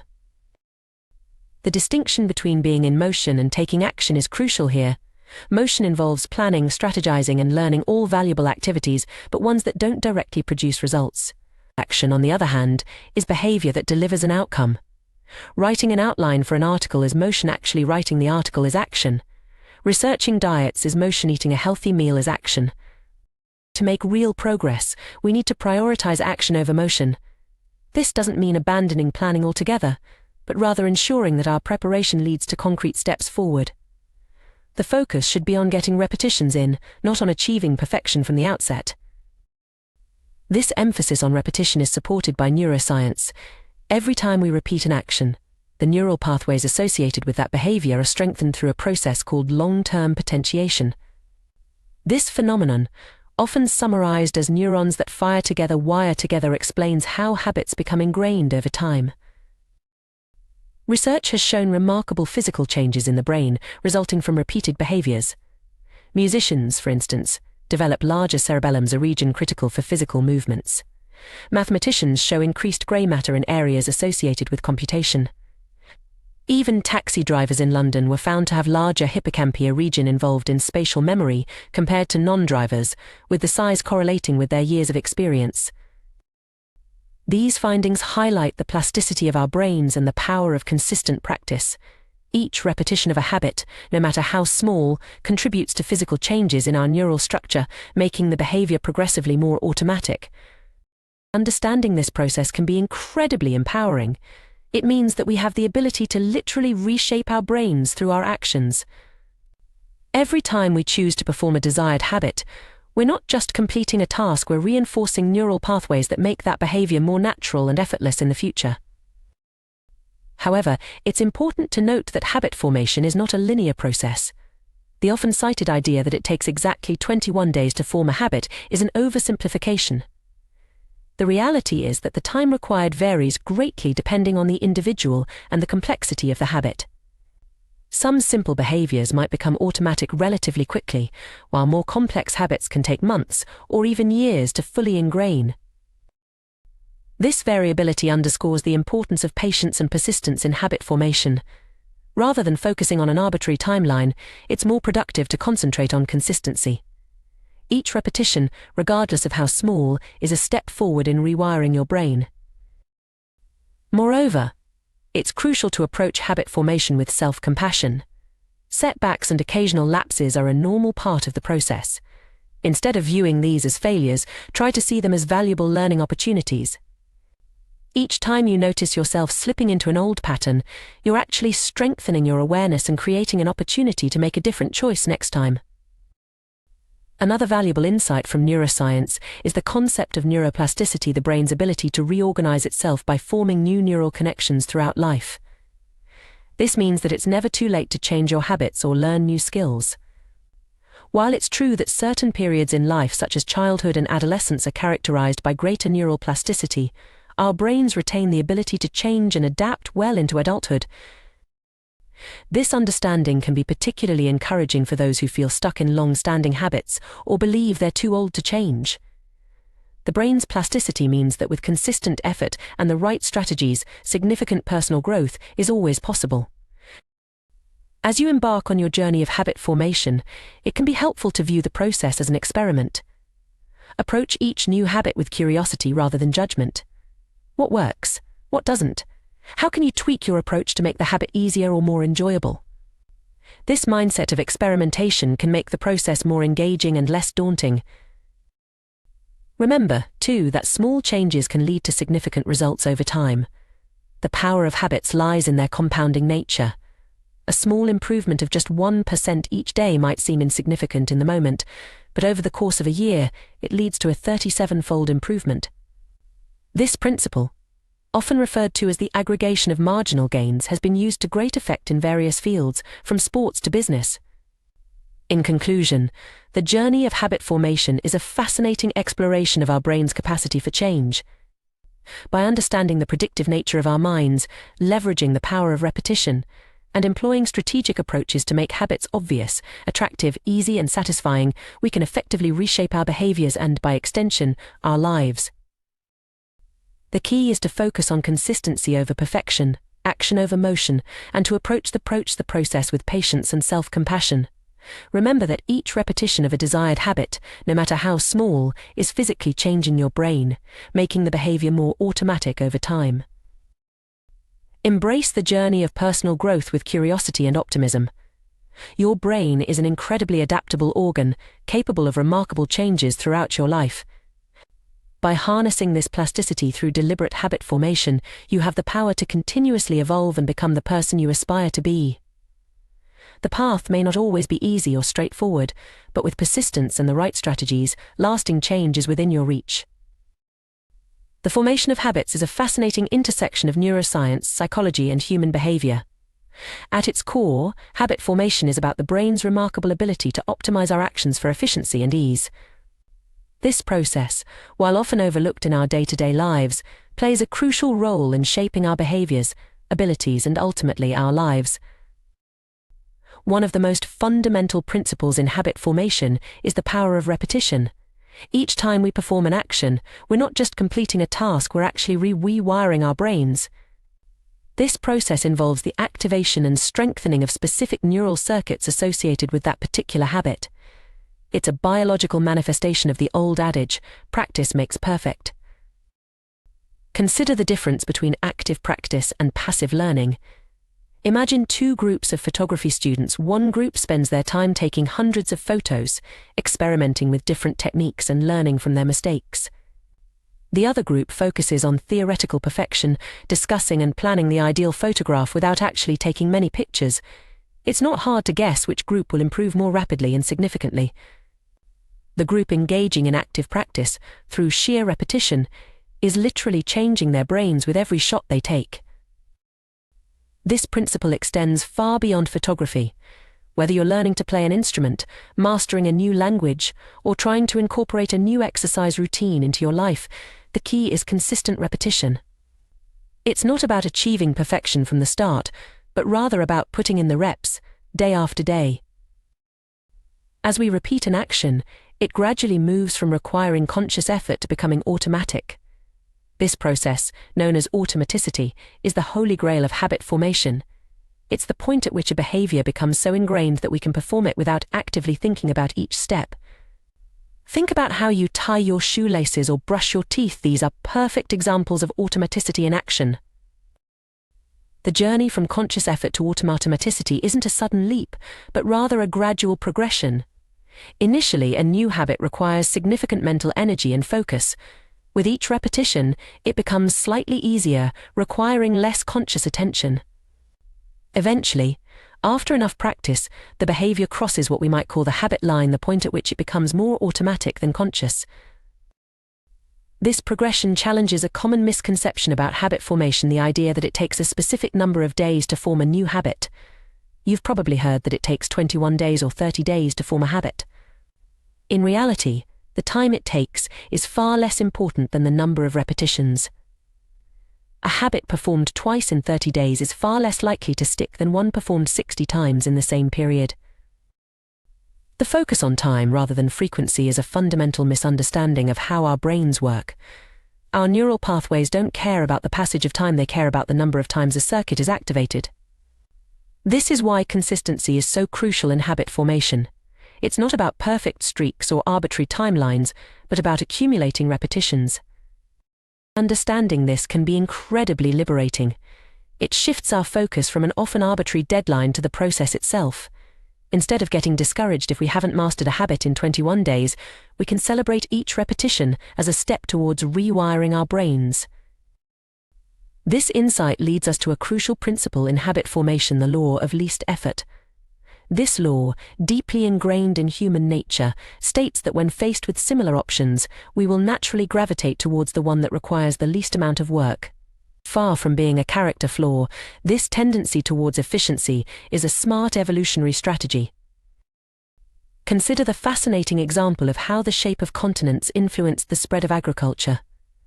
Crops spread more quickly across Europe and Asia than they did in the Americas, not because of any difference in the farmers' abilities or motivations, but simply because it was easier. The east-west orientation of Eurasia meant that crops could be transported to areas with similar climates more easily than in the north-south oriented Americas, where dramatic climate changes posed significant challenges.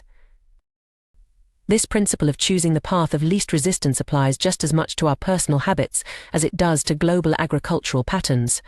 When we're trying to form a new habit, we're much more likely to succeed if we make it as easy as possible to perform. This isn't laziness, it's working with our brain's natural tendencies rather than against them. For instance, if you're trying to start a habit of daily exercise, you're more likely to succeed with a modest goal of 1 push-up a day than with an ambitious plan of 100 push-ups. The energy barrier to doing 1 push-up is so low that it's hard to find an excuse not to do it. And once you've started, it's often easier to do a few more. On the other hand, the prospect of doing 100 push-ups can be so daunting that you're more likely to skip it entirely on days when you're tired or busy. This principle of making habits as easy as possible to start is incredibly powerful. It's not about lowering your standards or giving up on ambitious goals. Rather, it's about understanding that the hardest part of any habit is often just getting started. By lowering the initial energy requirement, you make it much more likely that you'll take that crucial first step. Moreover, starting small doesn't mean staying small. Once a habit is established, it can be gradually expanded. That one push-up can grow into a full workout routine over time. The key is to make the habit so easy at first that you can't say no. Another powerful strategy in habit formation is environment design. Our surroundings play a much larger role in our behavior than we often realize. By structuring our environment to make good habits easy and bad habits difficult, we can significantly increase our chances of success. For example, if you want to eat healthier, simply placing fruit in a visible, easily accessible place and hiding less healthy snacks can make a big difference. If you want to read more, leaving a book on your bedside table and charging your phone in another room can help. These small environmental tweaks reduce the friction for good habits and increase it for less desirable ones.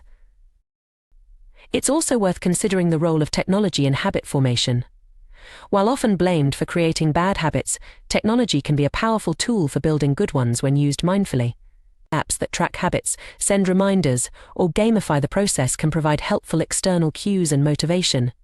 However, it's important to remember that these are tools to support the fundamental process of repetition and ease, not replacements for it. As we strive to form new habits, it's crucial to maintain a balance between challenge and ease. While we want to make habits as easy as possible to start, we also need to ensure they remain engaging and meaningful. A habit that's too easy might not provide the sense of accomplishment or progress that keeps us motivated in the long term. This is where the concept of just manageable difficulty comes in. The idea is to set the bar just high enough to be challenging, but not so high that it becomes discouraging. This sweet spot will vary from person to person and may change over time as you progress. The key is to continually adjust, always staying just at the edge of your comfort zone. It's also important to remember that habit formation is not a linear process. There will be setbacks, days when the habit feels harder than usual, or times when progress seems to plateau. This is normal and doesn't indicate failure. In fact, these challenges are often where the most significant growth occurs. Each time you push through resistance, you're strengthening your habit even more than on the easy days. Patience and self-compassion are crucial throughout this process. Lasting change takes time, and beating yourself up over slip-ups or slow progress is counterproductive. Instead, view each attempt at your habit, successful or not, as valuable data. What made it easier on some days? What made it harder on others? This information can help you refine your approach and make your habit even more robust. Remember, too, that habits don't exist in isolation. They're part of the broader context of your life, interacting with your other behaviors, your environment, and your overall goals. Sometimes, struggling with a particular habit might be a sign that it's not aligned with your broader life direction. It's okay to reassess and adjust your habits as your life and priorities evolve. In conclusion, the key to successful habit formation lies in understanding and working with our brain's natural tendencies. By focusing on consistent repetition rather than arbitrary timelines, making habits as easy as possible to start, designing our environment to support our goals, and maintaining a balance between challenge and achievability, we can effectively rewire our brains and transform our behaviors. The process of habit formation is a powerful tool for personal growth and transformation. It allows us to automate positive behaviors, freeing up mental energy for other tasks and gradually steering our lives in the direction we choose. While it requires patience and persistence, the compounding effects of good habits over time can lead to remarkable changes. As you embark on your own habit formation journey, remember that you're not just trying to change your behavior, you're literally reshaping your brain. Each repetition, no matter how small, is a step towards rewiring your neural pathways. Celebrate these small victories, learn from the setbacks, and trust in the process. With time and consistent effort, you have the power to transform not just your habits, but your entire life. Habits, those seemingly innocuous patterns of behavior, have an outsized impact on our lives. They shape our days, influence our decisions, and ultimately determine the trajectory of our personal and professional journeys. Yet, paradoxically, many of our most pervasive habits require surprisingly little motivation to maintain. Consider how effortlessly we reach for our phones to scroll through social media, check our emails, or binge-watch television shows. These activities consume vast swaths of our time precisely because they demand so little from us. Their convenience is their power. This observation leads us to a crucial insight: every habit, at its core, is an obstacle between us and our desired outcome.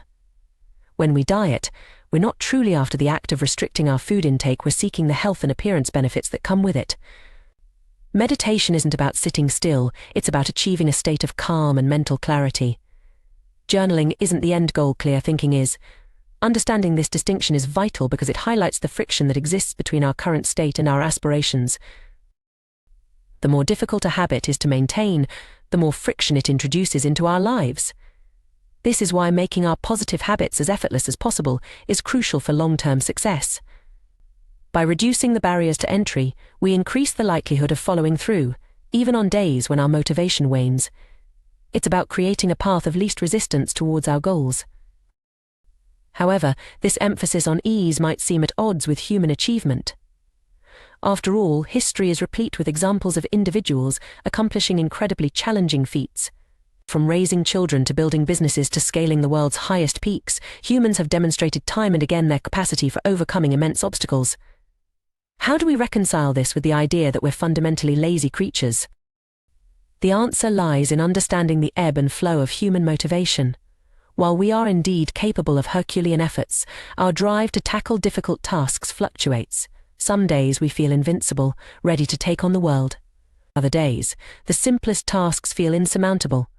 It's on these challenging days that having systems and environments optimized for our success becomes crucial. By minimizing friction in our lives, we make it easier for our most motivated, capable selves to emerge and tackle the inevitable challenges life throws our way. This doesn't mean we should only pursue easy tasks. Rather, it suggests that we should strive to make the initial steps of important long-term habits as frictionless as possible. By doing so, we set ourselves up for success in the moments when our willpower is at its lowest. To illustrate this concept, imagine a garden hose with a kink in it. Water can still flow, but it's severely restricted. To increase the flow, you have two options. You can try to force more water through by cranking up the pressure, or you can simply remove the kink. Trying to boost your motivation to stick with a difficult habit is akin to forcing water through a kinked hose. It's possible, but it requires significant effort and creates unnecessary tension. Making your habits simpler and easier, on the other hand, is like straightening out the hose. You're not fighting against resistance, you're eliminating it altogether. One of the most effective strategies for reducing friction in our habits is through thoughtful environment design.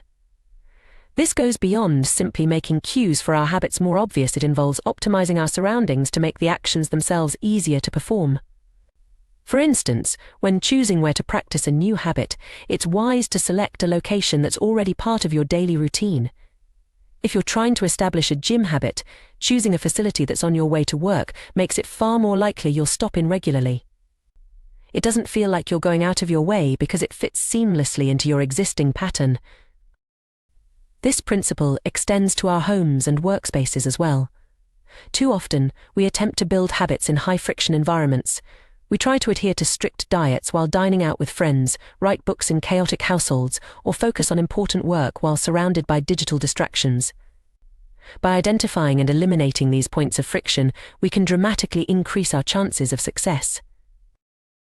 The power of reducing friction is well illustrated by the transformation of Japanese manufacturing in the 1970s. Companies embraced the concept of lean production, meticulously examining every aspect of their processes to eliminate waste. This extended to redesigning workspaces so that employees could access tools without unnecessary twisting or turning. The results were remarkable. Japanese factories became more efficient, and their products more reliable than their American counterparts. By 1979, American workers needed 3 times as long to assemble television sets compared to their Japanese counterparts. This strategy of addition by subtraction has profound implications beyond manufacturing. In our personal lives, removing obstacles that drain our time and energy allows us to achieve more with less effort.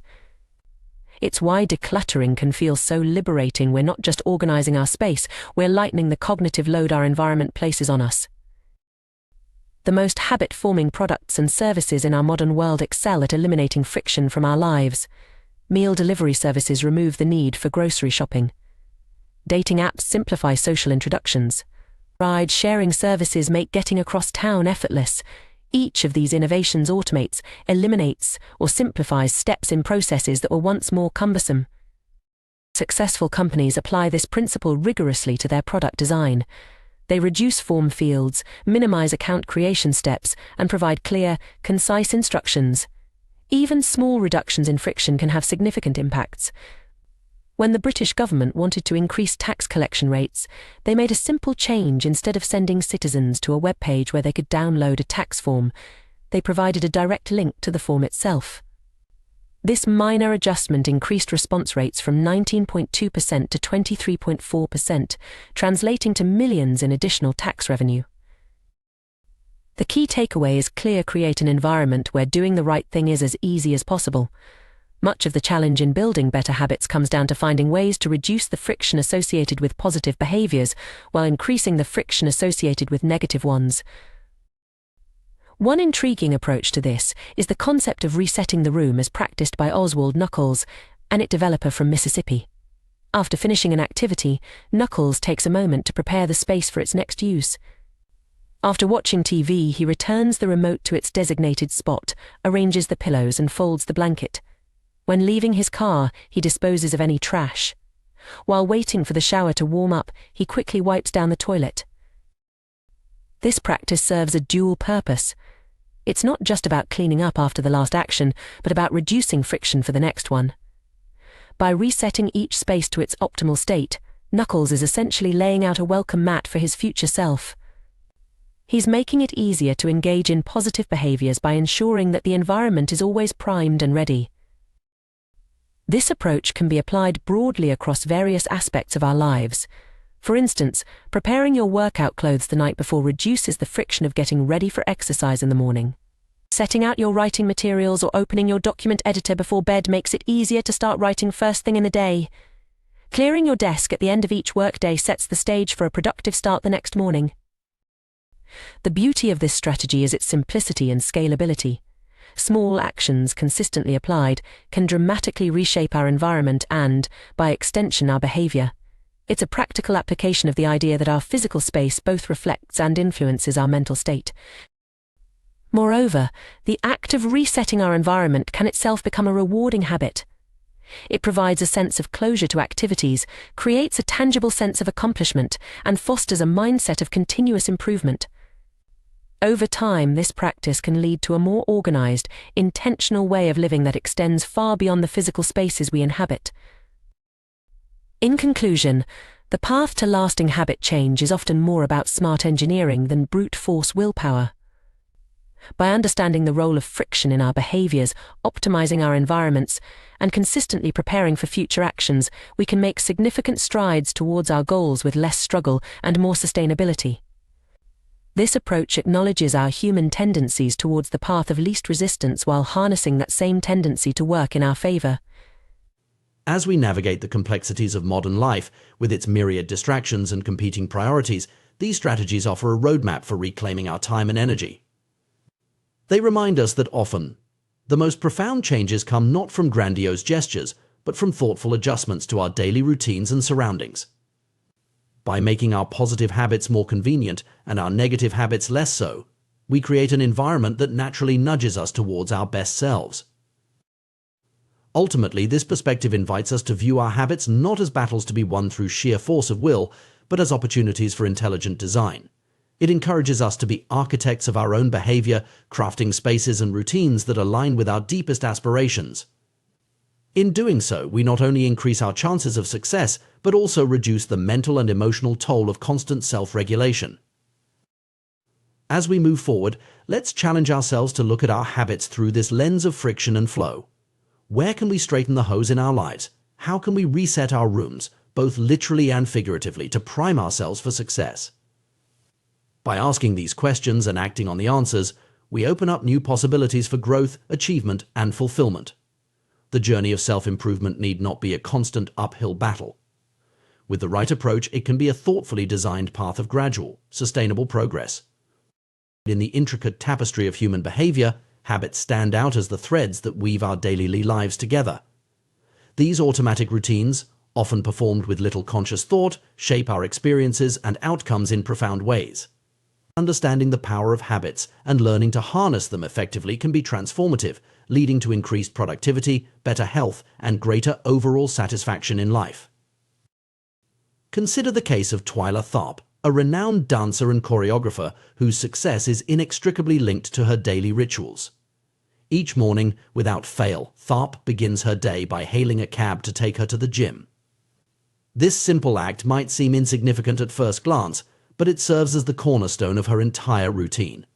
By habitualizing this small action, Tharp has effectively removed any opportunity for hesitation or second-guessing. The moment she steps into the cab, the rest of her morning unfolds almost automatically. This example beautifully illustrates a fundamental principle of habit formation: the power of small, consistent actions. By focusing on the initial step in this case, hailing a cab, Tharp has created a trigger that sets her entire morning routine in motion. The gym workout that follows becomes an inevitable consequence rather than a decision to be made anew each day. The influence of habits on our daily lives is staggering. Research suggests that between 40 to 50% of our actions on any given day are habitual. However, this statistic, impressive as it is, actually understates the true impact of habits on our behavior. Habits don't just account for a large portion of our actions, they also shape the conscious decisions that follow them. Think of habits as the on-ramps to a highway. Once you've merged onto that road, your direction and speed are largely determined. In the same way, our habits often set us on a path that influences our subsequent choices and actions. This is why we might find ourselves sitting through a movie we're not enjoying, continuing to snack well past the point of fullness, or losing track of time on our smartphones. The initial habitual action, turning on the TV, reaching for a snack, or picking up the phone, creates a momentum that's difficult to resist.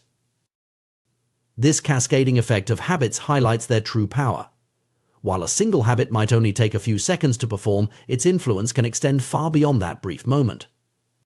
A morning habit of meditation, for instance, might only take 10 minutes, but it can set the tone for a calmer, more focused day. Conversely, a habit of checking social media first thing in the morning might lead to hours of distraction and reduced productivity. Understanding this principle allows us to leverage the power of habits to our advantage. By carefully choosing and cultivating positive habits, we can create a domino effect of beneficial behaviors throughout our day. This is where the concept of decisive moments comes into play.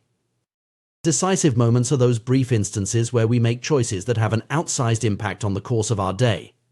These are the forks in the road, the points where we decide between actions that align with our goals and those that don't.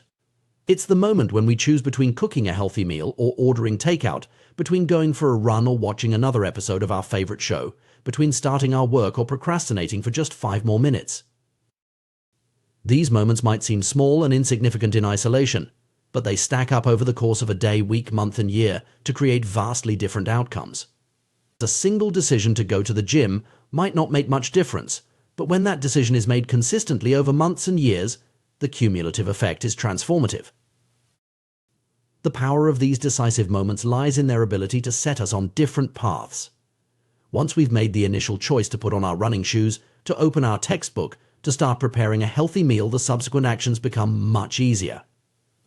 It's as if we've created a groove for our behavior to follow, and staying in that groove requires less effort than veering off course. This insight provides us with a powerful strategy for behavior change. Instead of trying to overhaul our entire day at once, we can focus on identifying and optimizing these decisive moments. By creating habits that make the right choice the easy choice at these critical junctures, we can dramatically improve our odds of following through on our intentions. One effective way to do this is through environmental design. By structuring our surroundings to support our desired habits, we can reduce the friction associated with positive behaviors and increase the friction associated with negative ones. This approach recognizes that willpower is a finite resource, and that it's far more effective to change our environment than to rely solely on self-control. For instance, if you want to eat healthier, you might prep fruits and vegetables in advance and keep them easily accessible in your refrigerator. This simple act of preparation makes it more likely that you'll reach for these healthy options when you're hungry. Conversely, you might store less healthy snacks in hard-to-reach places or avoid buying them altogether, increasing the effort required to indulge in them. The same principle can be applied to other areas of life. If you want to read more, keep books visible and within easy reach in your living space. If you want to exercise more consistently, lay out your workout clothes the night before. If you want to reduce your social media usage, remove the apps from your phone or use website blockers on your computer. These environmental tweaks might seem small, but they can have a profound impact on our behavior. By making the desired action the path of least resistance, we harness our natural tendency to gravitate towards easier options. This strategy aligns our environment with our intentions, making it more likely that we'll follow through on our goals, even when our motivation wavers. Another powerful technique for habit formation is the 2-minute rule. This rule suggests that when you're trying to establish a new habit, you should scale it down to an action that takes 2 minutes or less to complete. The idea is to make the habit so easy that you can't say no to it. For example, if your goal is to read more, your 2-minute habit might be to read 1 page each day. If you want to start a journaling practice, commit to writing for just 2 minutes. If you're trying to establish a meditation habit, begin with just 2 minutes of mindful breathing. The beauty of this approach is twofold. First, it makes the habit so easy that you're likely to follow through even on days when you're tired or unmotivated. Second, it gets you over the often challenging hurdle of simply starting. Once you've begun the activity, you'll often find that you continue beyond the 2-minute mark.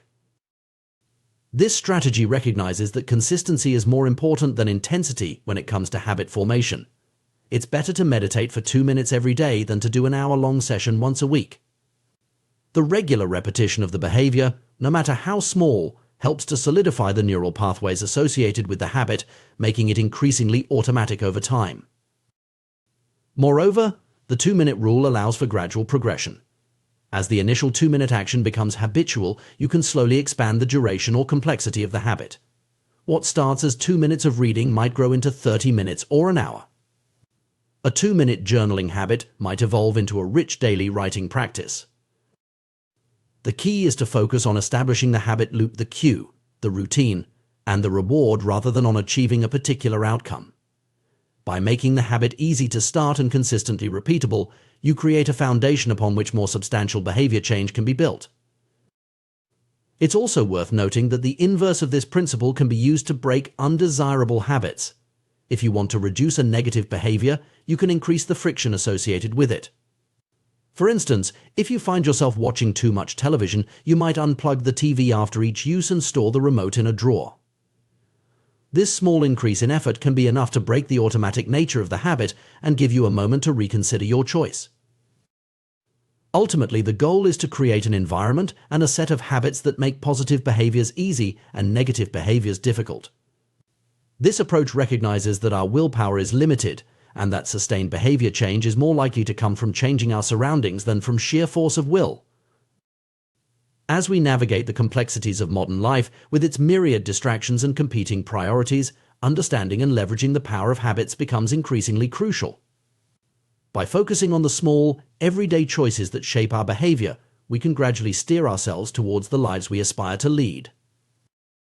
This perspective invites us to view our daily routines not as a series of inconsequential actions, but as opportunities to align our behavior with our goals. Every habit, no matter how small, is a vote for the type of person we want to become.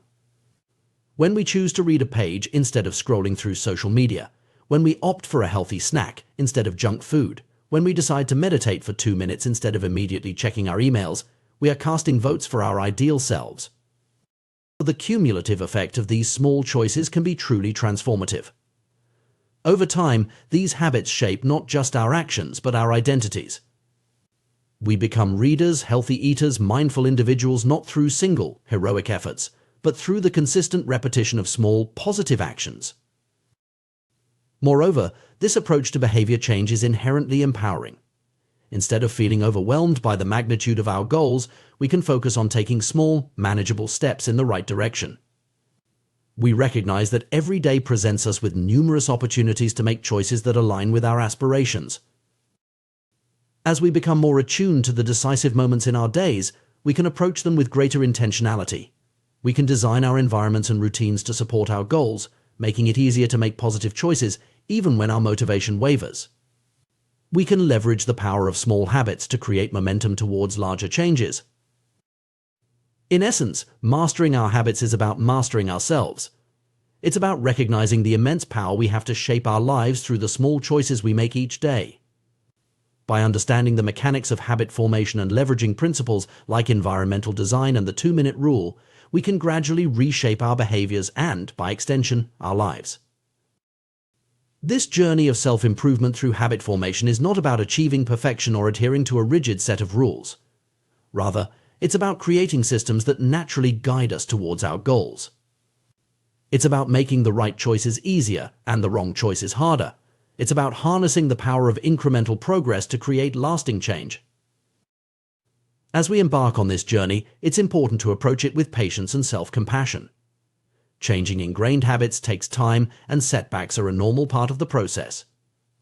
The key is to focus on consistency rather than perfection, to celebrate small victories, and to view each day as a new opportunity to align our actions with our intentions.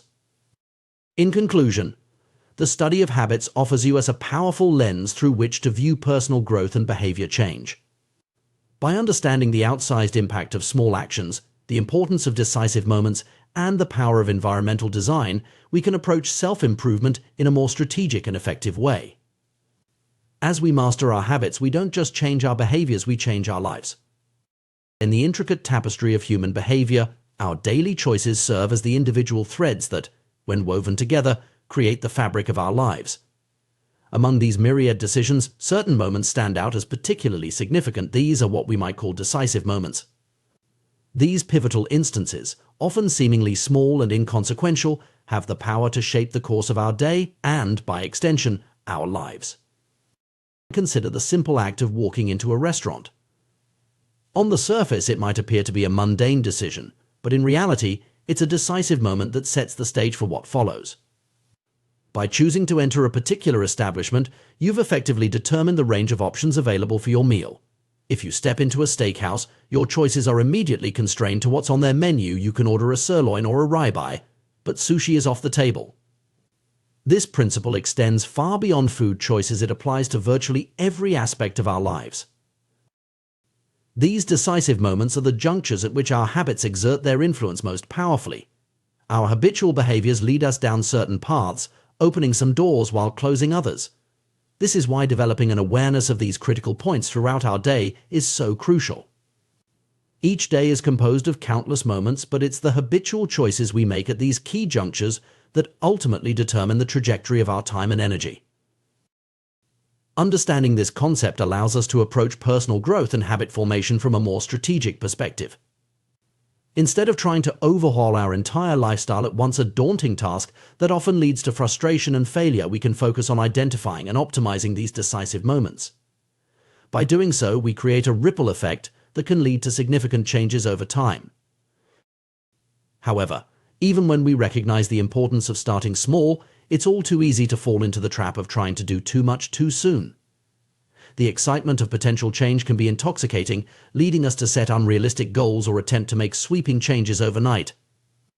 This is where the 2-minute rule comes into play, a powerful strategy for making habits stick. The 2-minute rule posits that when you're trying to establish a new habit, it should take less than 2 minutes to do.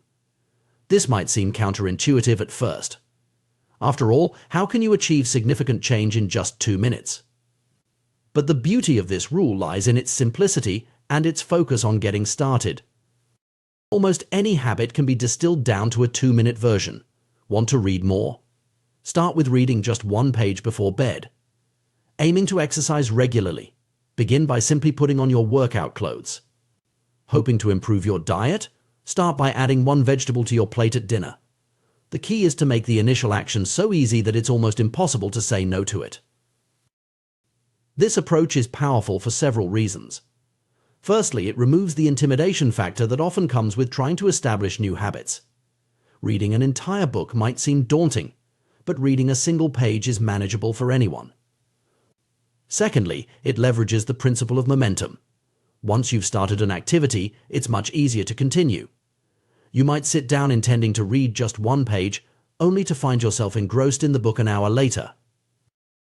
The 2-minute rule isn't about limiting yourself to only 2 minutes of an activity.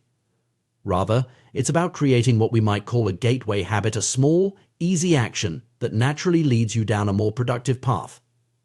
It's about mastering the art of showing up consistently, which is the foundation of any lasting habit. This concept aligns with the idea that habits must be established before they can be improved. Many people make the mistake of trying to optimize a habit before it's even become a regular part of their routine. But if you can't consistently show up, you have little hope of mastering the finer details. The 2-minute rule allows you to focus on the most critical aspect of habit formation: consistency. As you become more consistent with your 2-minute habit, it begins to serve as a ritual that signals the beginning of a larger routine. This ritualization is actually an ideal way to approach mastering difficult skills. By standardizing the beginning of a process, you make it easier to slip into a state of deep focus. Athletes often have specific warm-up routines that help them get into the right mindset for peak performance. Writers might have a particular ritual they follow before sitting down to work. These routines serve as triggers that tell your brain it's time to focus on the task at hand. Some might view the 2-minute rule as a psychological trick, and in a sense it is. You know that your ultimate goal is to do more than just 2 minutes of an activity. But this trick is based on sound psychological principles. It's about making the barrier to entry so low that you can't help but take action. And once you've taken that first step, you've already overcome the hardest part: getting started. If the idea of tricking yourself doesn't sit well with you, try this variation: do the activity for 2 minutes and then stop, even if you want to continue. Go for a run, but stop after 2 minutes. Start meditating, but stop after 2 minutes. Study a new language, but stop after 2 minutes. This approach can be particularly effective because it leaves you wanting more, which increases the likelihood that you'll return to the activity the next day. This strategy has proven effective for many people across various goals. One individual used it to lose over 100 pounds.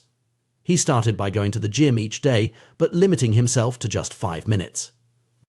After a few weeks, he naturally began to extend his workouts. The key was that he had established the habit of going to the gym consistently before trying to do lengthy workouts. Journaling provides another excellent example of the power of this approach. Many people avoid journaling or give up quickly because it feels like a chore. But by committing to write for just 2 minutes a day, or to write less than you feel like writing, you can build a consistent habit without it ever feeling burdensome. This principle of stopping before it feels like work can be applied to virtually any habit you're trying to establish. The 2-minute rule and similar strategies are effective for another crucial reason: they reinforce the identity you want to build. Every time you show up to do your 2-minute habit, you're casting a vote for your new identity. If you go to the gym for 5 days in a row, even if it's just for 2 minutes each time, you're reinforcing your identity as someone who doesn't miss workouts. You're not focused on getting in shape, the outcome; you're focused on becoming the type of person who exercises regularly, the identity.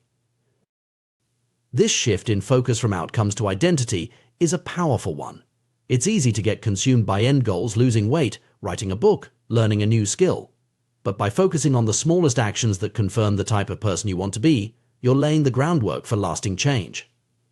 1 push-up is better than not exercising at all. 1 minute of guitar practice is better than none.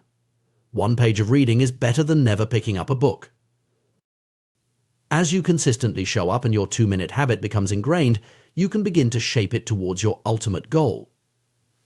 This process, which we might call habit shaping, involves gradually scaling up your habit while still maintaining your focus on the crucial first 2 minutes. For example, if your goal is to become an early riser, you might start by simply being home by 10 p.m. every night. Once that becomes easy, you move to having all devices turned off by 10 p.m. The next step might be being in bed by 10 p.m., then lights off by 10 p.m., and finally waking up at 6 a.m. each day. At each day, you're focusing on mastering just the first 2 minutes of the behavior before moving on to the next level.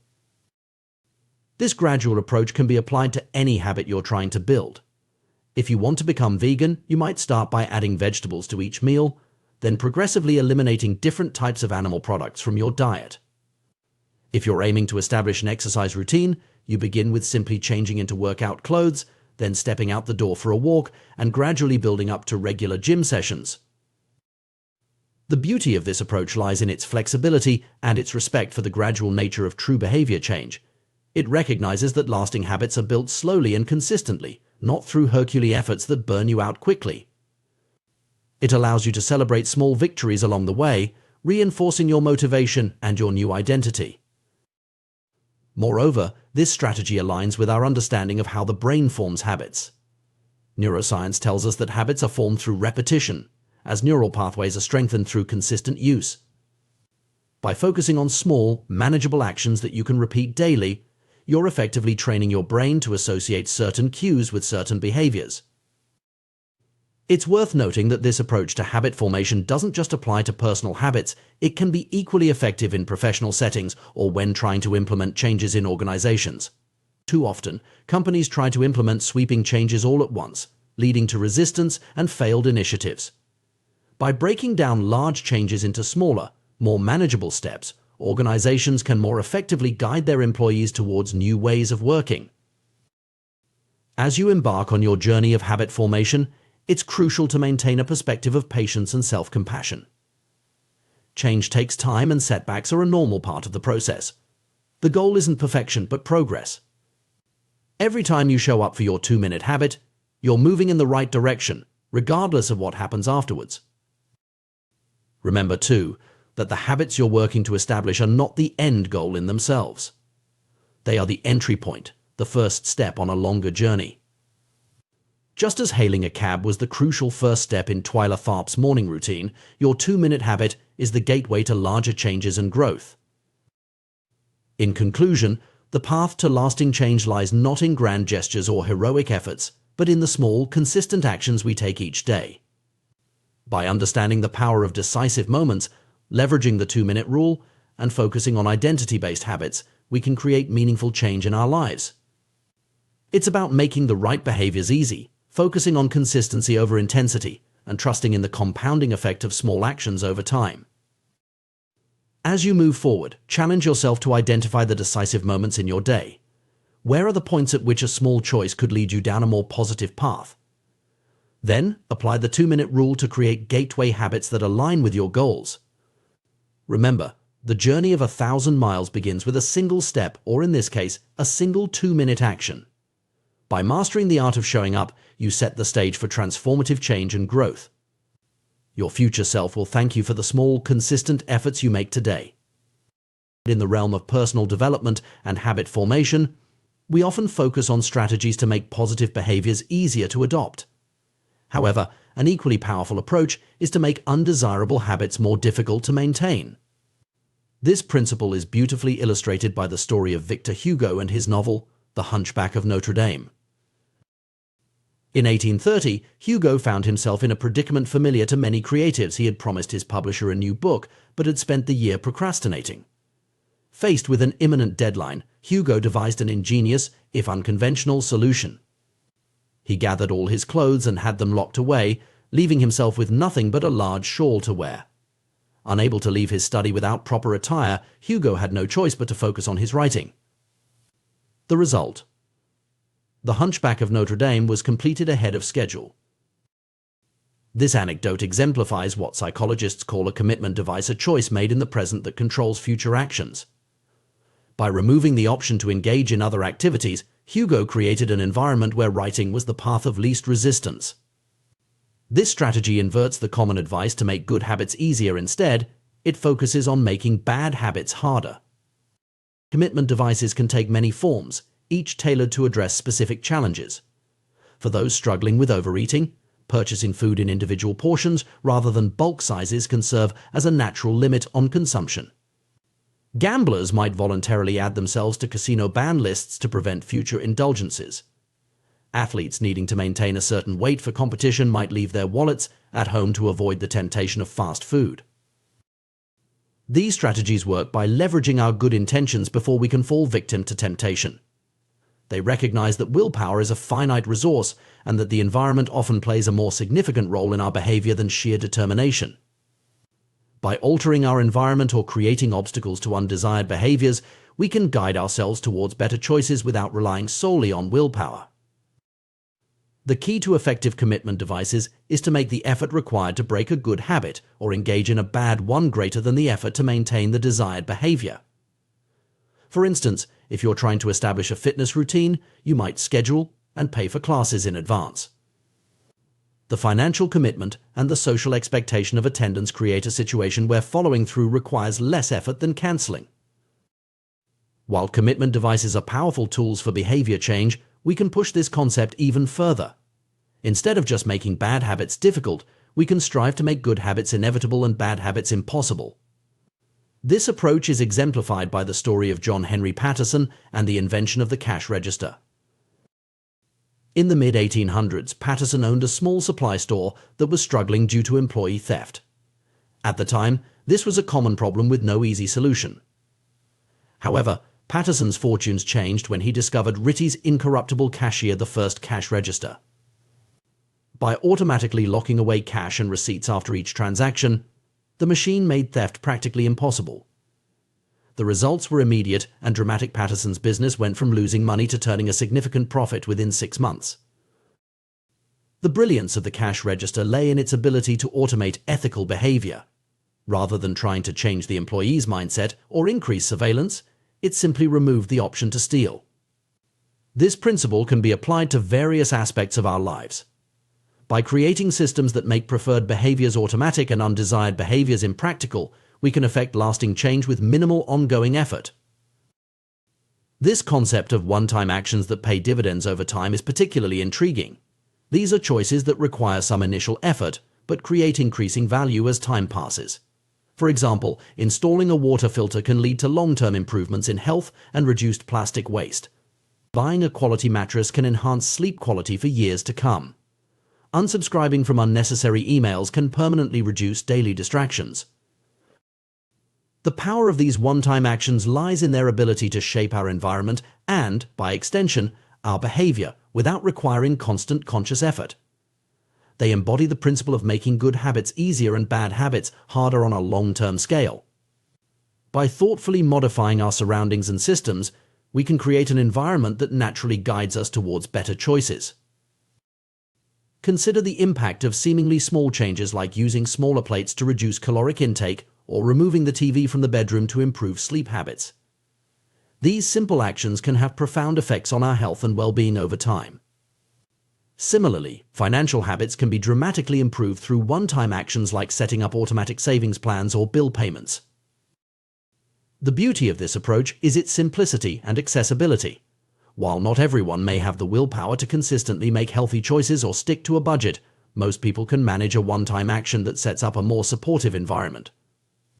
This democratizes the process of habit formation, making it attainable for a wider range of individuals.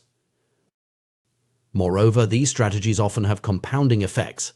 For instance, improving sleep quality through better bedding and a TV-free bedroom can lead to increased energy and productivity during the day. This, in turn, might make it easier to maintain a regular exercise routine or make healthier food choices. Similarly, automating finances can reduce stress and free up mental energy for other pursuits. It's important to note that while these strategies can be highly effective, they're not a panacea. Personal growth and habit formation still require effort and commitment. However, by focusing on creating an environment that supports our goals, we can significantly reduce the amount of willpower required to maintain positive habits. This approach also aligns well with our understanding of human psychology. We are profoundly influenced by our environment, often more than we realize. By consciously shaping that environment, we can harness this influence for our benefit. It's a way of working with our natural tendencies rather than constantly fighting against them. Furthermore, this strategy of environmental design can be applied at various scales. Individuals can use it to improve personal habits, but it can also be implemented at organizational or societal levels. For example, companies might redesign office spaces to encourage more movement or collaboration. Cities could modify urban planning to promote walking and cycling over driving. As we consider implementing these strategies in our own lives, it's worth taking time to reflect on our specific challenges and goals. What are the habits we're struggling to form or break? What aspects of our environment might be hindering our progress? By identifying these pain points, we can more effectively target our interventions. It's also valuable to think creatively about potential solutions. While some commitment devices or environmental changes might be obvious, others might require more innovative thinking. The goal is to find solutions that work for our individual circumstances and preferences. Additionally, it's crucial to approach this process with patience and self-compassion. Habit change is rarely a linear process, and setbacks are normal. The advantage of focusing on environmental changes is that they continue to exert their influence, even when our motivation wavers. In conclusion, while traditional advice on habit formation often focuses on willpower and motivation, there's immense power in shaping our environment to support our goals. By creating commitment devices, automating good behaviors, and making one-time changes that yield long-term benefits, we can significantly increase our chances of success. This approach recognizes that sustainable change often comes not from Herculean efforts of will, but from thoughtful adjustments to our surroundings and systems. It's about creating an environment where good habits are the path of least resistance and bad habits require conscious effort to maintain. As we move forward in our personal growth journeys, let's consider how we can leverage these principles. What commitment devices might help us overcome our specific challenges? What one-time actions could we take to set ourselves up for long-term success? By answering these questions and taking action, we can create lasting change with less ongoing effort, freeing up our mental energy to focus on what truly matters in our lives. Remember, the goal isn't perfection, but progress. Every step we take to align our environment with our aspirations is a step towards becoming the person we want to be. By making good habits inevitable and bad habits impossible, we're not just changing our behaviors, we're reshaping our lives. In the realm of personal development and habit formation, we often focus on strategies to make positive behaviors easier to adopt. However, an equally powerful approach is to make undesirable habits more difficult to maintain. This principle is beautifully illustrated by the story of Victor Hugo and his novel, The Hunchback of Notre Dame. In 1830, Hugo found himself in a predicament familiar to many creatives. He had promised his publisher a new book but had spent the year procrastinating. Faced with an imminent deadline, Hugo devised an ingenious, if unconventional, solution. He gathered all his clothes and had them locked away, leaving himself with nothing but a large shawl to wear. Unable to leave his study without proper attire, Hugo had no choice but to focus on his writing. The result? The Hunchback of Notre Dame was completed ahead of schedule. This anecdote exemplifies what psychologists call a commitment device, a choice made in the present that controls future actions. By removing the option to engage in other activities, Hugo created an environment where writing was the path of least resistance. This strategy inverts the common advice to make good habits easier. Instead, it focuses on making bad habits harder. Commitment devices can take many forms, each tailored to address specific challenges. For those struggling with overeating, purchasing food in individual portions rather than bulk sizes can serve as a natural limit on consumption. Gamblers might voluntarily add themselves to casino ban lists to prevent future indulgences. Athletes needing to maintain a certain weight for competition might leave their wallets at home to avoid the temptation of fast food. These strategies work by leveraging our good intentions before we can fall victim to temptation. They recognize that willpower is a finite resource, and that the environment often plays a more significant role in our behavior than sheer determination. By altering our environment or creating obstacles to undesired behaviors, we can guide ourselves towards better choices without relying solely on willpower. The key to effective commitment devices is to make the effort required to break a good habit or engage in a bad one greater than the effort to maintain the desired behavior. For instance, if you're trying to establish a fitness routine, you might schedule and pay for classes in advance. The financial commitment and the social expectation of attendance create a situation where following through requires less effort than canceling. While commitment devices are powerful tools for behavior change, we can push this concept even further. Instead of just making bad habits difficult, we can strive to make good habits inevitable and bad habits impossible. This approach is exemplified by the story of John Henry Patterson and the invention of the cash register. In the mid-1800s, Patterson owned a small supply store that was struggling due to employee theft. At the time, this was a common problem with no easy solution. However, Patterson's fortunes changed when he discovered Ritty's incorruptible cashier, the first cash register. By automatically locking away cash and receipts after each transaction, the machine made theft practically impossible. The results were immediate and dramatic. Patterson's business went from losing money to turning a significant profit within 6 months. The brilliance of the cash register lay in its ability to automate ethical behavior. Rather than trying to change the employee's mindset or increase surveillance, it simply removed the option to steal. This principle can be applied to various aspects of our lives.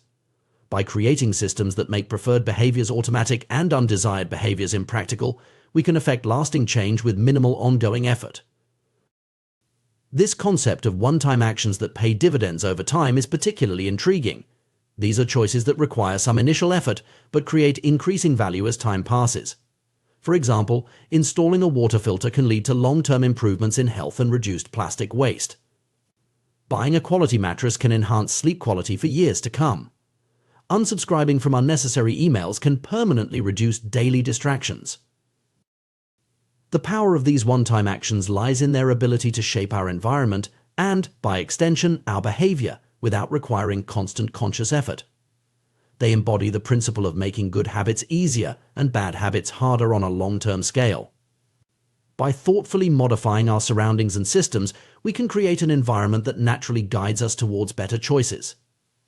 Consider the impact of seemingly small changes like using smaller plates to reduce caloric intake or removing the TV from the bedroom to improve sleep habits. These simple actions can have profound effects on our health and well-being over time. Similarly, financial habits can be dramatically improved through one-time actions like setting up automatic savings plans or bill payments. The beauty of this approach is its simplicity and accessibility. While not everyone may have the willpower to consistently make healthy choices or stick to a budget, most people can manage a one-time action that sets up a more supportive environment. This democratizes the process of habit formation, making it attainable for a wider range of individuals. Moreover, these strategies often have compounding effects. For instance, improving sleep quality through better bedding and a TV-free bedroom can lead to increased energy and productivity during the day. This, in turn, might make it easier to maintain a regular exercise routine or make healthier food choices. Similarly, automating finances can reduce stress and free up mental energy for other pursuits. It's important to note that while these strategies can be highly effective, they're not a panacea. Personal growth and habit formation still require effort and commitment. However, by focusing on creating an environment that supports our goals, we can significantly reduce the amount of willpower required to maintain positive habits. This approach also aligns well with our understanding of human psychology. We are profoundly influenced by our environment, often more than we realize. By consciously shaping that environment, we can harness this influence for our benefit.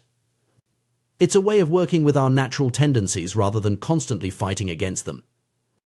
Furthermore, this strategy of environmental design can be applied at various scales. Individuals can use it to improve personal habits, but it can also be implemented at organizational or societal levels. For example, companies might redesign office spaces to encourage more movement or collaboration. Cities could modify urban planning to promote walking and cycling over driving. As we consider implementing these strategies in our own lives, it's worth taking time to reflect on our specific challenges and goals. What are the habits we're struggling to form or break? What aspects of our environment might be hindering our progress? By identifying these pain points, we can more effectively target our interventions. It's also valuable to think creatively about potential solutions. While some commitment devices or environmental changes might be obvious, others might require more innovative thinking. The goal is to find solutions that work for our individual circumstances and preferences. Additionally, it's crucial to approach this process with patience and self-compassion. Habit change is rarely a linear process, and setbacks are normal. The advantage of focusing on environmental changes is that they continue to exert their influence even when our motivation wavers. In conclusion, while traditional advice on habit formation often focuses on willpower and motivation, there's immense power in shaping our environment to support our goals. By creating commitment devices, automating good behaviors, and making one-time changes that yield long-term benefits, we can significantly increase our chances of success. This approach recognizes that sustainable change often comes not from Herculean efforts of will, but from thoughtful adjustments to our surroundings and systems. It's about creating an environment where good habits are the path of least resistance and bad habits require conscious effort to maintain. As we move forward in our personal growth journeys, let's consider how we can leverage these principles. What commitment devices might help us overcome our specific challenges? What one-time actions could we take to set ourselves up for long-term success? By answering these questions and taking action, we can create lasting change with less ongoing effort, freeing up our mental energy to focus on what truly matters in our lives. Remember, the goal isn't perfection, but progress. Every step we take to align our environment with our aspirations is a step towards becoming the person we want to be. By making good habits inevitable and bad habits impossible, we're not just changing our behaviors, we're reshaping our lives. In the bustling streets of a Pakistani neighborhood, where unsanitary conditions once led to widespread illness and disease, a remarkable transformation took place. This change wasn't brought about by advanced medical treatments or cutting-edge technology, but by something as simple as soap and the habit of hand-washing. The story begins with contaminated water sources causing epidemics of diarrhea, vomiting, and abdominal pain. In this densely populated area, nearly 1/3 of the children were malnourished, and the close quarters allowed viruses and bacterial infections to spread like wildfire. It was this dire public health crisis that brought researcher Stephen Luby and his team to Pakistan. Upon arrival, Luby and his colleagues quickly realized that in such an environment with poor sanitation, the simple act of washing one's hands could make a significant difference in the health of the residents. However, they soon discovered a surprising fact: many people were already aware that hand washing was important. This revelation highlights a crucial point about human behavior. Knowledge alone is often not enough to change habits or improve outcomes. The residents understood the importance of hand washing, but their practices were inconsistent and haphazard. Some would merely run their hands under water quickly, others would wash only one hand, and many would simply forget to wash their hands before preparing food. The problem wasn't a lack of information, it was a lack of consistency. This scenario is not unique to hand washing or to this particular community. We often see similar patterns in various aspects of our lives. We know we should exercise regularly, eat a balanced diet, or save money for the future, yet we struggle to consistently follow through on these intentions. This gap between knowledge and action is a fundamental challenge in behavior change. Recognizing this, Luby and his team took an innovative approach. They partnered with Procter & Gamble to supply the neighborhood with Safeguard soap. This wasn't just any ordinary soap, it was a premium product that provided a more enjoyable hand-washing experience. The soap foamed easily, allowing people to lather their hands with suds, and it had a pleasant scent. Suddenly, hand-washing became slightly more pleasurable. This strategy tapped into a powerful principle of behavior change: make it satisfying. We are more likely to repeat behaviors that provide immediate, positive feedback. The pleasant sensory experience of using the Safeguard soap, the feel of the lather, the appealing scent created a small but significant reward for the act of hand-washing. The results were dramatic. Within months, the researchers observed a rapid shift in the health of children in the neighborhood.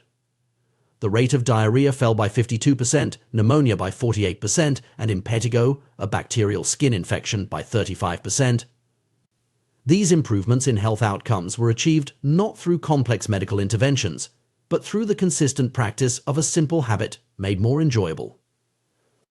Even more impressive were the long-term effects. When the researchers returned to some of the households in Karachi 6 years later, they found that over 95% of households who had been given the soap for free and encouraged to wash their hands still had a hand-washing station with soap and water available. The researchers hadn't provided any soap to the intervention group for over 5 years, yet the habit had become so ingrained that the practice was maintained. This long-term adherence to the hand-washing habit illustrates another critical aspect of behavior change: the power of habit formation. Once a behavior becomes habitual, it requires less conscious effort and decision-making. It becomes an automatic response to certain cues or situations. In this case, the residents had internalized hand-washing as a routine part of their daily lives, continuing the practice even years after the initial intervention. The success of this hand-washing initiative in Pakistan exemplifies what can be considered the fourth law of behavior change: make it satisfying. This principle asserts that we are more likely to repeat a behavior when the experience is satisfying. It's a logical concept: feelings of pleasure, even minor ones, signal to our brain that a behavior is worth remembering and repeating. This principle isn't limited to hand-washing. We can see its application in various products and behaviors that have become widespread habits. Take chewing gum, for instance. While gum had been sold commercially throughout the 1800s, It wasn't until Wrigley launched in 1891 that it became a worldwide habit. Wrigley's innovation was to add flavors like spearmint and juicy fruit, making the product more enjoyable to use. They further enhanced the appeal by marketing gum as a way to refresh your taste, associating it with the pleasant feeling of a clean mouth. The success of flavored toothpaste follows a similar pattern.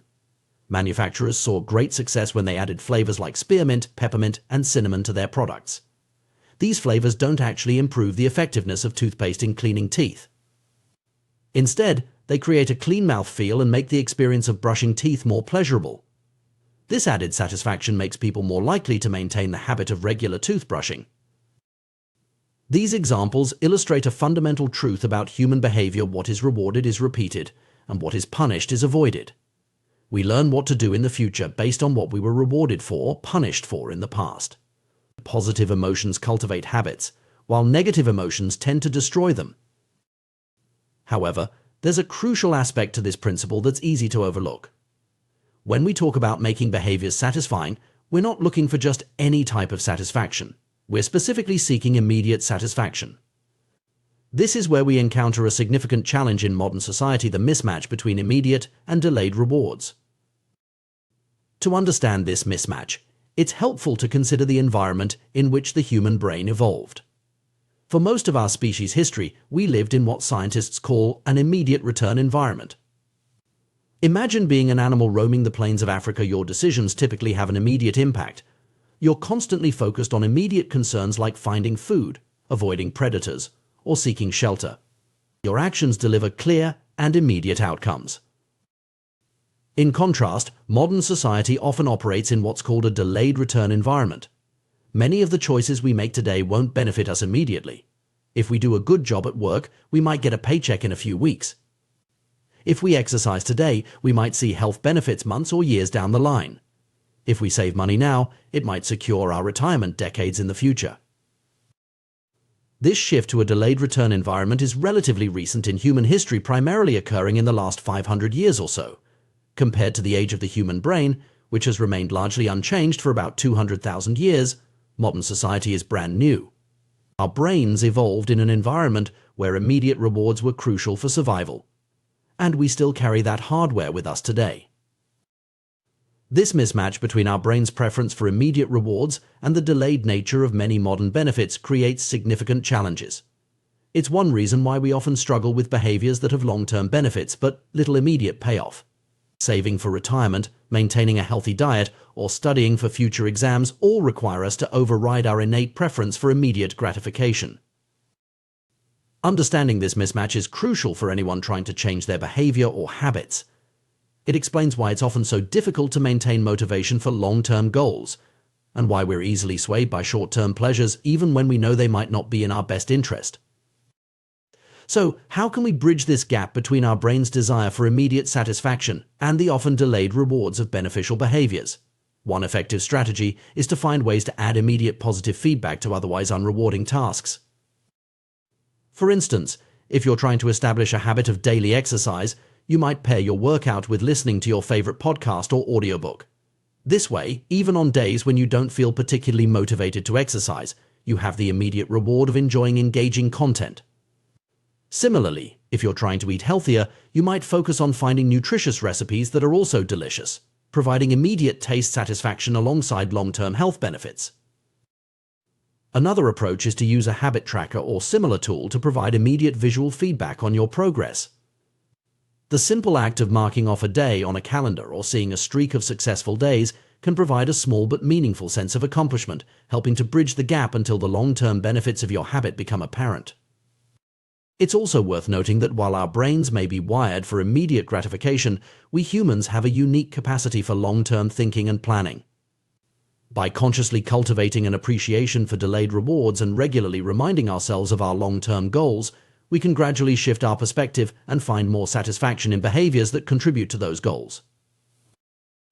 In conclusion, the story of the hand-washing initiative in Pakistan and the broader principles it illustrates offer valuable insights into human behavior and habit formation.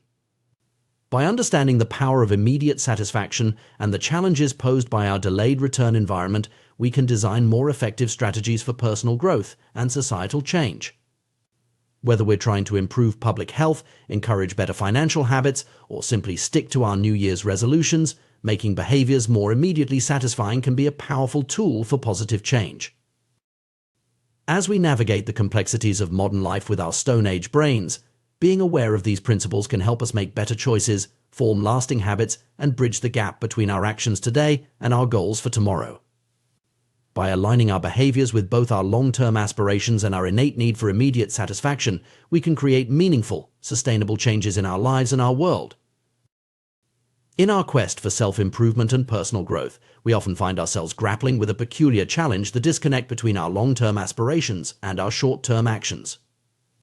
This phenomenon, known as time inconsistency, is a fundamental aspect of human behavior that has far-reaching implications for our daily lives and long-term success. At its core, time inconsistency refers to our brain's tendency to value immediate rewards more highly than future benefits. This bias towards instant gratification is deeply ingrained in our neural circuitry, a remnant of our evolutionary past when immediate survival took precedence over long-term planning. In most situations, this inclination serves us well. After all, a reward that's certain and available right now is typically more valuable than one that's merely possible in the future. However, this same tendency can sometimes lead us astray, particularly in the modern world where many of our most important goals require sustained effort and delayed gratification. This misalignment between our immediate desires and our long-term objectives is at the heart of many of our struggles with habit formation and behavior change. Consider, for instance, the paradox of harmful behaviors like smoking, overeating, or engaging in unsafe sex.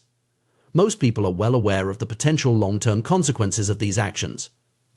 We know that smoking increases the risk of lung cancer, that overeating can lead to obesity and associated health problems, and that unsafe sex can result in sexually transmitted diseases. Yet, despite this knowledge, many individuals continue to engage in these behaviors. The reason for this apparent contradiction becomes clear when we understand how our brain prioritizes rewards. The consequences of these harmful habits are often delayed, sometimes by years or even decades. In contrast, the rewards are immediate and tangible. Smoking might increase your risk of cancer in the future, but it reduces stress and satisfies nicotine cravings now. Overeating may lead to health problems down the line, but it provides immediate pleasure and satiation. Unsafe sex might result in disease later, but it offers instant gratification. This pattern isn't limited to harmful habits.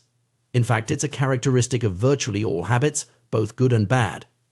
Every habit produces multiple outcomes across time, but these outcomes are often misaligned. With detrimental habits, the immediate outcome is usually pleasurable, while the ultimate outcome is negative.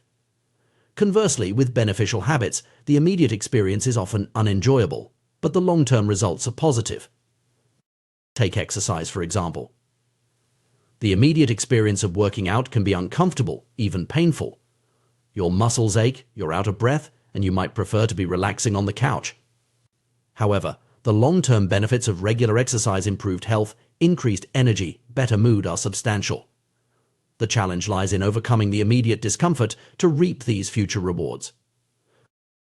This misalignment of outcomes across time creates a significant hurdle for behavior change.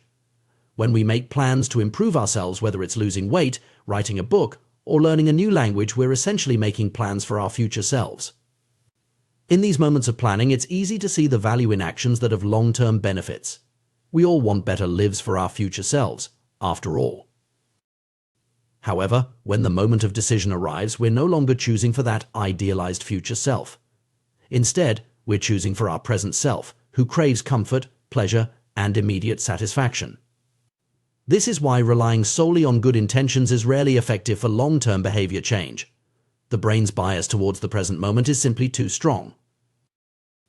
Understanding this tendency can help explain many of the seemingly irrational choices we make in our daily lives. It's why we might choose to watch TV instead of studying, even though we know studying will lead to better grades.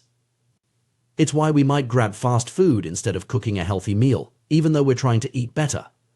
In each of these moments, the allure of immediate gratification overpowers our longer-term goals. This preference for instant gratification reveals an important truth about success. Most people spend their days chasing quick hits of satisfaction. the path less traveled is the road of delayed gratification. If you're willing to wait for rewards, you'll often face less competition and potentially reap greater benefits. As the saying goes, the last mile is always the least crowded. Research consistently supports this idea. Studies have shown that individuals who are better at delaying gratification tend to have higher SAT scores, lower levels of substance abuse, lower likelihood of obesity, better responses to stress, and superior social skills. We've all observed this play out in our own lives. The student who resists the temptation to procrastinate and completes their assignments on time generally achieves better grades. The individual who forgoes purchasing junk food at the grocery store often maintains a healthier diet at home. At some point, success in nearly every field requires the ability to ignore an immediate reward in favor of a delayed, but ultimately more significant reward. This is true whether you're an athlete training for a competition, an entrepreneur building a business, or a writer working on a novel. The ability to delay gratification is a crucial skill for achieving long-term success. However, it's important to note that while delaying gratification is often the wise approach, it's not always easy or intuitive. Our brains are not naturally wired for long-term thinking, and constantly fighting against our instincts for immediate reward can be exhausting and unsustainable. So how can we work with our brain's tendencies rather than against them? The key lies in finding ways to make delayed gratification more appealing and immediate. Here are some strategies that can help. 1. Add immediate pleasure to long-term beneficial habits. Find ways to make habits with delayed rewards more immediately enjoyable. If you're trying to exercise more, pair your workout with listening to your favorite podcast or audiobook. This way you get an immediate reward enjoying the content along with the long-term benefits of exercise. 2. Add immediate consequences to harmful habits. Similarly, try to associate immediate, small negative consequences with habits you're trying to break. If you're trying to cut back on social media use, for example, you could commit to doing 10 push-ups every time you catch yourself mindlessly scrolling. 3. Use visual cues and tracking. Our brains respond well to visual feedback. Use habit trackers or charts to give yourself an immediate sense of accomplishment when you stick to a good habit. The satisfaction of marking off a day on a calendar can be a powerful motivator. 4. Create artificial milestones. Break long-term goals into smaller, more immediate targets. If you're saving for a big purchase, celebrate hitting smaller savings milestones along the way. 5. Practice mindfulness and visualization regularly. Take time to vividly imagine the long-term benefits of your good habits. This can help make those future rewards feel more real and immediate. 6. Use commitment devices. These are strategies where you make it more difficult or costly to engage in bad habits. For example, you might give a friend money to hold and only return if you meet your goal. 7. Reframe the immediate experience. Instead of focusing on the discomfort of a challenging habit, try to find aspects of the immediate experience to appreciate. For example, instead of dwelling on the physical strain of exercise, focus on the sense of accomplishment or the endorphin rush. 8. Create a reward system. Set up a system where you give yourself small, immediate rewards for sticking to your long-term habits. These rewards don't have to be large or costly. The key is that they're immediate and consistently applied. One particularly effective strategy is to turn instant gratification to your advantage by using a technique called reinforcement. This involves providing yourself with an immediate reward for completing a desired behavior. The key here is to make the reward instant and directly tied to the habit you're trying to build. For example, if you're trying to build a habit of daily meditation, you might reward yourself with a small piece of dark chocolate immediately after each session. The taste of the chocolate becomes an immediate, positive reinforcement for your meditation practice. Over time, your brain begins to associate meditation with this pleasant reward, making it easier to stick to the habit. This approach can be especially helpful when dealing with habits of avoidance behaviors you want to stop doing. It can be challenging to feel satisfied when you're simply not doing something, like not buying unnecessary items or not drinking alcohol. In these cases, you can create a system that makes the avoidance visible and rewarding.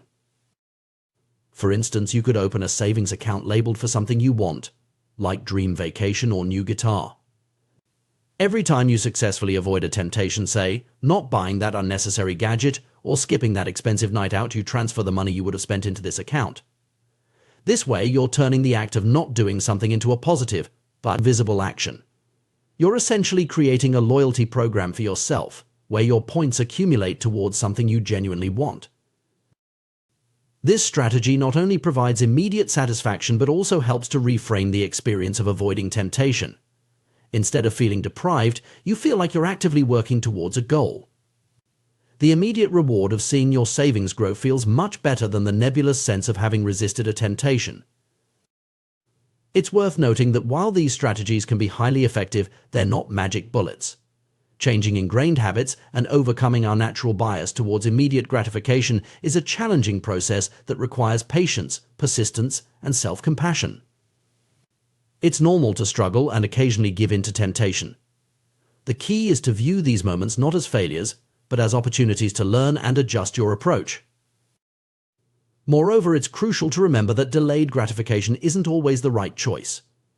Sometimes, immediate experiences are valuable in their own right. The key is to find a balance that aligns with your values and long-term goals while still allowing for present enjoyment. In conclusion, understanding the concept of time inconsistency and our brain's bias towards immediate rewards can be a powerful tool in our quest for personal growth and habit formation.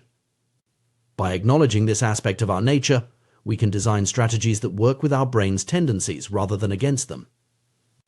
Whether it's adding immediate pleasures to beneficial habits, creating visible rewards for avoidance behaviors, or using reinforcement techniques, these approaches can help bridge the gap between our present actions and our future aspirations. Ultimately, the ability to delay gratification and work towards long-term goals is a skill that can be developed and strengthened over time. It's a journey of self-discovery and continuous improvement, one that requires patience, creativity, and a deep understanding of our own motivations and tendencies. By mastering this skill, we open ourselves up to greater achievements, deeper satisfaction, and a life more closely aligned with our true values and aspirations. The path may not always be easy, but the rewards, both immediate and long-term, make it a journey worth undertaking. In the pursuit of personal growth and self-improvement, we often find ourselves grappling with the challenge of maintaining good habits.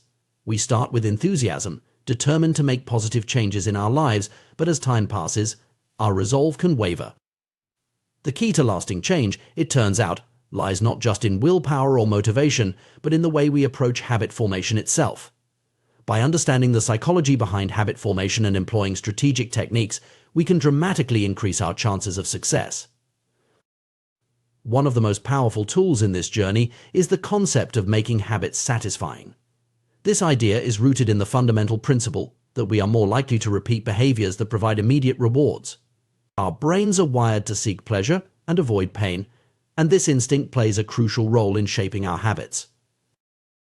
However, there's a catch. Many of the habits we want to cultivate, like exercising regularly, eating healthily, or saving money, don't provide immediate gratification. Their benefits are often delayed, sometimes by months or even years. This delay can make it challenging to stick with these habits, especially when we're faced with more immediately rewarding alternatives.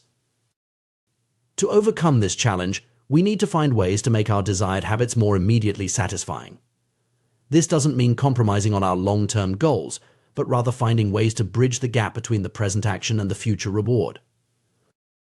One effective strategy is to create a system of short-term rewards that align with your long-term goals. For instance, if you're trying to exercise more, you might reward yourself with a relaxing bath or an episode of your favorite show after each workout. The key is to choose rewards that reinforce your desired identity rather than conflicting with it. If your goal is to improve your health, rewarding yourself with unhealthy food after exercising would be counterproductive. Instead, choose rewards that align with your vision of becoming a healthier person. This approach of aligning short-term rewards with long-term goals can be applied to virtually any habit you're trying to build. If you're aiming to read more, you might allow yourself to buy a new book only after finishing your current one. If you're trying to save money, you could allocate a small portion of your savings to a fun fund that you can spend guilt-free once you reach certain milestones. The power of this strategy lies in its ability to tap into our brain's reward system. By providing immediate positive reinforcement, we're training our brains to associate the habit with pleasure. Over time, this association can make the habit itself more enjoyable, reducing our reliance on external rewards. Another powerful technique for making habits stick is the use of visual tracking systems. This approach, sometimes called the paperclip strategy, involves creating a tangible representation of your progress. The name comes from a story about a young stockbroker who used 2 jars of paperclips to track his daily sales calls.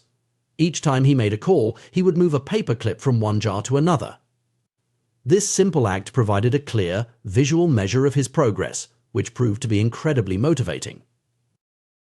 The beauty of this strategy lies in its simplicity and flexibility. You can adapt it to virtually any habit you're trying to build.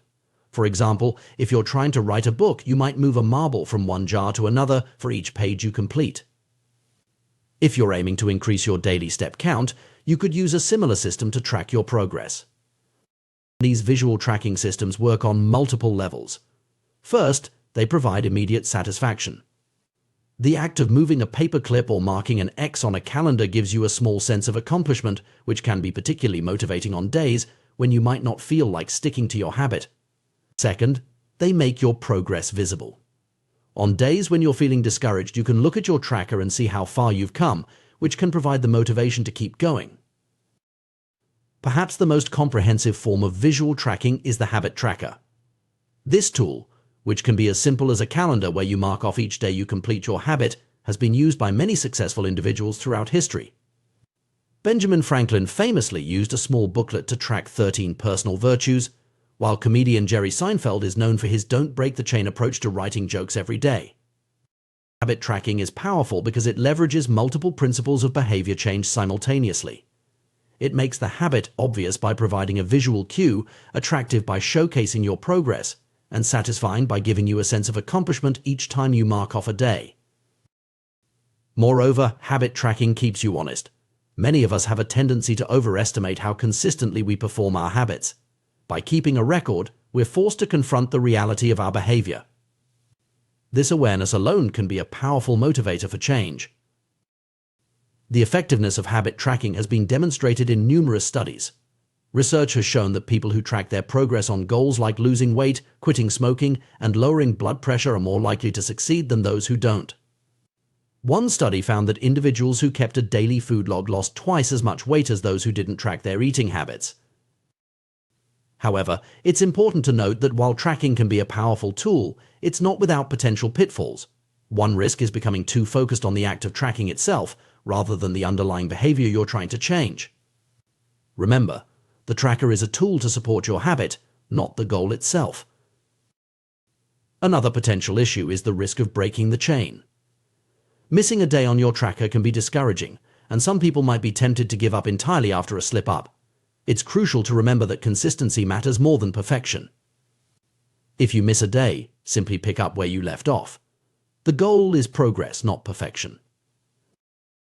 As you continue with your habit, you may find that the external rewards and tracking systems become less necessary. This is a natural and positive progression. Over time, the habit itself can become intrinsically rewarding. For example, someone who starts exercising for weight loss might initially need external motivators, but over time they may come to enjoy the energy boost and sense of accomplishment that comes with each workout.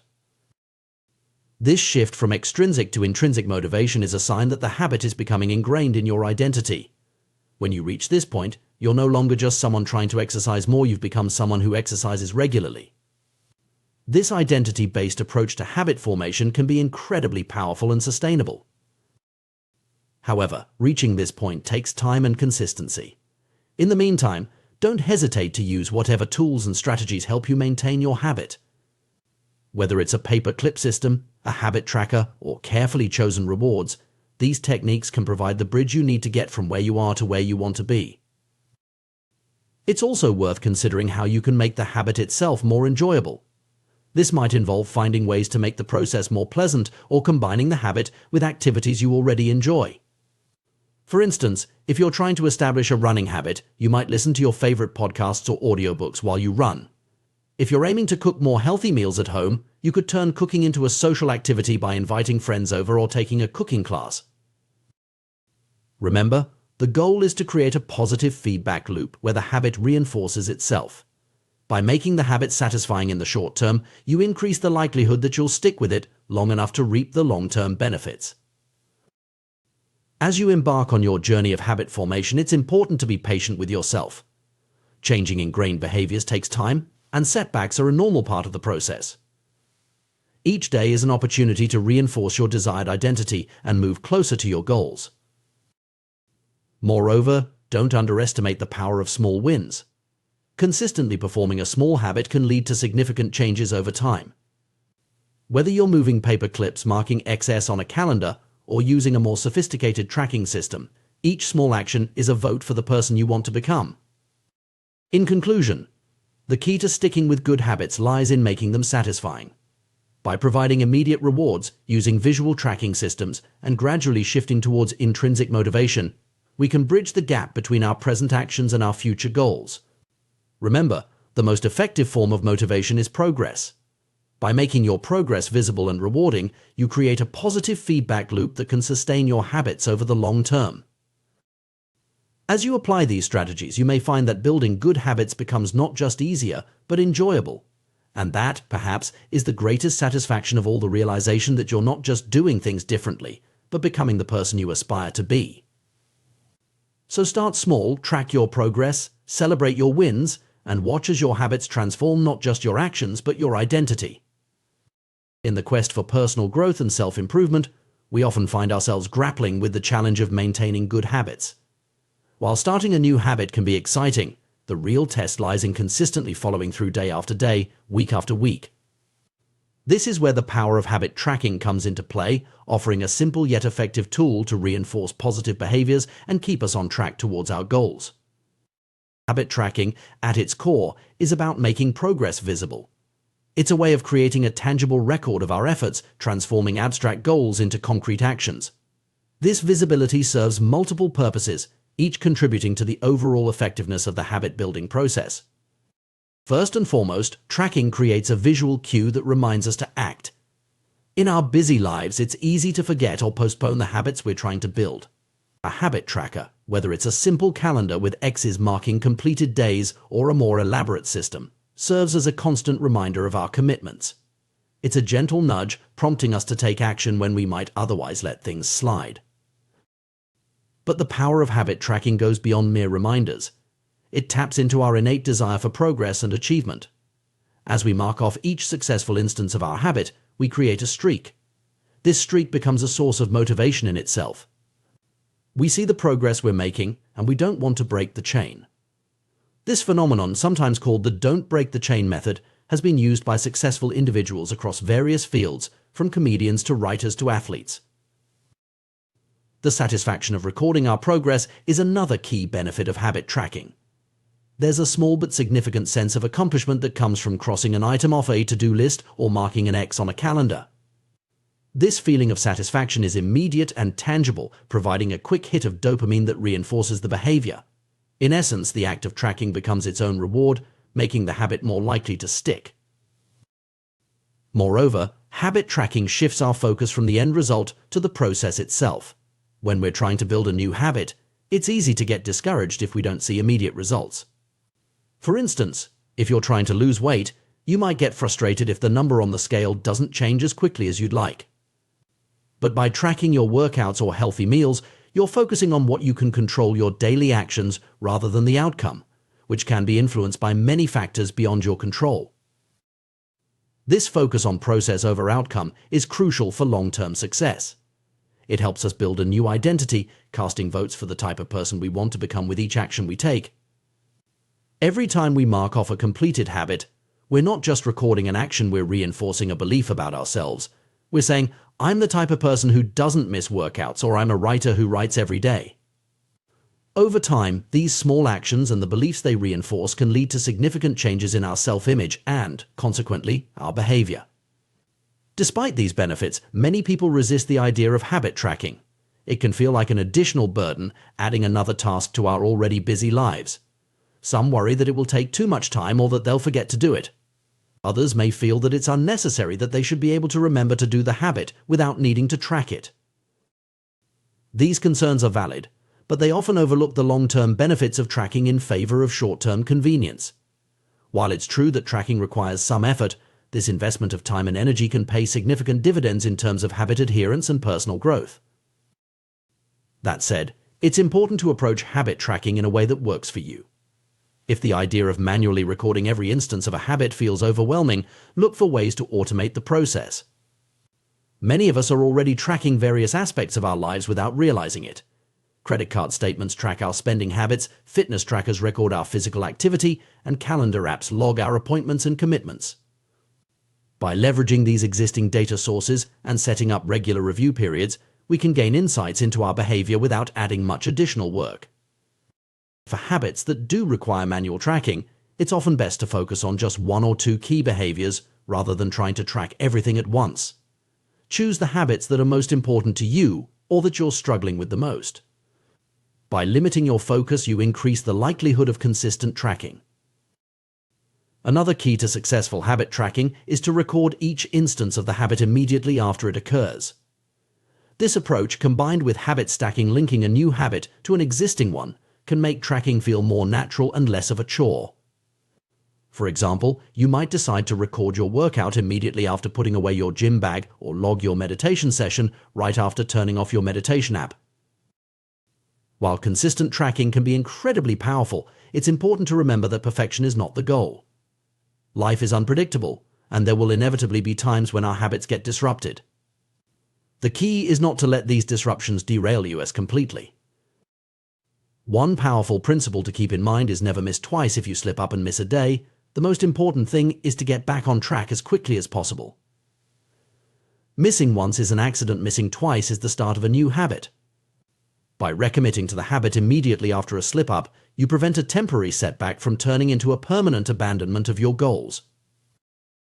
This principle of quick recovery is a distinguishing feature of successful individuals across various fields. Everyone has bad days or periods of lower performance. What sets high achievers apart is their ability to rebound quickly from these setbacks.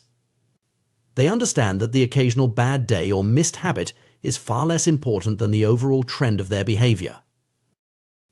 In fact, showing up on the days when you don't feel like it or can't perform at your best can be even more important than the days when everything goes smoothly.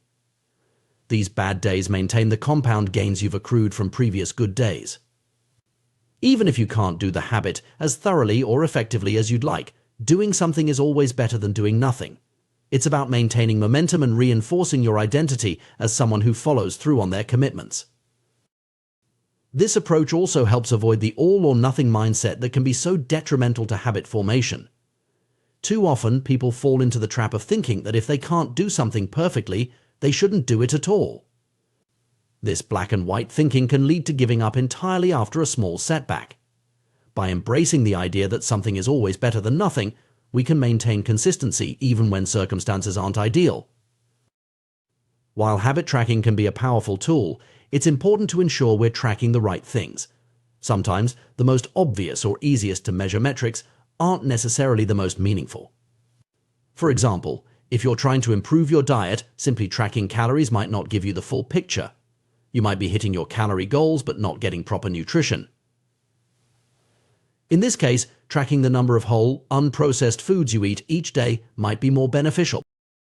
Similarly, if you're trying to improve your productivity at work, tracking hours worked might not be as useful as tracking the number of important tasks completed. The key is to choose metrics that truly align with your goals and provide meaningful feedback on your progress.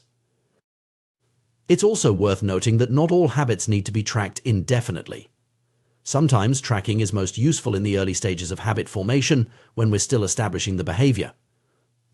Once the habit becomes more ingrained, we might be able to ease off on tracking without losing the habit itself. The goal, ultimately, is for the behavior to become so automatic that we no longer need external reinforcement to maintain it. In conclusion, habit tracking is a powerful tool in the quest for personal growth and behavior change. By making our progress visible, providing immediate satisfaction, and shifting our focus to the process rather than just the outcome, tracking can significantly increase our chances of successfully building new habits. However, like any tool, its effectiveness depends on how we use it. By choosing meaningful metrics, focusing on consistency rather than perfection, and using tracking as a means to reinforce our desired identity, we can harness the full potential of this approach. Remember, the goal isn't just to check boxes or create perfect streaks. It's to gradually shape ourselves into the person we want to become. Each tracked instance of a habit is a vote for that future self. Over time, these small votes can lead to profound changes in our behavior, our self-image, and ultimately our lives. So whether you're trying to exercise more, eat healthier, write daily, or any other positive habit, consider incorporating tracking into your approach. Start small, be consistent, and don't be discouraged by occasional setbacks. With patience and persistence, you may find that the simple act of tracking your habits becomes a transformative force in your journey of self-improvement. In the realm of behavior change and habit formation, we often focus on positive reinforcement and making good habits more attractive. However, there's another powerful tool in our arsenal making bad habits immediately unsatisfying. This approach, while less discussed, can be incredibly effective in curbing unwanted behaviors and promoting positive change. The concept is rooted in our innate tendency to avoid pain and discomfort. Just as we're more likely to repeat experiences that end on a satisfying note, we're equally inclined to avoid experiences that conclude with discomfort or pain. This principle can be harnessed to great effect in our quest for self-improvement and behavioral change. Consider the story of Roger Fisher, a Harvard Law School professor who specialized in negotiation and conflict management. In the 1970s and 1980s, as the threat of nuclear war loomed large, Fisher proposed an unconventional idea to prevent hasty decisions about nuclear launches. He suggested implanting the nuclear launch codes in a volunteer's chest right next to their heart. The president, if ever deciding to launch nuclear weapons, would first have to physically kill this volunteer to access the codes. Fisher's proposal, while extreme, illustrates a profound point about human behavior. By making the act of launching nuclear weapons viscerally and immediately painful, it would force decision-makers to confront the reality of their actions in a way that abstract numbers and distant consequences never could. The immediacy and personal nature of the pain would serve as a powerful deterrent. This principle extends far beyond hypothetical scenarios about nuclear war. It applies to our everyday lives and habits in numerous ways. Pain, both physical and emotional, is an incredibly effective teacher. When failure or mistakes result in immediate and tangible pain, we're quick to learn and adapt. This is why a plumber strives for excellence in their work. The threat of a bad review or lost business is an immediate and costly consequence of poor performance. Similarly, restaurants maintain high standards because the possibility of customers never returning is a constant, immediate threat.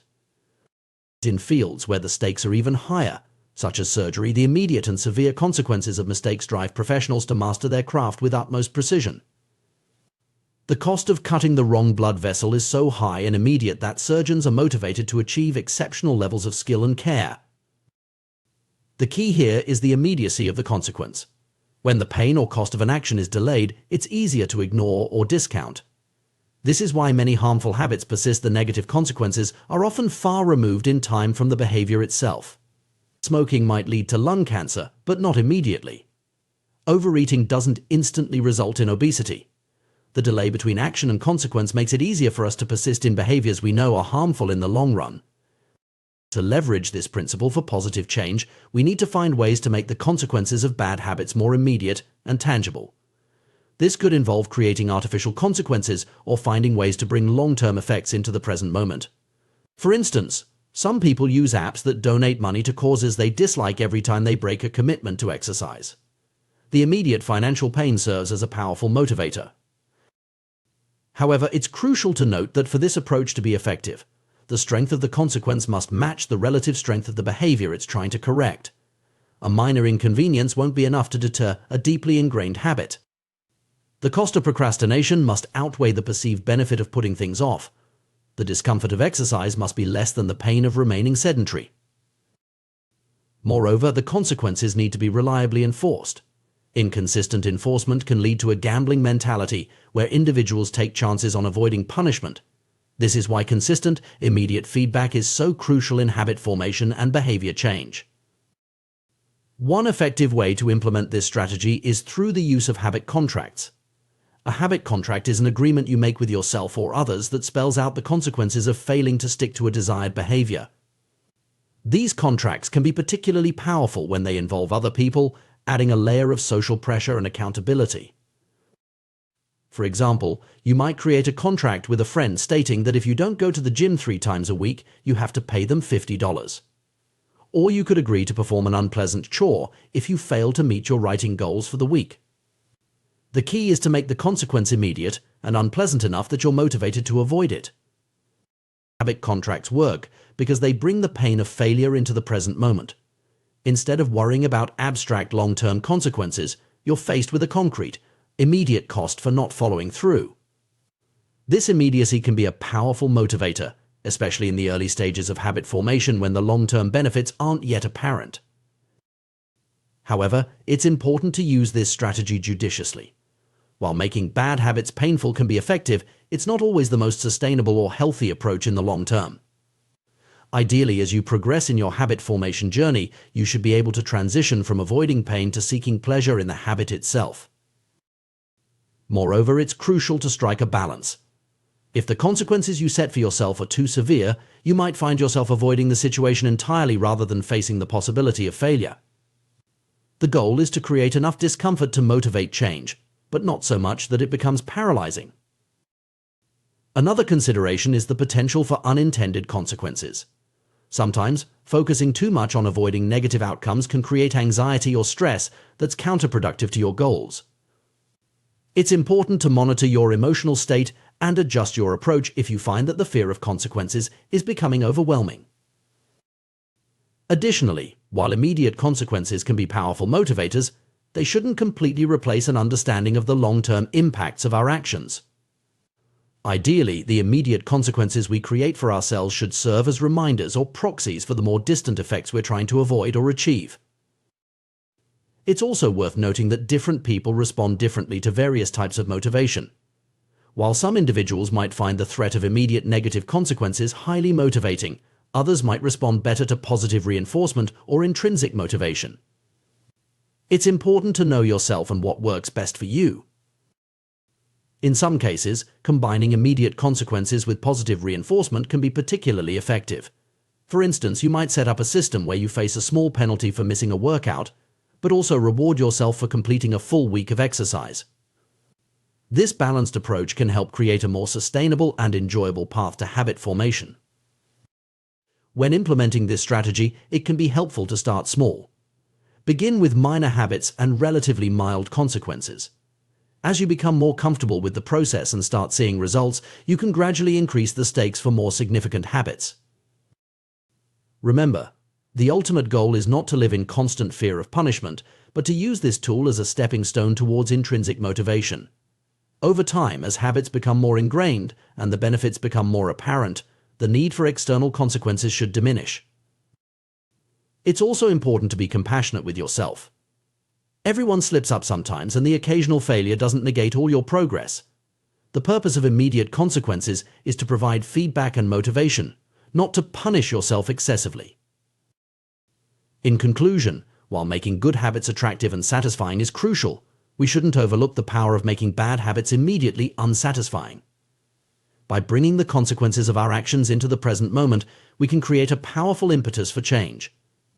Whether through habit contracts, accountability partners, or other creative methods, finding ways to make the cost of bad habits immediate and tangible can be a game changer in our pursuit of personal growth and positive change. However, this approach should be used thoughtfully and in conjunction with other strategies for habit formation. The goal is not to create a life ruled by fear of consequences, but to use this tool as a stepping stone towards building habits that are intrinsically rewarding and aligned with our long-term goals. By understanding and leveraging the power of immediate consequences, we can create an environment that supports our desired behaviors and helps us become the people we aspire to be. The power of habits in shaping our lives cannot be overstated. From the mundane daily routines to life-changing behaviors, habits form the backbone of our existence. One of the most striking examples of habit formation on a societal scale is the adoption of seatbelt usage in the United States. In just a few decades, we witnessed a dramatic shift from a time when most people didn't wear seatbelts to a present where the vast majority of Americans buckle up every time they get in a car. This transformation wasn't just a matter of individual choice, it was largely driven by legislation and the creation of a new social contract.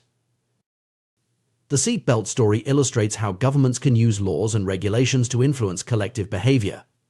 By mandating seatbelt use and enforcing penalties for non-compliance, states effectively reshape the habits of millions. This approach leverages the power of social contracts agreements we make as a society to follow certain rules for the common good.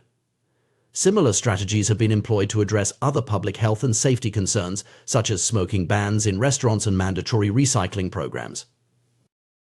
While these large-scale interventions are effective, we can apply similar principles on a personal level to cultivate positive habits or break undesirable ones. Enter the concept of a habit contract, a formalized agreement with yourself and others to hold you accountable for your behavior. This approach recognizes that sometimes willpower alone isn't enough to overcome ingrained patterns or resist temptation.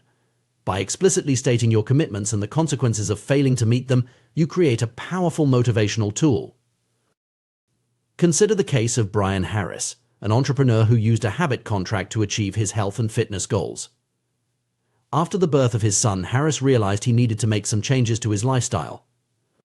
Instead of relying solely on good intentions, he drafted a detailed contract outlining his objectives, the specific actions he would take, and the consequences of non-compliance.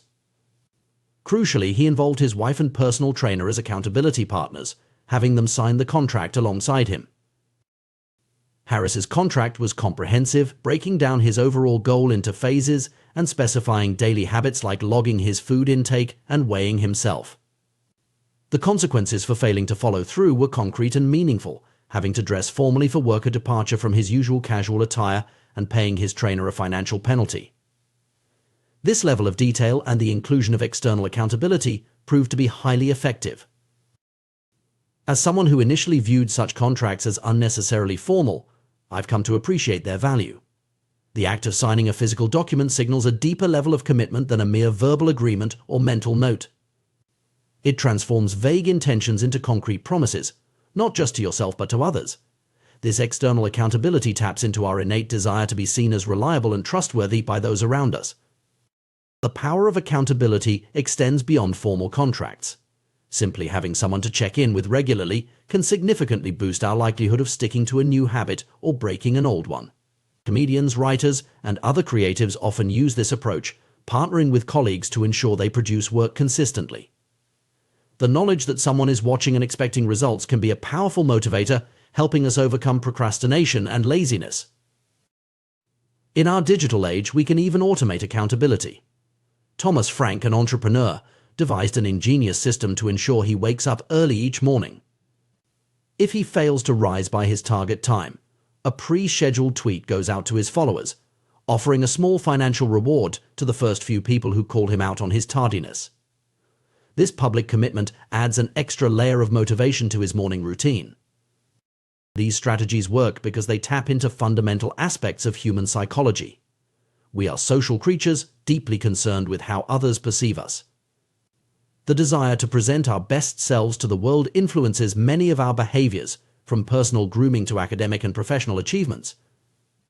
By leveraging this innate social awareness, habit contracts and accountability partnerships make the consequences of our actions or inactions immediate and tangible. However, it's important to note that the effectiveness of these strategies can vary from person to person. Some individuals might find the pressure of external accountability motivating, while others might feel overwhelmed or rebellious. The key is to find an approach that resonates with your personality and goals. Moreover, while consequences and accountability are powerful tools, they shouldn't be the only factors driving habit formation. Ideally, we want to cultivate habits that are intrinsically rewarding, where the behavior itself becomes satisfying over time. External motivators can be excellent for jump-starting change, but long-term success often depends on developing a genuine appreciation for the benefits of the habit itself. As we consider the broader implications of habit formation, it's worth reflecting on the interplay between individual choices and societal norms. The seatbelt example demonstrates how personal habits can be shaped by collective agreements and expectations. At the same time, widespread individual adoption of certain behaviors can lead to shifts in social norms and even policy changes. This dynamic relationship between personal habits and societal trends highlights the importance of thoughtful habit cultivation. The choices we make in our daily lives not only affect our individual well-being, but can contribute to larger social movements and cultural shifts. By being intentional about the habits we develop, we have the potential to influence not just our own lives but the world around us. The science of habit formation has come a long way in recent years, offering insights into the mechanics of behavior change. We now understand that habits are formed through a loop of cue, routine, and reward. By manipulating these elements, we can increase our chances of successfully adopting new behaviors or breaking undesirable ones. For those looking to create positive habits, there are several strategies to consider. Making the cue for a desired behavior obvious and visible in your environment can serve as a constant reminder. Pairing a new habit with something you already enjoy, a technique known as temptation bundling, can make it more attractive. Reducing friction by preparing your environment in advance can make good habits easier to perform. And finding ways to make the habit immediately satisfying can reinforce the behavior. Conversely, breaking bad habits often involves inverting these principles. Removing cues that trigger unwanted behaviors, making the habit less attractive or more difficult to perform, and creating immediate negative consequences can all help in breaking detrimental patterns. One particularly effective tool for both creating and breaking habits is the use of a habit tracker. This simple practice of recording each successful day of performing or avoiding a particular behavior can be remarkably motivating. The visual representation of your progress creates a sense of accomplishment and taps into our natural desire to maintain streaks or chains of success.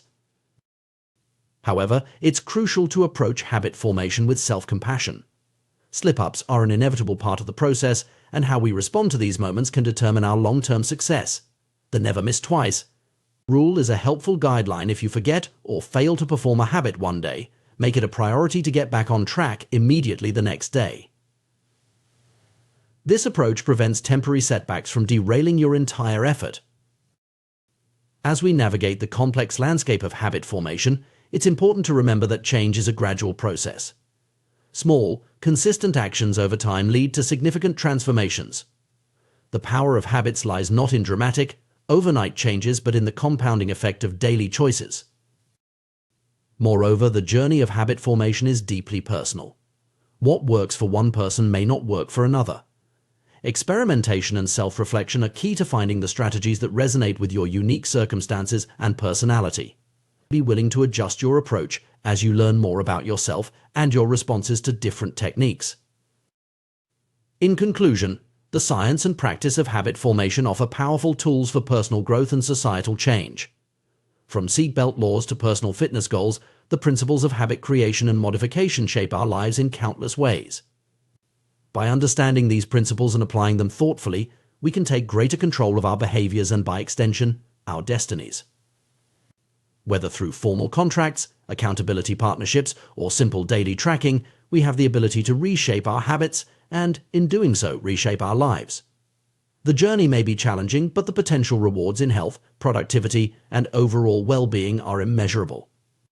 As we continue to uncover new insights into human behavior, the possibilities for positive change, both individual and collective, are truly exciting.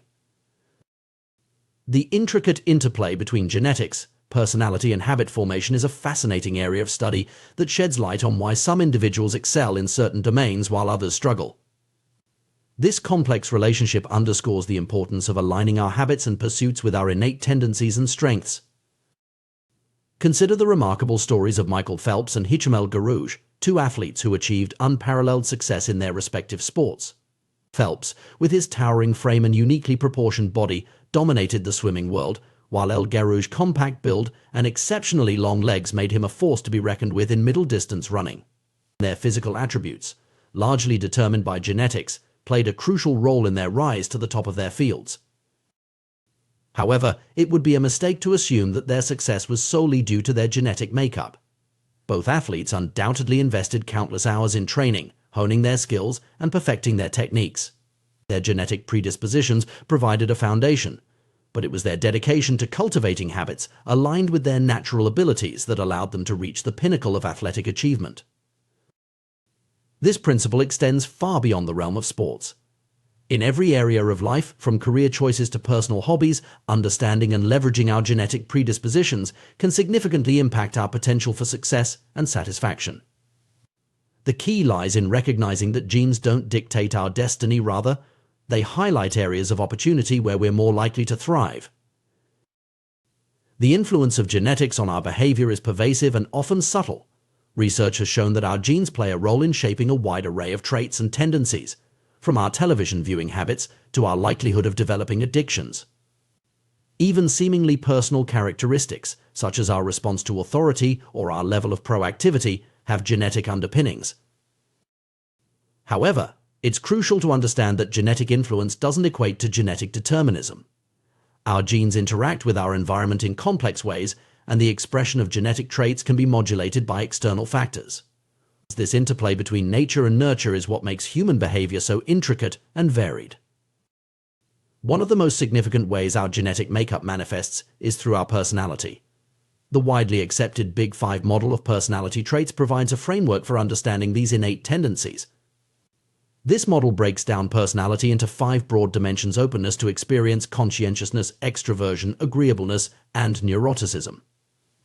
Each of these traits exists on a spectrum, and our position on these spectrums is influenced by our genetic makeup. For instance, extroversion, which ranges from outgoing and energetic to solitary and reserved, has been linked to biological factors observable from infancy. Studies have shown that babies who turn toward loud noises are more likely to grow up to be extroverts, while those who turn away tend to become introverts. Similarly, individuals high in agreeableness, characterized by kindness and consideration, often have naturally higher levels of oxytocin, a hormone associated with social bonding and trust. This biological predisposition might make it easier for them to form habits around social activities or acts of kindness.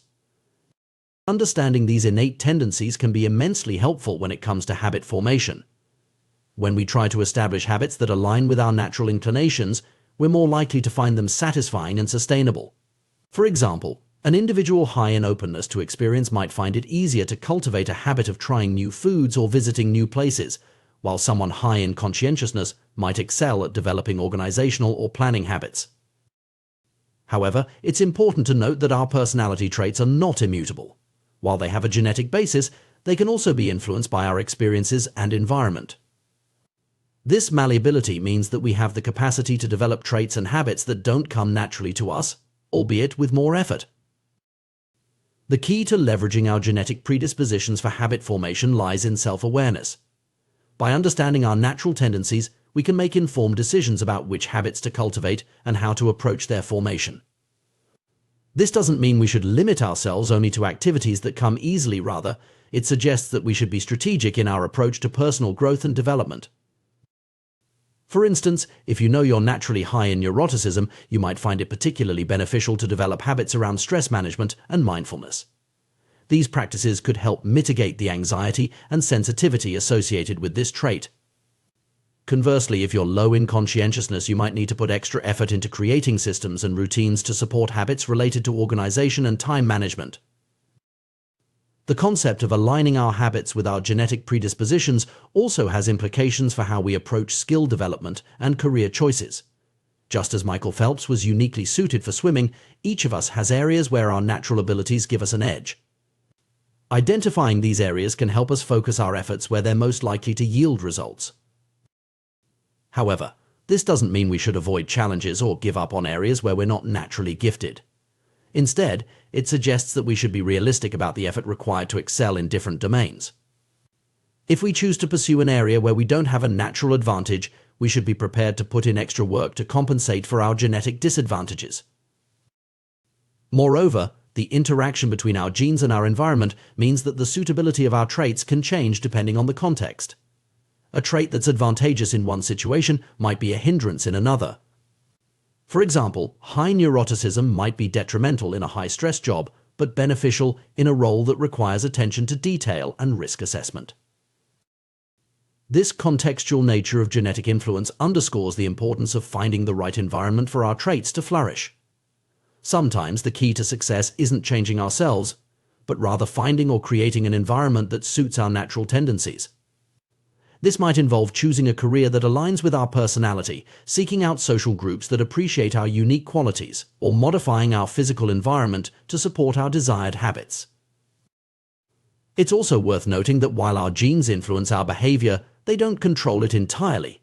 We have the capacity for self-reflection and choice, which allows us to override our natural inclinations when necessary. This ability to act against our instincts is what allows us to grow and change over time. In fact, the process of habit formation itself can be seen as a way of shaping our behavior patterns to align more closely with our goals, even when those goals require us to act in ways that don't come naturally. Through consistent practice and reinforcement, we can develop new neural pathways that make desired behaviors more automatic, effectively rewiring our brains over time. This plasticity of the brain highlights an important point. While our genes provide a starting point, our habits and experiences play a crucial role in shaping who we become. The habits we choose to cultivate can enhance our natural strengths, compensate for our weaknesses, and even develop entirely new capabilities. Understanding the role of genetics in habit formation also has implications for how we approach behavior change on a societal level. Public health initiatives, educational policies, and workplace practices could all benefit from a more nuanced understanding of how genetic factors influence behavior. By recognizing the diversity of genetic predispositions within a population, we can design more effective interventions and support systems that cater to a range of natural tendencies. For instance, smoking cessation programs might be more effective if they offer a variety of approaches, recognizing that individuals with different genetic profiles might respond better to different strategies. Similarly, educational systems could be designed to accommodate a wider range of learning styles and personality types, helping each student find the approach that best suits their innate tendencies.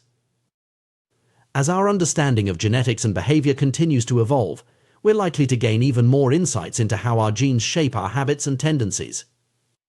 This knowledge has the potential to revolutionize our approach to personal development, allowing us to craft more effective strategies for growth and change. However, as we delve deeper into this field, it's crucial to maintain a balanced perspective. While genetic factors are important, they are just one piece of the puzzle. Our choices, experiences, and environment all play significant roles in shaping who we are and who we can become. Moreover, we must be cautious about overinterpreting genetic information or using it as an excuse for inaction. The knowledge of our genetic predispositions should empower us to make informed decisions, not limit our aspirations or justify harmful behaviors. In conclusion, the relationship between genetics, personality, and habit formation is a complex and fascinating area of study. By understanding our genetic predispositions, we can make more informed choices about which habits to cultivate and how to approach their formation. We can leverage our natural strengths while also developing strategies to compensate for our weaknesses. At the same time, we must remember that our genes are not our destiny. They provide a starting point, but our habits, choices, and experiences shape who we ultimately become. By combining self-awareness of our genetic tendencies with intentional habit formation, we can work towards becoming the best versions of ourselves, regardless of the hand we were dealt by our DNA. The journey of personal growth and habit formation is a deeply individual one, influenced by the unique interplay of our genes, personality, and environment. By embracing this complexity and approaching our development with curiosity and intention, we can unlock our full potential and lead more fulfilling lives. The journey of personal growth and habit formation is a complex and fascinating process, deeply influenced by our innate tendencies and the environments we find ourselves in. While we often focus on willpower and discipline as the primary drivers of habit change, the reality is far more nuanced. Our genetic makeup, personality traits, and natural inclinations play a significant role in determining which habits we're likely to stick with and excel at. Consider the trait of neuroticism, a personality characteristic that all individuals possess to varying degrees. Those who score high in neuroticism tend to be more anxious and prone to worry. This isn't simply a matter of choice or weakness. Research has linked this trait to increased sensitivity in the amygdala, the brain region responsible for threat detection. Essentially, these individuals are hardwired to be more attuned to potential dangers in their environment. Understanding these innate tendencies doesn't mean we're prisoners of our genes or personalities. Rather, this knowledge empowers us to work with our natural inclinations rather than against them. For instance, a person who scores lower on conscientiousness might struggle with organization and routine. Instead of fighting this tendency, they might benefit more from focusing on environmental design strategies to support their habits. This could involve setting up systems that make desired behaviors easier and undesired ones more difficult. The key takeaway here is the importance of tailoring our habits to our individual personalities and preferences. Too often, we fall into the trap of trying to adopt habits that work for others or that are currently trendy without considering whether they're a good fit for us personally. This approach is often counterproductive and can lead to frustration and failure. Instead, we should seek out versions of habits that bring us joy and satisfaction. If you're trying to incorporate more exercise into your routine, don't force yourself to follow a bodybuilding regimen if you find it tedious. Perhaps you'd be more motivated by rock climbing, cycling, or dancing. The specific activity matters less than finding something that resonates with you personally. This principle extends to all areas of life. If you're trying to read more, don't feel pressured to tackle dense nonfiction if you find yourself drawn to romance novels or science fiction. The goal is to cultivate the habit of reading the genre as secondary. By choosing activities that naturally appeal to us, we're more likely to stick with them in the long run. However, finding the right habits is only part of the equation. To truly thrive, we need to identify areas where we have a natural advantage, situations where the odds are in our favor. This concept is crucial for maintaining motivation and achieving success. Think about it: when we engage in activities that come easily to us, we're more likely to perform well. This leads to positive feedback, praise, and often tangible rewards like better pay or increased opportunities.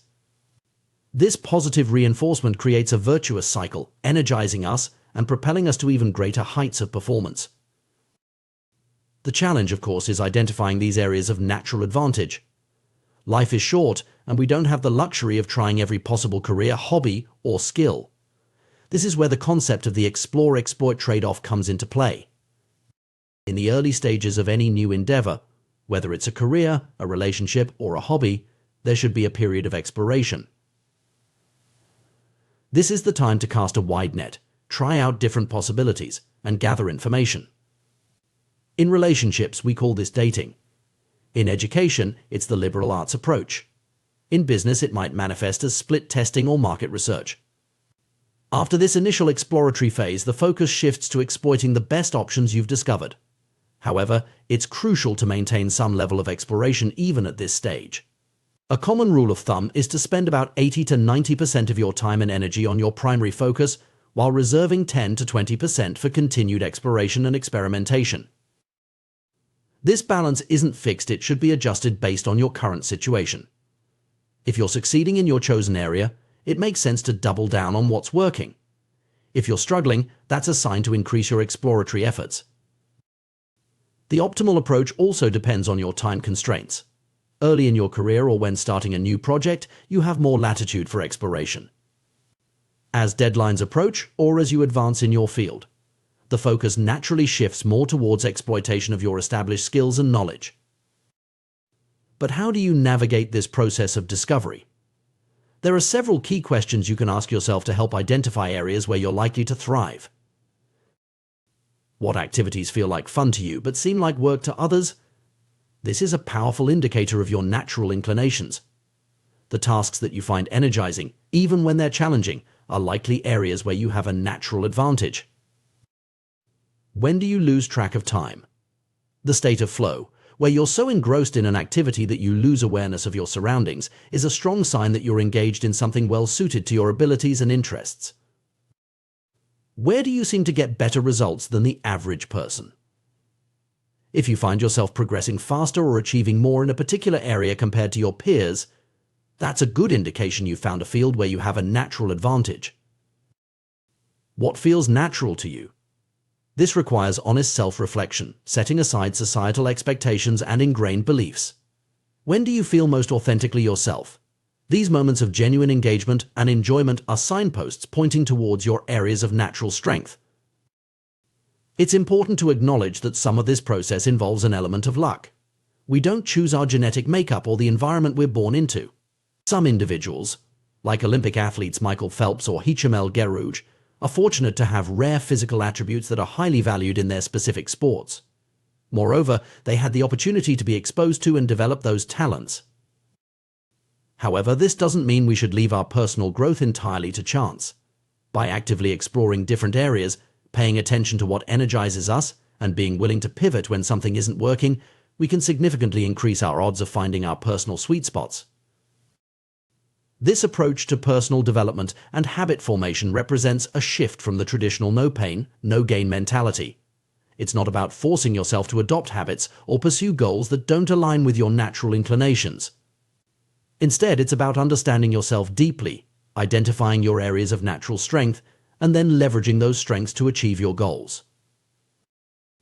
This doesn't mean avoiding challenges or staying within your comfort zone. Growth often requires pushing our boundaries. However, when we're working in areas aligned with our natural talents and interests, these challenges feel more like exciting opportunities than daunting obstacles. Moreover, this approach can lead to more sustainable success and fulfillment. When we're engaged in activities that naturally resonate with us, we're more likely to persist in the face of difficulties. We're also more likely to achieve a state of flow, which research has linked to increased happiness and life satisfaction. It's worth noting that this process of self-discovery and alignment is ongoing. Our interests and strengths can evolve over time, and what worked for us at one stage of life might not be as effective in another. This is why maintaining that element of exploration is crucial, even when we've found areas where we excel. This perspective on personal growth also has implications for how we approach education and career development. Rather than pushing everyone towards a standardized set of skills or career paths, we should be encouraging exploration and helping individuals identify their unique strengths and interests. In the workplace, this might mean allowing employees more flexibility to shape their roles around their strengths, or providing opportunities for people to explore different areas of the business. In education, it could involve more personalized learning paths that allow students to delve deeper into areas where they show natural aptitude or interest. However, it's important to strike a balance. While focusing on our strengths is generally a good strategy, there's also value in developing a broad base of skills and knowledge. Sometimes, seemingly unrelated experiences or skills can combine in unexpected ways to give us a unique advantage. Furthermore, we should be cautious about using this approach as an excuse to avoid necessary but challenging tasks. There will always be aspects of any pursuit that are less enjoyable or more difficult. The key is to find a path where the overall balance tilts in favor of activities that energize and engage us. As we navigate this process of aligning our habits and goals with our natural inclinations, it's crucial to remain patient and compassionate with ourselves. Finding our optimal path is rarely a straightforward process. It often involves trial and error, false starts, and occasional setbacks. Remember, the goal isn't perfection but progress. Each experiment, each habit we try, teaches us something about ourselves. Even if a particular habit doesn't stick, the attempt provides valuable information that can guide our future efforts. Moreover, as we become more attuned to our natural strengths and preferences, we often find that our definition of success evolves. Instead of chasing external markers of achievement, we may find ourselves more focused on personal fulfillment and the joy of engaging in activities that truly resonate with us. This shift can have profound implications for our overall well-being. When we're aligned with our natural inclinations, work often feels less like a chore and more like a calling. We're more likely to experience states of flow, which research has linked to increased happiness and life satisfaction. In conclusion, the path to personal growth and successful habit formation is not about forcing ourselves to conform to a one-size-fits-all approach. Instead, it's a journey of self-discovery, of finding and nurturing our natural strengths, and of aligning our habits and goals with our innate tendencies. This doesn't mean avoiding challenges or staying within our comfort zones. Growth often requires pushing our boundaries. However, when we're working in areas aligned with our natural talents and interests, these challenges feel more like exciting opportunities than daunting obstacles. By understanding our genetic predispositions, personality traits, and areas of natural strength, we can craft a personal development strategy that works with us rather than against us. This approach not only increases our chances of success, but also leads to a more fulfilling and enjoyable journey. Remember, the goal is not to become someone else, but the best version of yourself. By embracing your unique combination of traits and talents and continually exploring and refining your path, you can create a life filled with habits that not only serve you well, but also bring you joy and satisfaction. The journey to success in any field is often long, challenging, and filled with unexpected twists and turns. Yet, some individuals manage to persevere through years of struggle, honing their craft, and ultimately achieving remarkable success.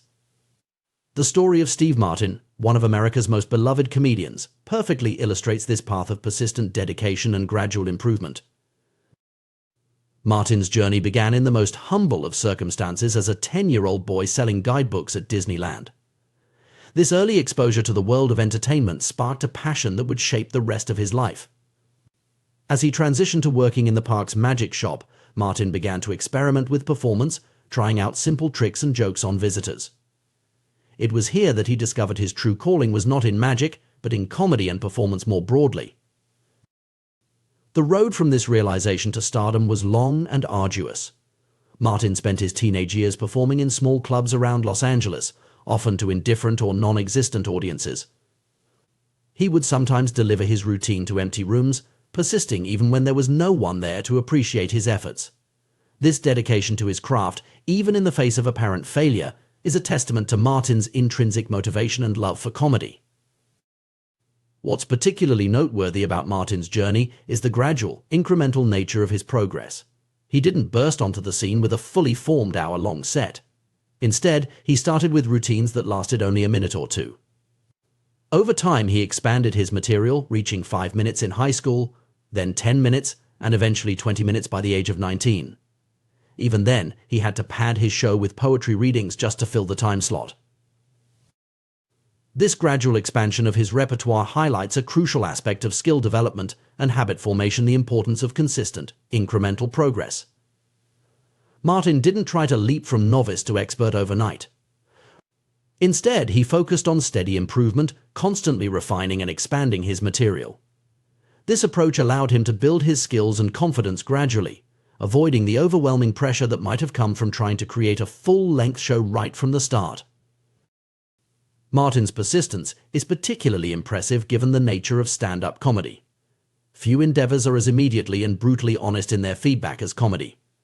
A joke either lands or it doesn't, and the comedian knows instantly whether they've succeeded or failed. The courage required to face this potential rejection night after night, for years on end, is remarkable. It took nearly 15 years of this dedicated practice and refinement before Martin achieved his breakthrough. When success came, it came in a big way. His tours drew tens of thousands of fans, and he quickly rose to the top of his field. But this overnight success was, in reality, the result of almost 2 decades of persistent effort. Martin's own reflection on his journey is particularly insightful. He describes it as 10 years spent learning, 4 years spent refining, and 4 years as a wild success. This breakdown offers a valuable perspective on the nature of mastery and success. The learning phase, the longest part of the journey, is where the foundational skills are developed. The refining phase is where these skills are honed and polished. Only after these 2 crucial phases does the success phase begin. This pattern of long-term dedication leading to eventual success is not unique to Martin or to comedy. It's a common thread in the stories of many high achievers across various fields. But it raises an important question: why are some people able to stick with their habits and pursuits for years or even decades, while others struggle to stay motivated? The answer lies, in part, in understanding the nature of motivation and how our brains respond to challenges. Research in psychology and neuroscience has consistently shown that humans are most motivated when working on tasks of just manageable difficulty. This concept, sometimes referred to as the Goldilocks rule, suggests that we are most engaged when the challenge we face is neither too easy nor too hard, but just right. When a task is too easy, we quickly become bored. Our brains crave stimulation and growth, and an unchallenging activity fails to provide either. On the other hand, when a task is too difficult, we become frustrated and demotivated. The constant experience of failure without progress is disheartening and can lead to giving up. The sweet spot lies in between these extremes. When we're working on something that stretches our abilities but remains within reach, we enter a state of optimal engagement. This state is often associated with the concept of flow, described by psychologist Mihaly Csikszentmihalyi as a condition of full immersion in an activity characterized by energized focus and enjoyment. In Martin's case, we can see how he intuitively followed this principle throughout his career. He consistently pushed himself to expand his routines and improve his craft, but he did so in manageable increments. Each small success, a new joke that landed well, a slightly longer routine successfully delivered, provided the motivation to continue pushing forward. This approach of seeking just manageable difficulty can be applied to any habit or skill we're trying to develop. Whether it's learning a new language, improving our fitness, or developing a professional skill, the key is to find that sweet spot where we're challenged but not overwhelmed. For example, if you're trying to develop a reading habit, you might start with short articles or novellas rather than diving straight into complex literature. As your reading stamina improves, you can gradually increase the length and complexity of your chosen texts. Similarly, if you're working on improving your physical fitness, you might begin with short, manageable workouts and progressively increase the duration and intensity as your strength and endurance improve. The beauty of this approach is that it creates a self-reinforcing cycle of motivation and improvement. As we successfully navigate challenges at the edge of our abilities, we experience a sense of accomplishment and growth. This positive experience motivates us to continue engaging with the activity, which in turn leads to further improvement. Over time, tasks that once seemed daunting become manageable, allowing us to take on even greater challenges. However, maintaining this optimal level of challenge requires constant adjustment. As we improve at a task, what was once challenging becomes easy. To maintain motivation, we need to continually seek out new challenges that match our growing abilities. This might involve learning new skills, taking on more complex projects, or setting more ambitious goals. In Martin's comedy career, we can see this principle in action. He didn't stop once he could consistently deliver a 5-minute routine. Instead, he continually pushed himself to expand his material, try new comedic styles, and perform for larger audiences. Each new challenge provided fresh motivation and opportunities for growth. This need for continual challenge and growth aligns with another key aspect of long-term motivation: the importance of intrinsic motivation. While external rewards like money, fame, or recognition can provide short-term motivation, sustainable long-term engagement typically comes from intrinsic factors: the personal satisfaction, enjoyment, or sense of purpose we derive from an activity. For Martin, the love of performance and the creative satisfaction of crafting and delivering jokes provided this intrinsic motivation. Even when external success was lacking, when he was performing to empty rooms or uninterested audiences, this internal drive kept him going. Cultivating this kind of intrinsic motivation is crucial for maintaining any long-term habit or pursuit. It involves connecting with the inherent value or enjoyment of the activity itself rather than focusing solely on external outcomes. This might mean focusing on the sense of accomplishment you feel after a workout rather than just the number on the scale, or savoring the process of creating art rather than fixating on selling your work. Another crucial factor in maintaining long-term motivation is the environment we create for ourselves. Our surroundings, both physical and social, can have a profound impact on our ability to stick with our habits and pursuits.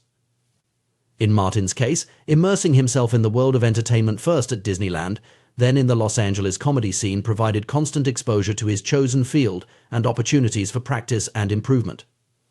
Creating a supportive environment for our habits might involve setting up a dedicated workspace for a creative pursuit, surrounding ourselves with like-minded individuals who share our interests, or removing obstacles that make it difficult to engage in our chosen activity. The goal is to make it as easy as possible to engage in the habit consistently, reducing the reliance on willpower alone. The role of failure and setbacks in the journey of habit formation and skill development is also worth considering. Martin's story includes many moments that could be considered failures: jokes that didn't land, performances to empty rooms. Yet he persisted. This resilience in the face of setbacks is a crucial component of long-term success. Developing this resilience involves reframing how we view failure. Rather than seeing setbacks as indictments of our abilities or reasons to give up, we can view them as valuable feedback and opportunities for learning. Each failed joke or performance gave Martin information about what didn't work, helping him refine his material and delivery. This growth mindset, the belief that our abilities can be developed through dedication and hard work, is a powerful tool for maintaining motivation over the long term. It allows us to see challenges as opportunities for growth rather than threats to our self-image. As we reflect on Martin's journey and the principles of motivation and habit formation it illustrates, we can draw several key lessons. 1. Success often requires a long period of dedicated practice and incremental improvement. The overnight success is usually anything but. 2. Maintaining motivation over the long term requires finding the right level of challenge tasks that stretch our abilities without overwhelming us. 3. Intrinsic motivation deriving satisfaction and enjoyment from the activity itself is crucial for sustaining long-term engagement. 4. Creating a supportive environment can make it easier to stick with our habits and pursuits. 5. Resilience in the face of setbacks, coupled with a growth mindset, allows us to persist through difficulties and learn from our failures. 6. Continual adjustment and seeking out new challenges is necessary to maintain engagement as our skills improve. These principles can be applied to any area of life where we're seeking to develop new skills, form positive habits, or achieve long-term goals. Whether we're aspiring comedians like Martin, or simply individuals looking to improve our health, learn a new skill, or advance in our careers, understanding and applying these concepts can help us stay motivated and achieve our objectives. In conclusion, the story of Steve Martin's rise to comedic stardom offers more than just an inspiring tale of perseverance. It provides a roadmap for anyone looking to achieve mastery in their chosen field or stick with a challenging habit over the long term. By embracing the process of gradual improvement, seeking out appropriate challenges, cultivating intrinsic motivation, and persisting through setbacks, we can all work towards our own versions of success, whatever form that may take. The journey may be long and challenging, but as Martin's story shows, the results can be truly remarkable. The pursuit of excellence in any field is a journey fraught with challenges, but perhaps the most formidable obstacle isn't failure or lack of talent, it's boredom. This insight, counterintuitive as it may seem, holds the key to understanding why some individuals achieve remarkable success while others falter despite initial promise. Consider the process of mastering a skill or habit. In the beginning, everything is new and exciting. Each small improvement brings a rush of satisfaction, and the novelty of the experience keeps us engaged. This is the honeymoon phase of skill acquisition, where motivation is high and progress seems rapid. However, as we become more proficient, a curious phenomenon occurs. The very consistency that leads to improvement also breeds familiarity, and with familiarity comes the potential for boredom. The rush of excitement that accompanied our initial efforts begins to fade, replaced by the steady, sometimes monotonous work of continued practice. This is where many people falter. When the initial excitement wears off, it's easy to lose focus or seek out new, more stimulating pursuits. But those who achieve mastery in their chosen fields are those who find ways to push through this plateau of boredom. The key to maintaining motivation in the face of routine lies in understanding what psychologists call the Goldilocks rule. This principle suggests that humans experience peak motivation when engaging in tasks that are right at the edge of their current abilities, not so easy as to be boring, but not so difficult as to be discouraging. Imagine playing a game of tennis. If you're facing an opponent who is significantly less skilled than you, the game quickly becomes tedious. There's no challenge, no excitement. Conversely, if you're up against a professional player who outclasses you in every aspect, the game becomes frustrating and demoralizing. But when you play against someone of similar skill level, something magical happens. The game becomes engaging, challenging, and deeply satisfying. You're pushed to your limits, but victory remains within reach. This is the Goldilocks zone of just manageable difficulty. The concept extends far beyond sports. In any field of endeavor, finding this sweet spot of challenge is crucial for maintaining long-term motivation. It's a delicate balance pushed too hard, and you risk burnout not hard enough, and boredom sets in. Consider the career of a successful comedian. They don't start with hour-long specials in packed arenas. Instead, they begin with short sets in small clubs, gradually expanding their repertoire and tackling more challenging venues. Each step presents a new challenge, keeping the work engaging and pushing the boundaries of their abilities. This principle of incremental challenge is vital in habit formation and skill development.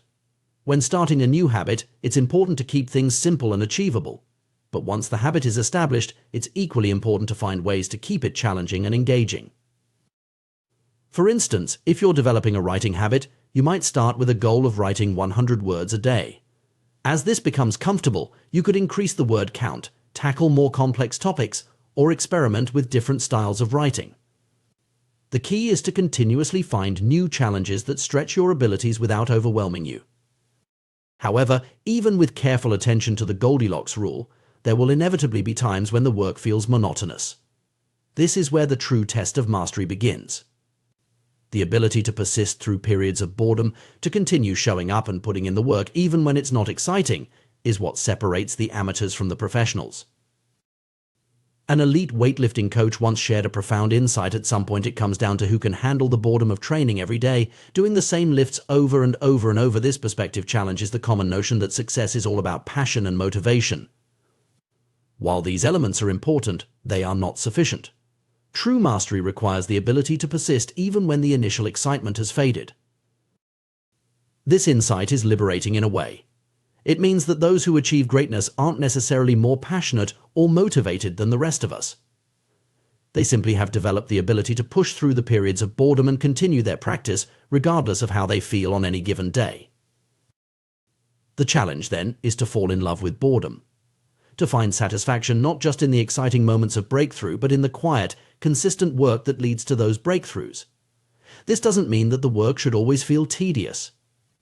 Indeed, finding ways to inject novelty and challenge into your practice is crucial for long-term engagement.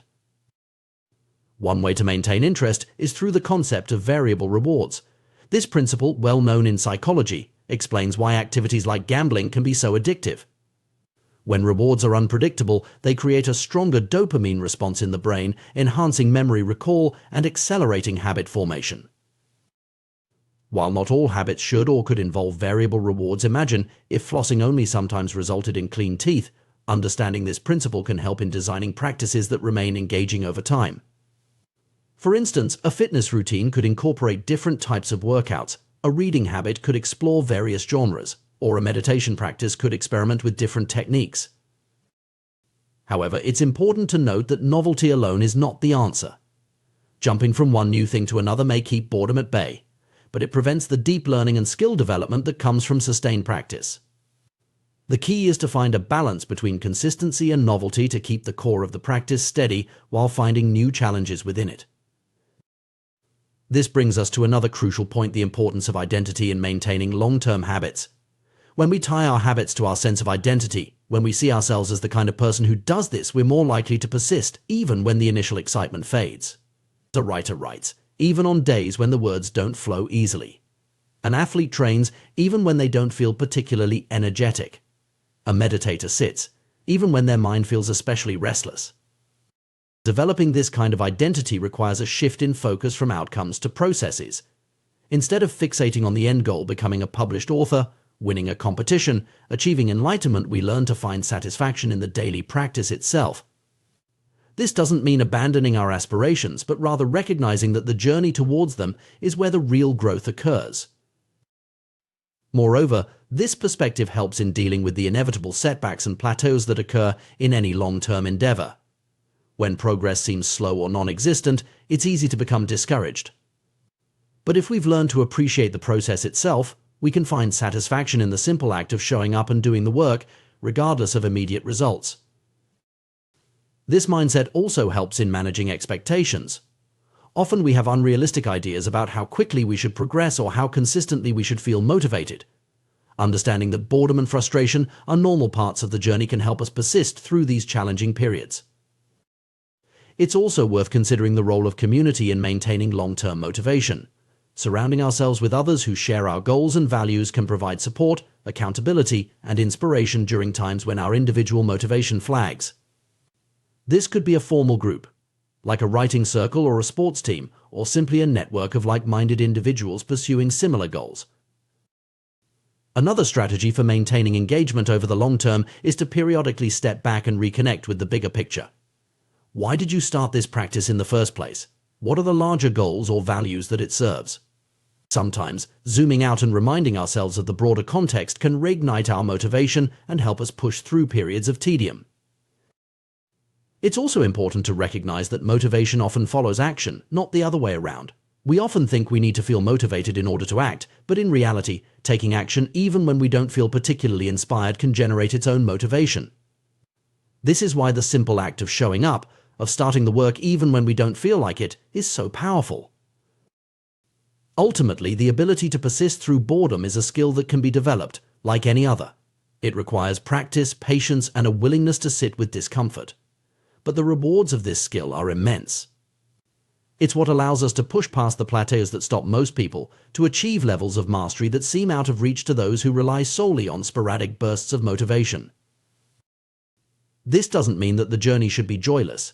Indeed, finding ways to enjoy the process, to find satisfaction in the daily work, is crucial for long-term success. But it does mean accepting that not every moment will be exciting or inspiring, and learning to find value in the steady, consistent effort that leads to true mastery. In conclusion, the path to excellence in any field is not just about talent, opportunity, or even passion. It's about the willingness to show up day after day, to put in the work even when it's not exciting, to fall in love with the boredom of consistency. It's about finding the right level of challenge to keep ourselves engaged, while also developing the mental toughness to push through periods of tedium.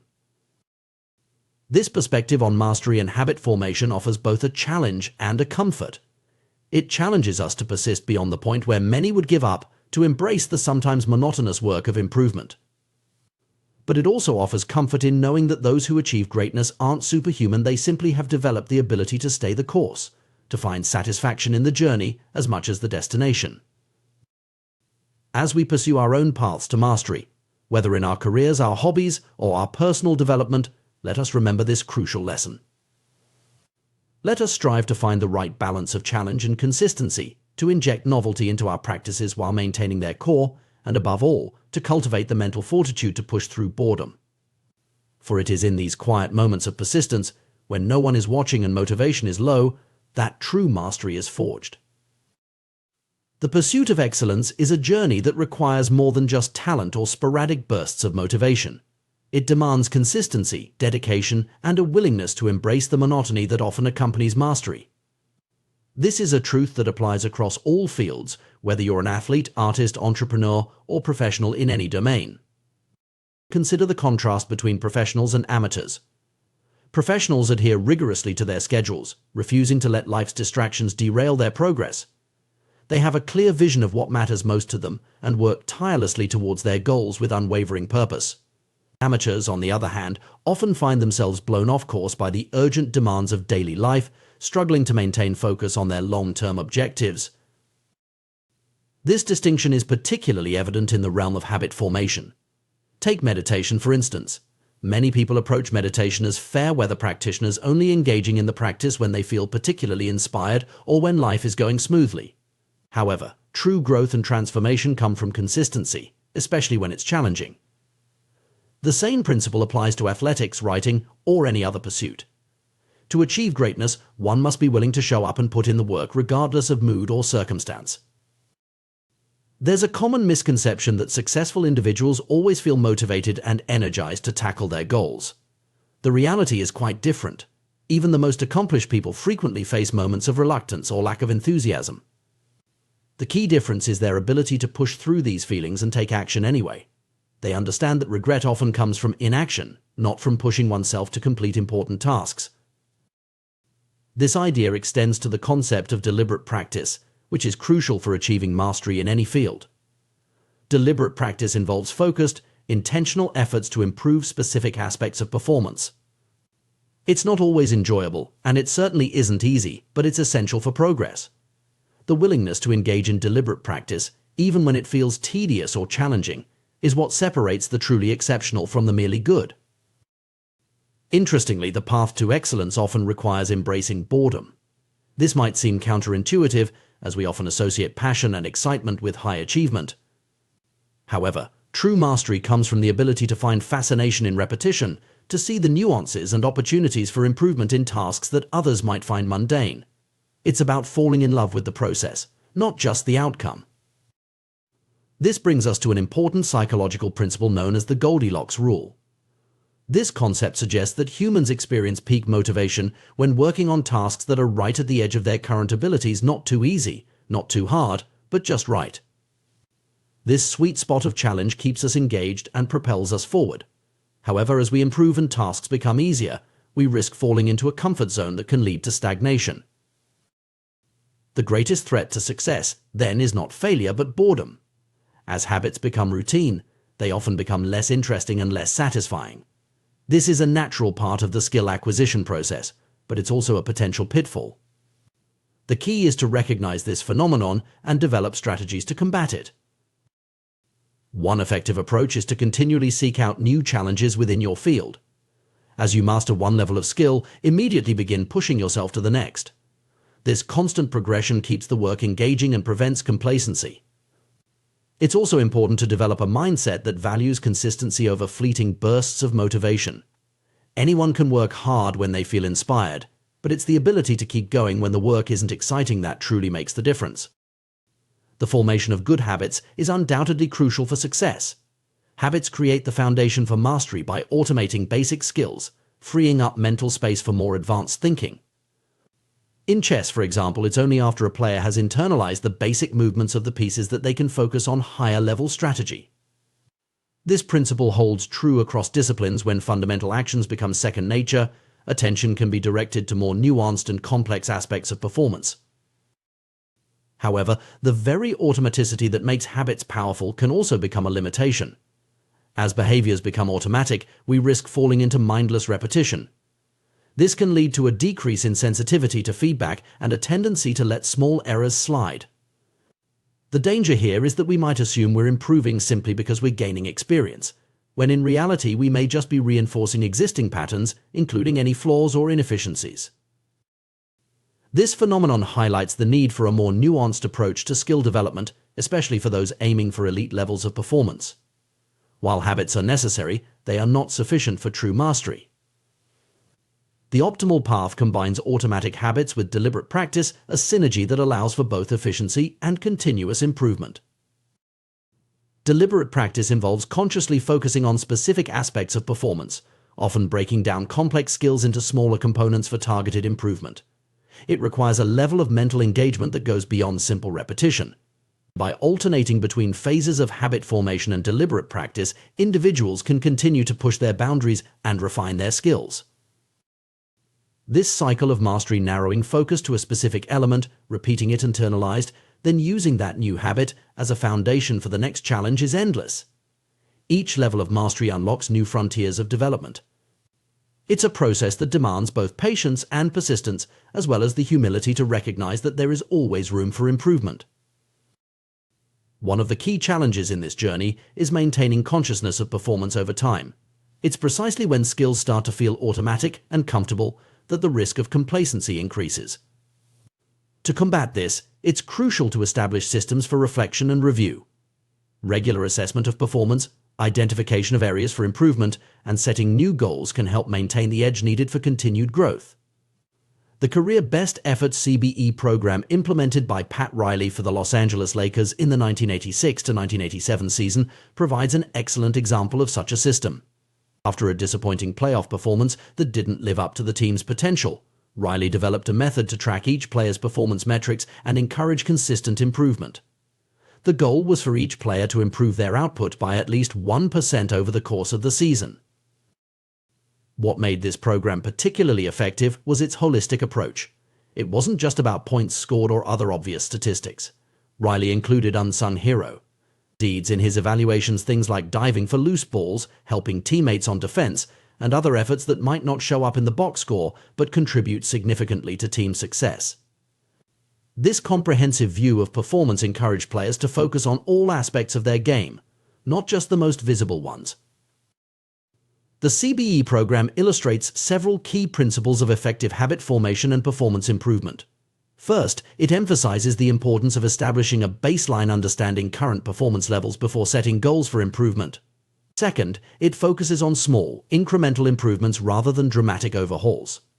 This approach makes progress feel more achievable and sustainable. Third, it recognizes and rewards effort and behavior, not just outcomes. This helps to reinforce the right habits and mindset, even when results might fluctuate due to factors outside an individual's control. Implementing a similar system of reflection and review can be beneficial in any field. Regular self-assessment, seeking feedback from mentors or peers, and setting specific, measurable goals for improvement can help maintain focus and drive progress. It's about creating a framework that encourages continuous growth and prevents the onset of complacency. The journey to mastery is not a straight line. It involves periods of rapid growth followed by plateaus, moments of breakthrough insights, and times of frustrating stagnation. The key is to embrace this process, understanding that each phase plays a role in long-term development.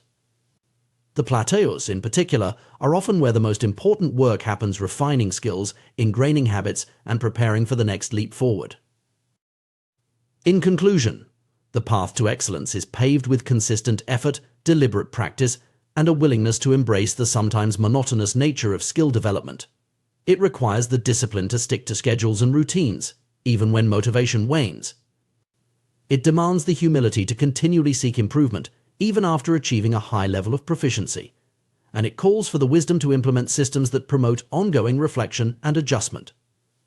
True mastery is not about reaching a final destination, but about committing to a lifelong journey of growth and refinement. It's about finding joy in the process, challenges in the familiar, and opportunities for improvement in every repetition. By cultivating these attitudes and approaches, we can unlock our full potential and push the boundaries of what's possible in our chosen fields. The road may be long and at times arduous, but for those committed to excellence, it's a journey worth taking. The journey to excellence in any field is a complex and multifaceted process, one that requires not only talent and dedication but also a systematic approach to improvement. This is perhaps nowhere more evident than in the world of professional sports, where the margins between success and failure are often razor thin. The story of the Los Angeles Lakers' transformation in the 1980s under coach Pat Riley provides a fascinating case study in how to cultivate a culture of continuous improvement and achieve sustained success. In 1986, the Lakers were already a formidable team, boasting some of the most talented players in the NBA.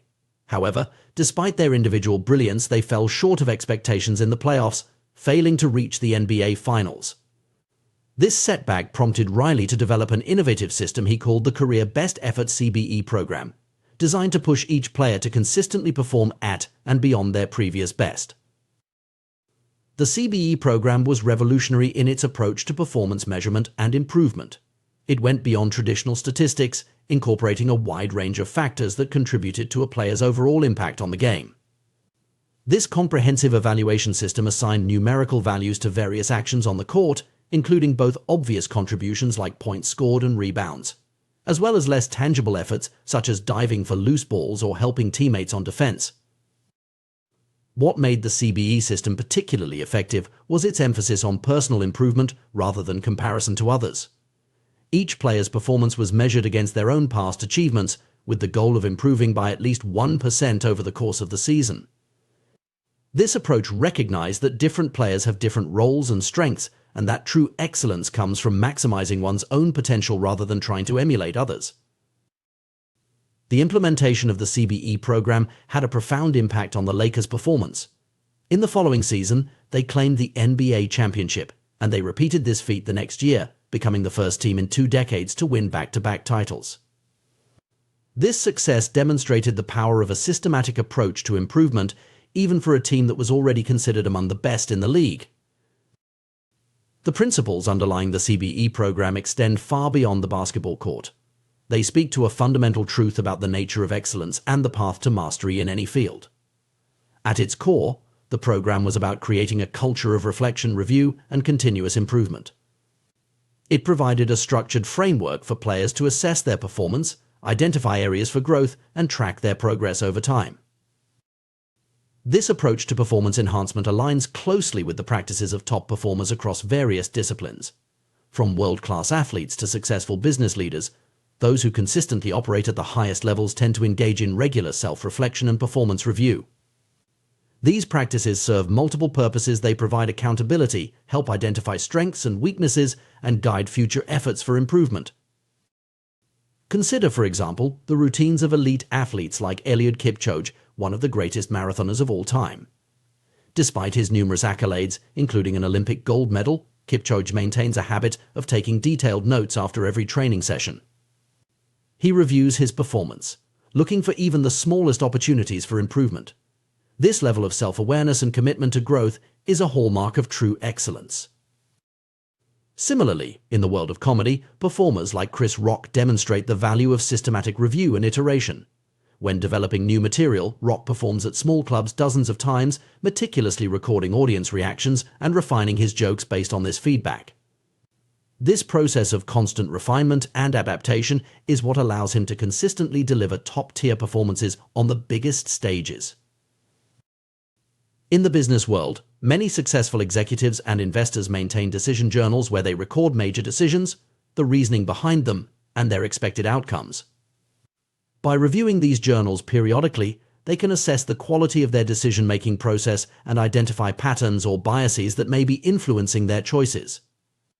This practice not only improves their decision-making skills over time, but also provides valuable insights into their own thought processes and assumptions. These examples highlight a crucial point: improvement is not just about forming habits, but about continuously refining and optimizing them. It's about creating a feedback loop that allows for ongoing adjustment and growth. This process of reflection and review ensures that efforts are focused on the most impactful areas and that course corrections can be made when necessary. For individuals seeking to apply these principles in their own lives, there are various approaches to implementing a system of reflection and review. One effective method is to conduct regular, structured assessments of performance and progress. This could take the form of an annual review, where one looks back on the past year's achievements and challenges, or more frequent check-ins, such as monthly or quarterly evaluations. A comprehensive review process might include questions such as: 1. What were my major accomplishments during this period? 2. Where did I fall short of my goals or expectations? 3. What new skills or knowledge did I acquire? 4. How have my habits and routines supported or hindered my progress? 5.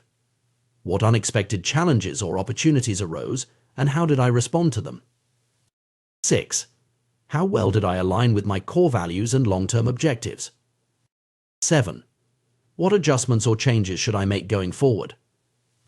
By engaging in this type of structured reflection, individuals can gain valuable insights into their own performance and development. It provides an opportunity to celebrate successes, learn from failures, and set meaningful goals for the future. Moreover, it helps to maintain a sense of perspective, allowing one to step back from the day-to-day grind and view progress over a longer time horizon. Another crucial aspect of effective reflection and review is the importance of data and measurement. The CBE program's success was largely due to its rigorous quantification of performance. While not all aspects of personal or professional development can be easily quantified, finding ways to measure progress can be incredibly powerful. This might involve tracking specific metrics related to one's goals, keeping a journal of key activities or decisions, or soliciting feedback from peers, mentors, or coaches. However, it's important to strike a balance in this regard. While data and metrics can provide valuable insights, an overly rigid focus on numbers can sometimes be counterproductive. The goal should be to use measurement as a tool for improvement, not as an end in itself. It's also crucial to choose metrics that truly reflect meaningful progress towards one's goals, rather than simply tracking what's easiest to measure. One of the most powerful benefits of regular reflection and review is its ability to reinforce and evolve one's identity. Our habits and behaviors are closely tied to our self-perception, and by consistently engaging in practices that align with our desired identity, we can strengthen and solidify that identity over time. For instance, a person who sees themselves as a healthy eater is more likely to consistently make nutritious food choices, reinforcing that identity through their actions. However, this connection between identity and habit can also present challenges. As we become more invested in a particular self-image, we may become resistant to change or criticism that challenges that identity. This can lead to a form of stagnation, where we cling to outdated methods or beliefs out of a sense of pride or fear of change. It's a phenomenon seen across various fields: the experienced teacher who refuses to adapt their methods, the veteran manager who insists on doing things their way, or the successful artist who gets stuck in a creative rut. To avoid this pitfall, it's crucial to cultivate a growth mindset, a belief that our abilities and intelligence can be developed through effort, learning, and persistence.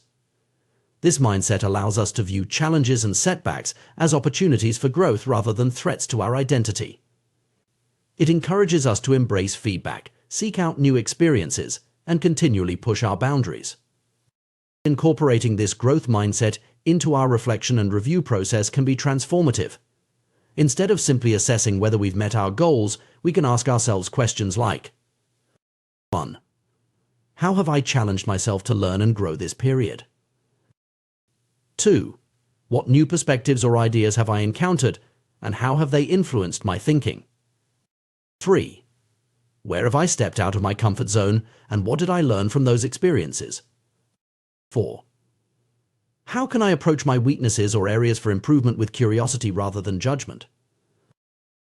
By framing our self-assessment in this way, we can maintain a sense of openness and flexibility, even as we build strong habits and a clear sense of identity. The power of reflection and review extends beyond individual performance to team and organizational success as well. The Lakers story demonstrates how a systematic approach to improvement can transform a group of talented individuals into a cohesive, high-performing team. In any collaborative environment, regular reflection can help align individual efforts with team goals, identify synergies and inefficiencies, and foster a culture of continuous improvement. For leaders and managers, implementing a reflection and review process can be a powerful tool for driving performance and engagement. This might involve regular team debriefs, where successes and challenges are discussed openly, or structured feedback sessions that allow team members to share insights and suggestions. The key is to create an environment where honest reflection is encouraged and where lessons learned are actively incorporated into future plans and processes. In conclusion, the path to sustained excellence in any field involves more than just talent, hard work, or even consistent habits. It requires a deliberate and systematic approach to improvement, one that incorporates regular reflection, review, and adjustment. By implementing such a system, whether it's as sophisticated as the Lakers CBE program or as simple as a personal journal, we can ensure that our efforts are consistently moving us towards our goals. This approach allows us to harness the power of incremental improvement, where small, consistent gains compound over time to produce remarkable results. It helps us to stay adaptable in the face of changing circumstances, to learn from our experiences, and to continuously refine our skills and strategies. Perhaps most importantly, it enables us to maintain a growth mindset, viewing every challenge as an opportunity for learning and every setback as a stepping stone to greater achievement. In a world that often celebrates overnight success and quick fixes, the value of patient, systematic improvement can sometimes be overlooked. But as the stories of the Lakers, elite athletes, successful business leaders, and countless others demonstrate, it is often this methodical, reflective approach that leads to true mastery and lasting success. By embracing the principles of reflection and review, we can unlock our full potential, push the boundaries of our capabilities, and achieve levels of excellence we might once have thought impossible. The journey of personal growth and achievement is often misconstrued as a series of grand, sweeping changes or monumental breakthroughs. However, the reality of lasting success and meaningful transformation is far more nuanced and, in many ways, more accessible than we might imagine. It's rooted in the power of small, consistent actions, what we might call atomic habits, that compound over time to produce remarkable results. Consider the ancient Greek paradox known as the Sorites paradox, which asks, can a single coin make a person rich? The obvious answer is no. But what if we add another coin, and another? At some point, we must concede that a single coin does indeed make the difference between being rich and not being rich. This same principle applies to our habits and personal development. One small change, reading a single page of a book each day, meditating for just 1 minute, or saving a tiny amount of money might seem inconsequential in isolation. However, when we commit to these small actions consistently over time, their cumulative effect can be transformative. It's not about seeking a single dramatic 1% improvement, but rather about accumulating thousands of these tiny enhancements across various aspects of our lives. The power of this approach lies in its sustainability and its ability to work with, rather than against, our natural tendencies and limitations. Grand, sweeping changes often fail because they require a level of willpower and effort that's difficult to maintain over the long term. Small habits, on the other hand, can be integrated into our daily routines with relative ease, gradually shifting the balance of our behaviors in a positive direction. This concept is particularly powerful when we consider the nature of complex systems, whether that's our personal lives, our professional endeavors, or even large organizations. In the beginning, small improvements might seem futile, their effects washed away by the inertia of the existing system. But as we continue to layer these small changes on top of one another, we eventually reach a tipping point. Suddenly, the weight of the system begins to work in our favor rather than against us. We can see this principle at work in countless success stories across various fields. Olympic athletes don't become champions overnight. They achieve greatness through years of consistent, incremental improvements in their training, nutrition, and mental preparation. Successful businesses aren't built on a single brilliant idea, but on thousands of small optimizations and adaptations over time. Even in creative fields like art or comedy, mastery comes not from sporadic bursts of inspiration, but from the daily practice of one's craft.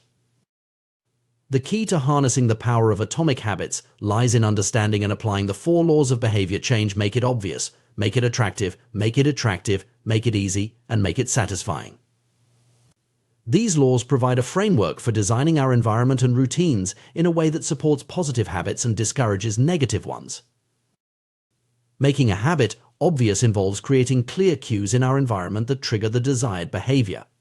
This might mean placing a book on our nightstand to encourage reading before bed, or setting out our exercise clothes the night before to prompt morning workouts. By making the cues for our desired habits more prominent, we increase the likelihood of following through. Making a habit attractive is about associating it with positive emotions or rewards. This could involve pairing a challenging habit with something we enjoy, like listening to our favorite podcast while exercising or celebrating small wins along the way.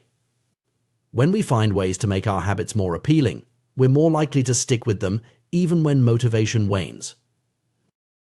Making a habit easy is crucial for long-term success.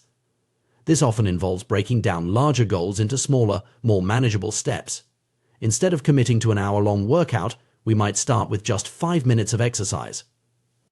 By lowering the barrier to entry, we make it more likely that we'll start, and starting is often the hardest part. Finally, making a habit satisfying helps ensure that we'll want to repeat it in the future. This could involve tracking our progress, sharing our accomplishments with others, or simply taking a moment to appreciate the sense of accomplishment that comes from sticking to our commitments. By applying these 4 laws, we can gradually shift our behavior patterns, making positive habits more automatic and negative habits less appealing. Over time, these small shifts can lead to significant changes in our lives. However, it's important to recognize that this process is not a one-time effort, but an ongoing journey of refinement and adaptation. Success is not a fixed destination, but a continual process of improvement. As we progress, we may need to adjust our strategies, identify new areas for growth, and continually challenge ourselves to reach higher levels of performance. This perspective on personal growth also highlights the importance of patience and persistence. In a world that often celebrates overnight success and quick fixes, the power of small, consistent actions can be easily overlooked. But it's precisely this steady, incremental approach that often leads to the most sustainable and meaningful results. Consider the compound effect of these small habits over time. Reading just 1 page a day might not seem significant, but over the course of a year, it amounts to several books. Saving a small amount of money each week might not feel impactful in the moment, but given enough time, it can grow into a substantial nest egg. These examples illustrate how small actions, when repeated consistently, can lead to outcomes that far exceed our initial expectations. One of the most powerful aspects of this approach is its ability to transform not just our actions, but our very identities. As we consistently engage in positive habits, we begin to see ourselves differently. The person who reads a page every day starts to identify as a reader. The individual who exercises regularly begins to see themselves as someone who values health and fitness. These shifts in identity can be profound, creating a positive feedback loop that further reinforces our new habits. However, it's crucial to approach identity change with flexibility and openness. While our habits can shape our identities in positive ways, clinging too tightly to a single identity can sometimes hinder our growth. For instance, an athlete who defines themselves solely by their sport might struggle when their athletic career ends.